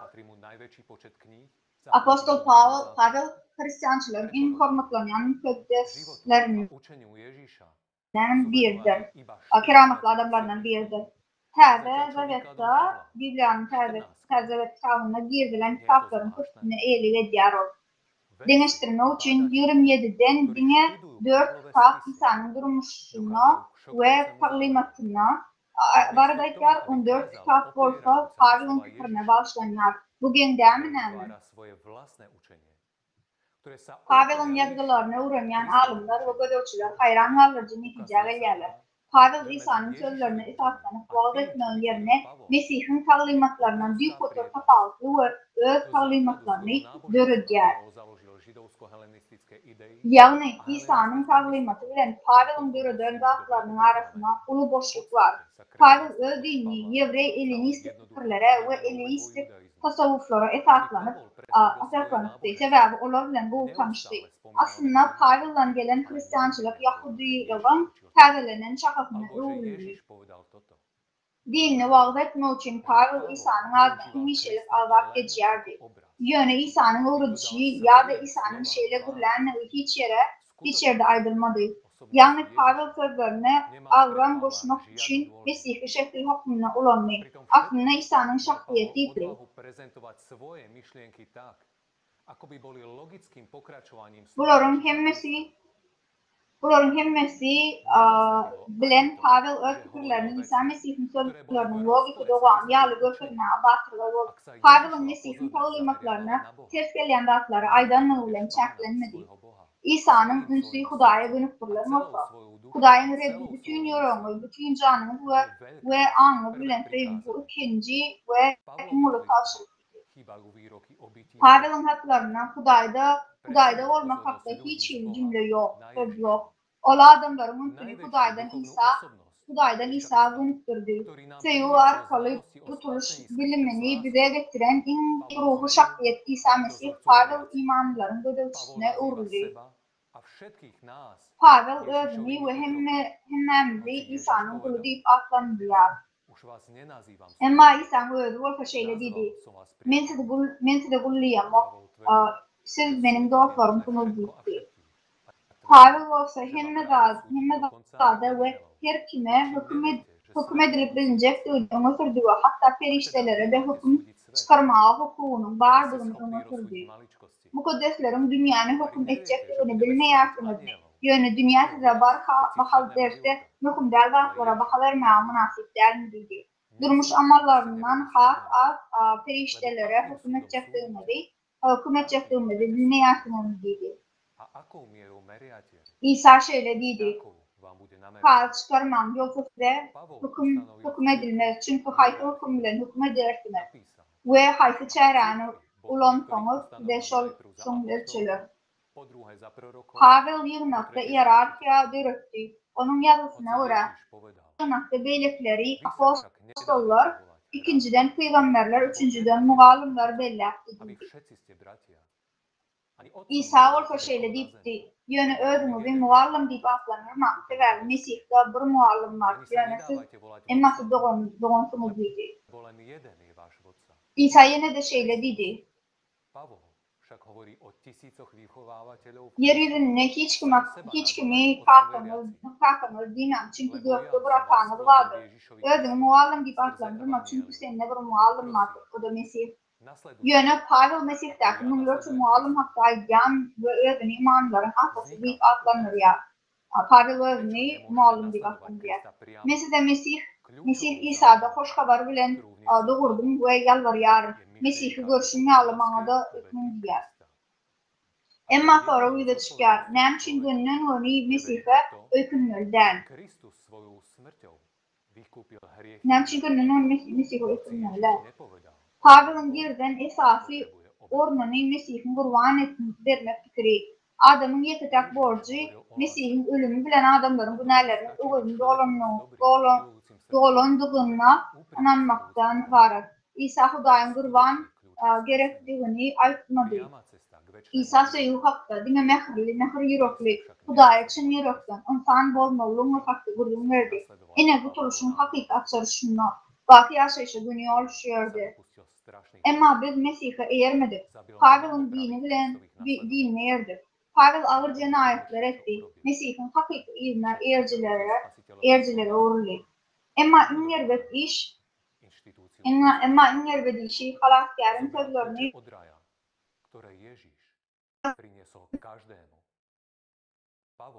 edarası kurmakta. İsa'nın himmelere getiren cennetinin açarını aldı. Paulus adamları küçük onluk Hudaydan korkmak bilen ruhlanırdı ve onları cevapkarçılık bilen bağlanmıştır. Adam bilen Huday'ın arasına araç oldu. 2000 yıl beri Pavel'ın dini ne doğru yolu alıp arayan milyarlarca adam canını ölürmeye devam ediyor. Edil hazır ünsvermemiz barada ünsveren dağlarının hakiki farklardır. İnni olsa Hristiyanların yine iki yolu var. Ya da hem ne kadar bol şey alıp taşlamalıdır. Ya da İsa Mehter hem ne kadar taşlak İsa Mehter değeri alıp olmalı. Pavel'ın izine düşmeli şeyle yaşamamalı. Has anlatlı dığını ve Huday'ın oğlu İsa'nın dönüşlörlüğüne ölüme var yani yol devam etmemeli. Has anlatlı kataklayar. Ya da birinci yola Pavel'ın izine düşüp İsa dönüşlüğü etmeli. Ya da halasker bizim için edil olsa, yani İsa Mesih'imiz için edil olsa onun oradan dağlarını yağda salmalı, onu yüzlenmeli, bakı yaşayışa eğermeli ve 2000 yıldan sonra ilkinci olarak adam yalgıda yaşam başlamalı. İnne haberli saylak bilmeli ve esasları öğrenmeli için veren cevap vermeli. Biz kimin idinden yar? İsa Mesih bizim için kim oldu? Как такое могло произойти? Сам Сын Божий принес нам истинные знания, а обычный, смертный человек. Beyler nehil bolup bildi. Tanrı'nın oğlunun kutluğu bize hakiki bilim ve hakikati getirdi. İsa'nın bize kaldıran suyu yoluna derek gücü teşne olan adamların ölme isteyen yoluna gitti. Biz onun idine, biz adamların idine düştük. Yine bu da bizim in ilfenç yanlışlığımızdır. Pavel zorluğu, kan dökülüşü, ağırlığı ve güç uğrunaki savaşları canlandırdı.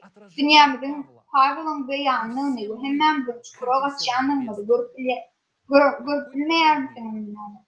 Nehil yol görkülcü. şeyde değil. Nehil yol var koçinur volko, şanyal dinem bolo. Biz Hristiyançılığa karşı hiç iyiliği adadımız yok. Biz hiç kim kemsitmek istemeyer. Bunları demek istemeyer. Biz Hristiyanlar ödümüz imanlı. Biz ödümüz Hristiyanlar, ödümüz inanıyor. Yönü soru yüze çıkıyor. Nemçi imanlar ödümlerini öğrenmeyerler. Biz İsa Mesih'i hakikaten hemsöyer. Onun talimatlarını tüysürükten golla veriyer. Ama nemçi dünya İsa Mesih'in iş aydışı al der. Bizi dinimizde çınlakay ve doğrultuyu aramağımız. Bizi dinimizde çınlakay ve doğrultuyu aramağımız mecbur etti. Biz hakikat ve İsa Mesih için, Antikrist için. Biz İsa Mesih'in tarafından ve Antikrist tarafından değerli. Dünyanın gürültü fikirlere olmağı hukukunun vardığını düşünüyor.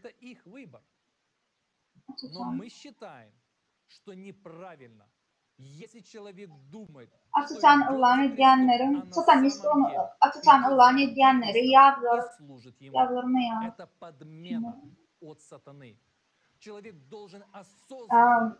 Biz hiç mi yazılmıyor? Gidlin или сатане и антихристу. Иисус говорил, любите друг друга, а мы воюем. Разве мы не видели этих противоречий? Açıtan satanizmle meşgul olanları yazılmıyor. Gidlin şu satanizmleri yazılmıyor. Bu antikristin izne. Боялись получить подтверждение, что мы идем не за Иисусом. Biz aslında İsa Peygamber'in, İsa Mesih'in karşısına ıslık onların öldüğümüzden Antikrist'in idine düşen yağlı ahırız.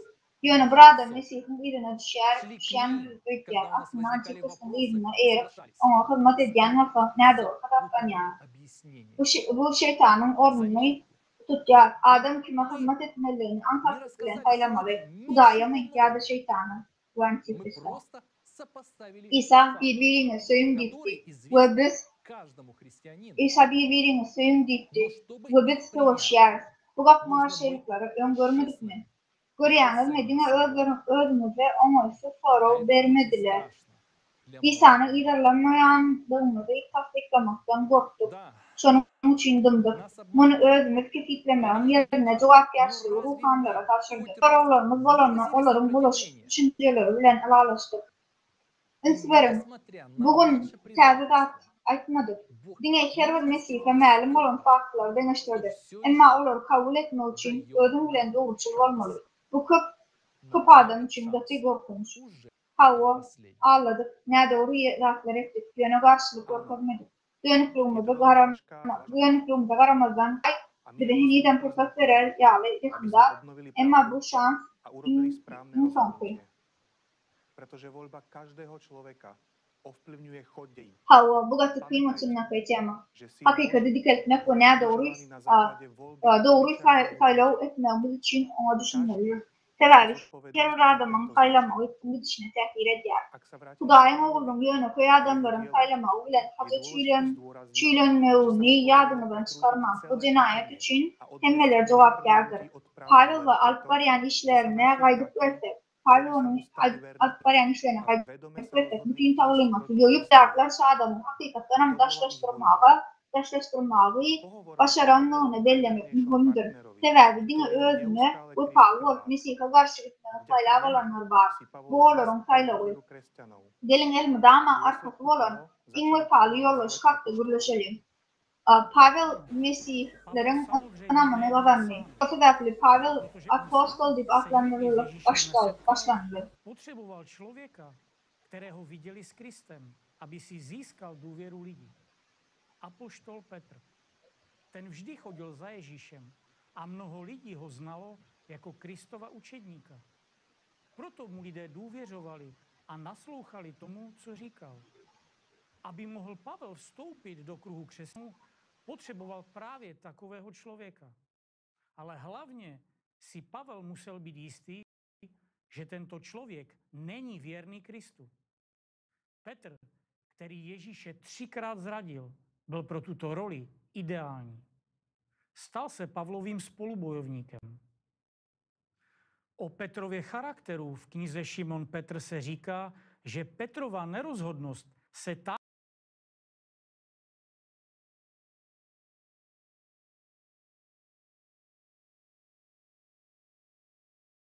k výčitkám a v konečném důsledku byl věrolomný. Více než kdokoliv jiný v raně křesťanské tradici byl tím, o kom Ježíšovi následovníci mohli říci: ochotný se zavděčit, ale občas váhavý, impulzivní, nespolehlivý, který tvrdil, že chce pro svého mistra zemřít, ale pak se ho ve skutečnosti zřekl ne jednou, ale 3krát. Všichni vědí, že přezdívku Petr nebo Kéfa dal Šimonovi sám Ježíš. Jméno Petr v 1. století vůbec neexistovalo a slovo Kéfa v aramejském jazyce znamenalo kámen. Později si Petrovi následovníci tuto přezdívku vykládali jako pevnost charakteru, jako základ církve, první kámen. Ve skutečnosti sám Ježíš vysvětlil, proč ho tak İlk Hristiyan dertlerine, beyliklerden halkı İsa'nın yerine ercilerin aydırtılacak bir görünen durmak diyen yönekler.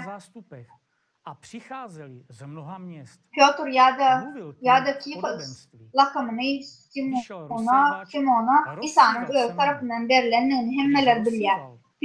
Piotr adi birinci akılda düğünü yok. Bu şun diline Piotr sözü, Kifos sözü daşman isimler yerdi.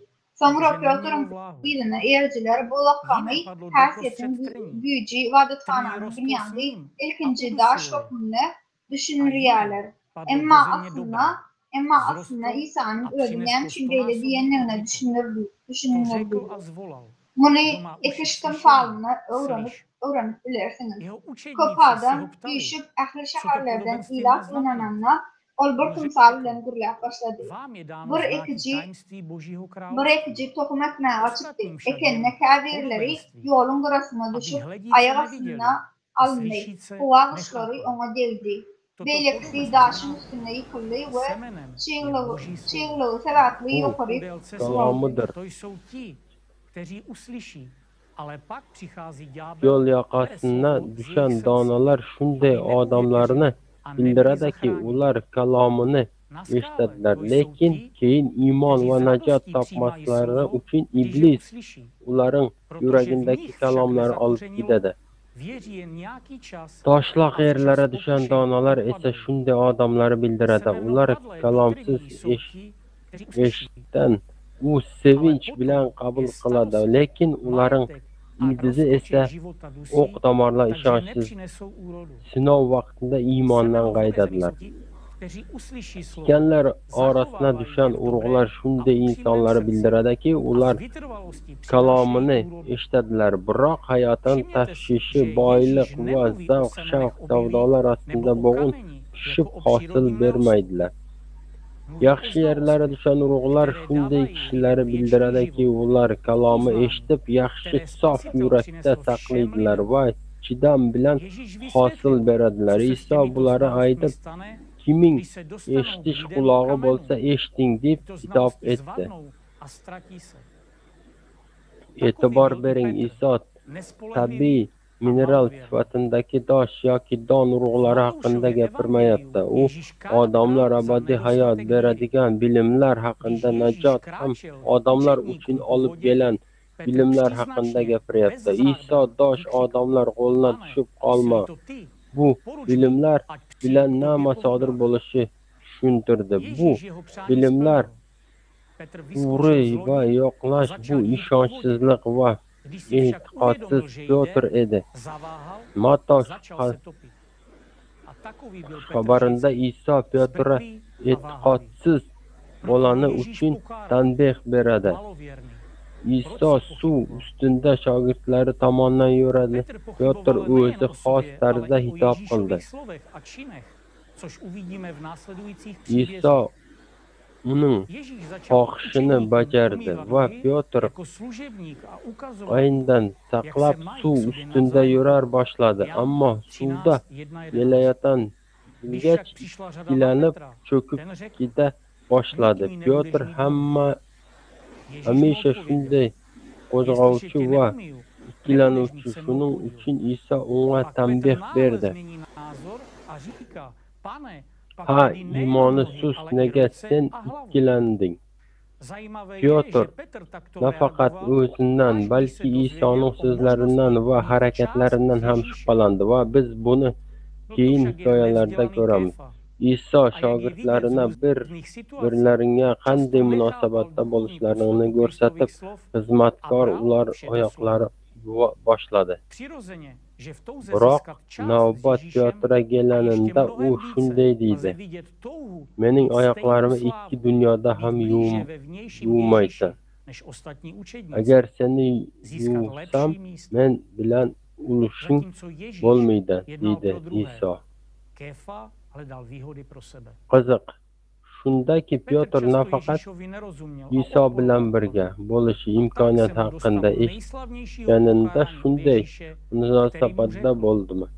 Ammo bu o'qimagan ko'fa bo'ladi uchun va turli vaziyatlardan ko'rinib turibdiki, u ko'pgina Masih so'zlarining ruhiy mohiyatlarini tushunmas va hamma narsani tom ma'nosida qabul qilardi.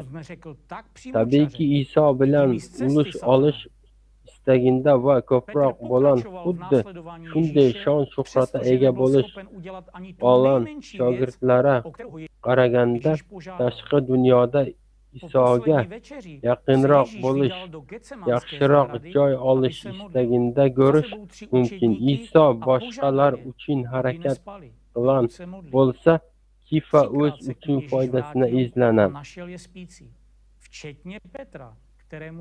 Yo'q, ko'zimdan shayton, sen Xudoning ishlarini emas, inson ishlarini o'ylaysan, deydi.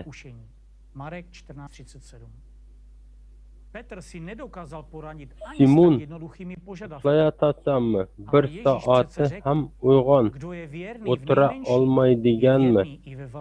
Vasvasaga tushmaslik uchun hushyor bo'lib ibodat qilib turinglar.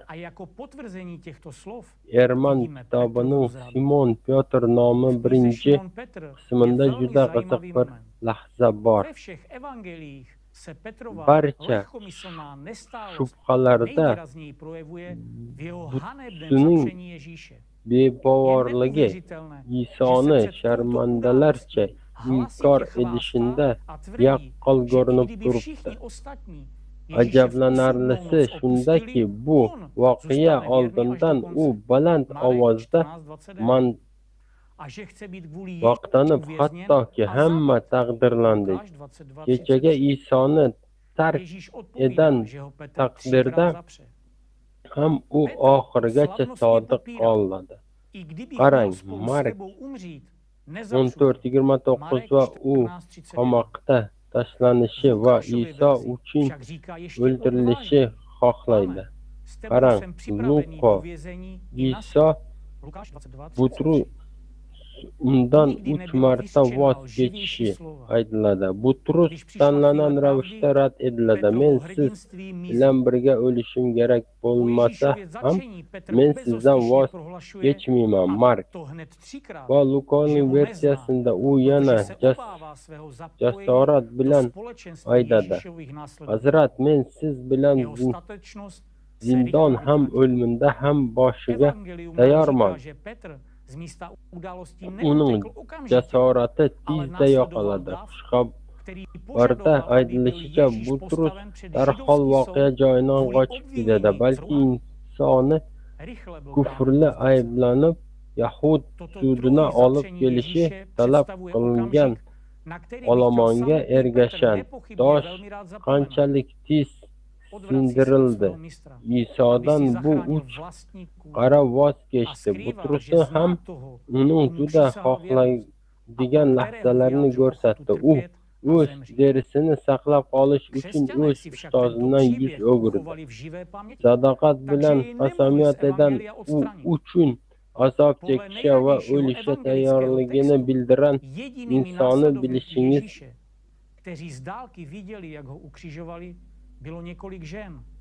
kterého doprovázeli na jeho cestě z Ammo Galileje do Jeruzaléma, masihlar bu voqeani o'z xotiralarida saqlab qolishdan, shuning uchun uni xushxabardan olib tashlash bo'lmadi.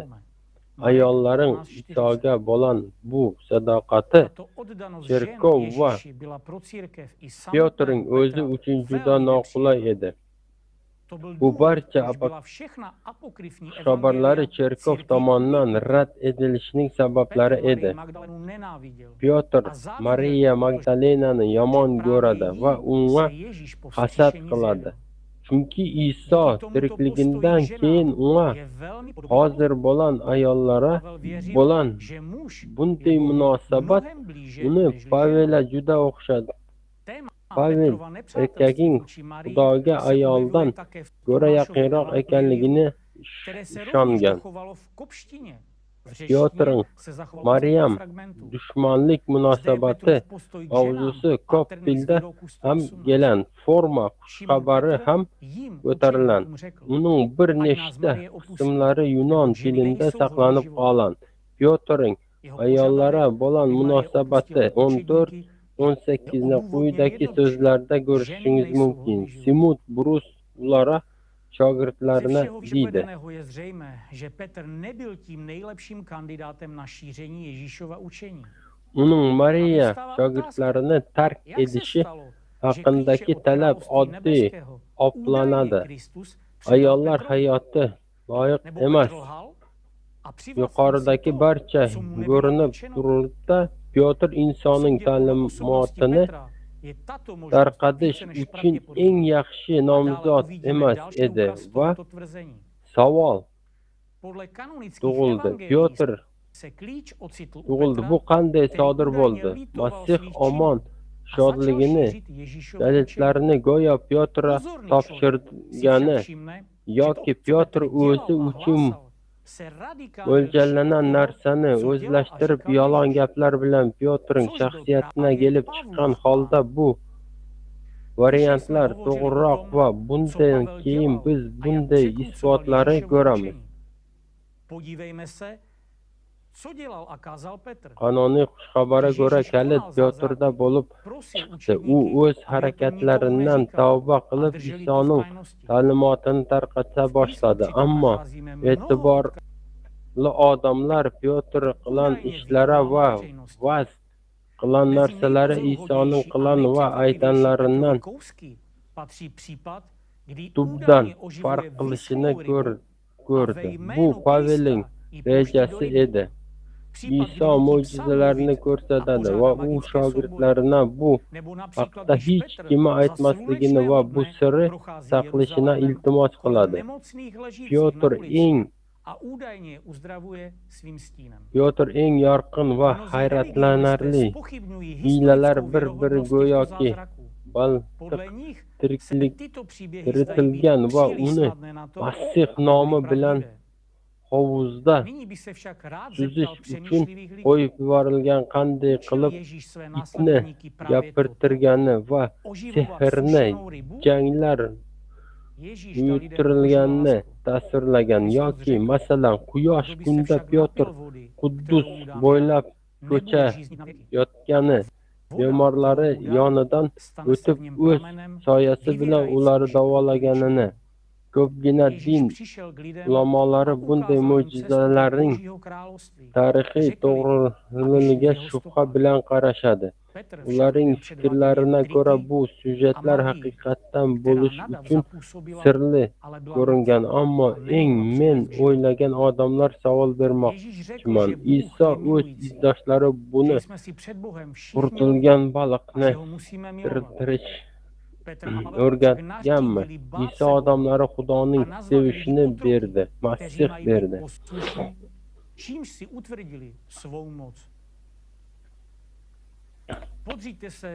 Lekin men beradigan suvdan kim ichsa abadiy chanqamaydi. Men beradigan suvdan ichinglar.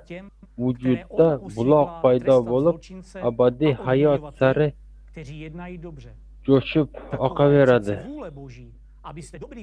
Iso odamlarning oldiga kelib, Xudoning shohligini yo'l ko'rsatadi va ularga o'zining izidan yurishni aytdi.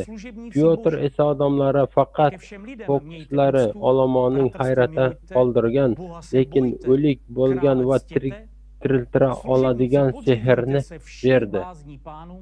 Iso mehribon ekanligini, biz hammamiz Xudo oldinda teng ekanligimiz va uni sevishimiz kerakligini aytdi. Pyotr va Pavel esa Xudoning qo'rqishini buyurdi va odamlari itoatkor bo'lishlari kerak bo'lgan qullar deb atashdi va u shubhasiz hokimiyat o'rnatish. Pyotr Rabbingiz haqqi har xil insoniy tartib intizomga bo'ysuning, xoh oliy, xoh bo'lmasin. Podshoga shoh podsho o'rnida yomonlik qilganlarni jazolovchi va yaxshilik qilganlarga taqdirlovchi hokimga bo'ysuninglar. Chunki hamma odamlar hurmat qiladigan iymonli birodarlaringiz sevinglar, Xudodan qo'rqinglar, podshoh ehtimol qilinglar. Apoštol Petr, který údajně dostal klíče od království nebeského, odsoudil Ananiáše a jeho manželku, sizlar ustoz deb atagan ko'mang, chunki sizning birga ustozingiz bor, u ham bo'lsa Masihdir. Sizlar esa hammangiz birodarsizlar. Yer yuzida hech kim o'zining ota deb ham atamagan, chunki sizning birgina otangiz bor, u ham bo'lsa samoviy otangizdir. Rahbar deb ham nom olmanglar, chunki sizning birgina rahbaringiz bor, u Masihdir. Orangizdagi kattangiz sizga xizmat bo'lsin. Zero kimki o'zini yuqori qo'ysa, pasaytirildi. Kim o'zini past olsa, yo'qoltirildi. Iso alayhissalomning so'zlari. Iso alayhissalom ta'limotining mohiyati Xudo va kim muhabbatda bo'lsa Xudodadir deb o'z shogirdlarini doimo bir-birlaringizni seving, birodarlardek bo'ling deb aytgan. Lekin Pyotr va Pavel doimo odamlarga la'natlar. Garchi 7 marta emas, 70 marta kechirish kerakligini Iso aytgan. Pyotr anglasa ham osmon shohligini kalitlari olgan havoriy Pyotr daromadlarining bir qismini ushbu olgan Hananiya va uning xotinining hukm qildi va darhol ularni joni tark etdi. Butun jamoatni va uni eshitganlarni katta qo'rquv qaram oldi. Odamning o'ldirilishi orqali imkoniyatni berishi muhim ahamiyatga ega. Keling, Isoning so'zlarini eshitaylik.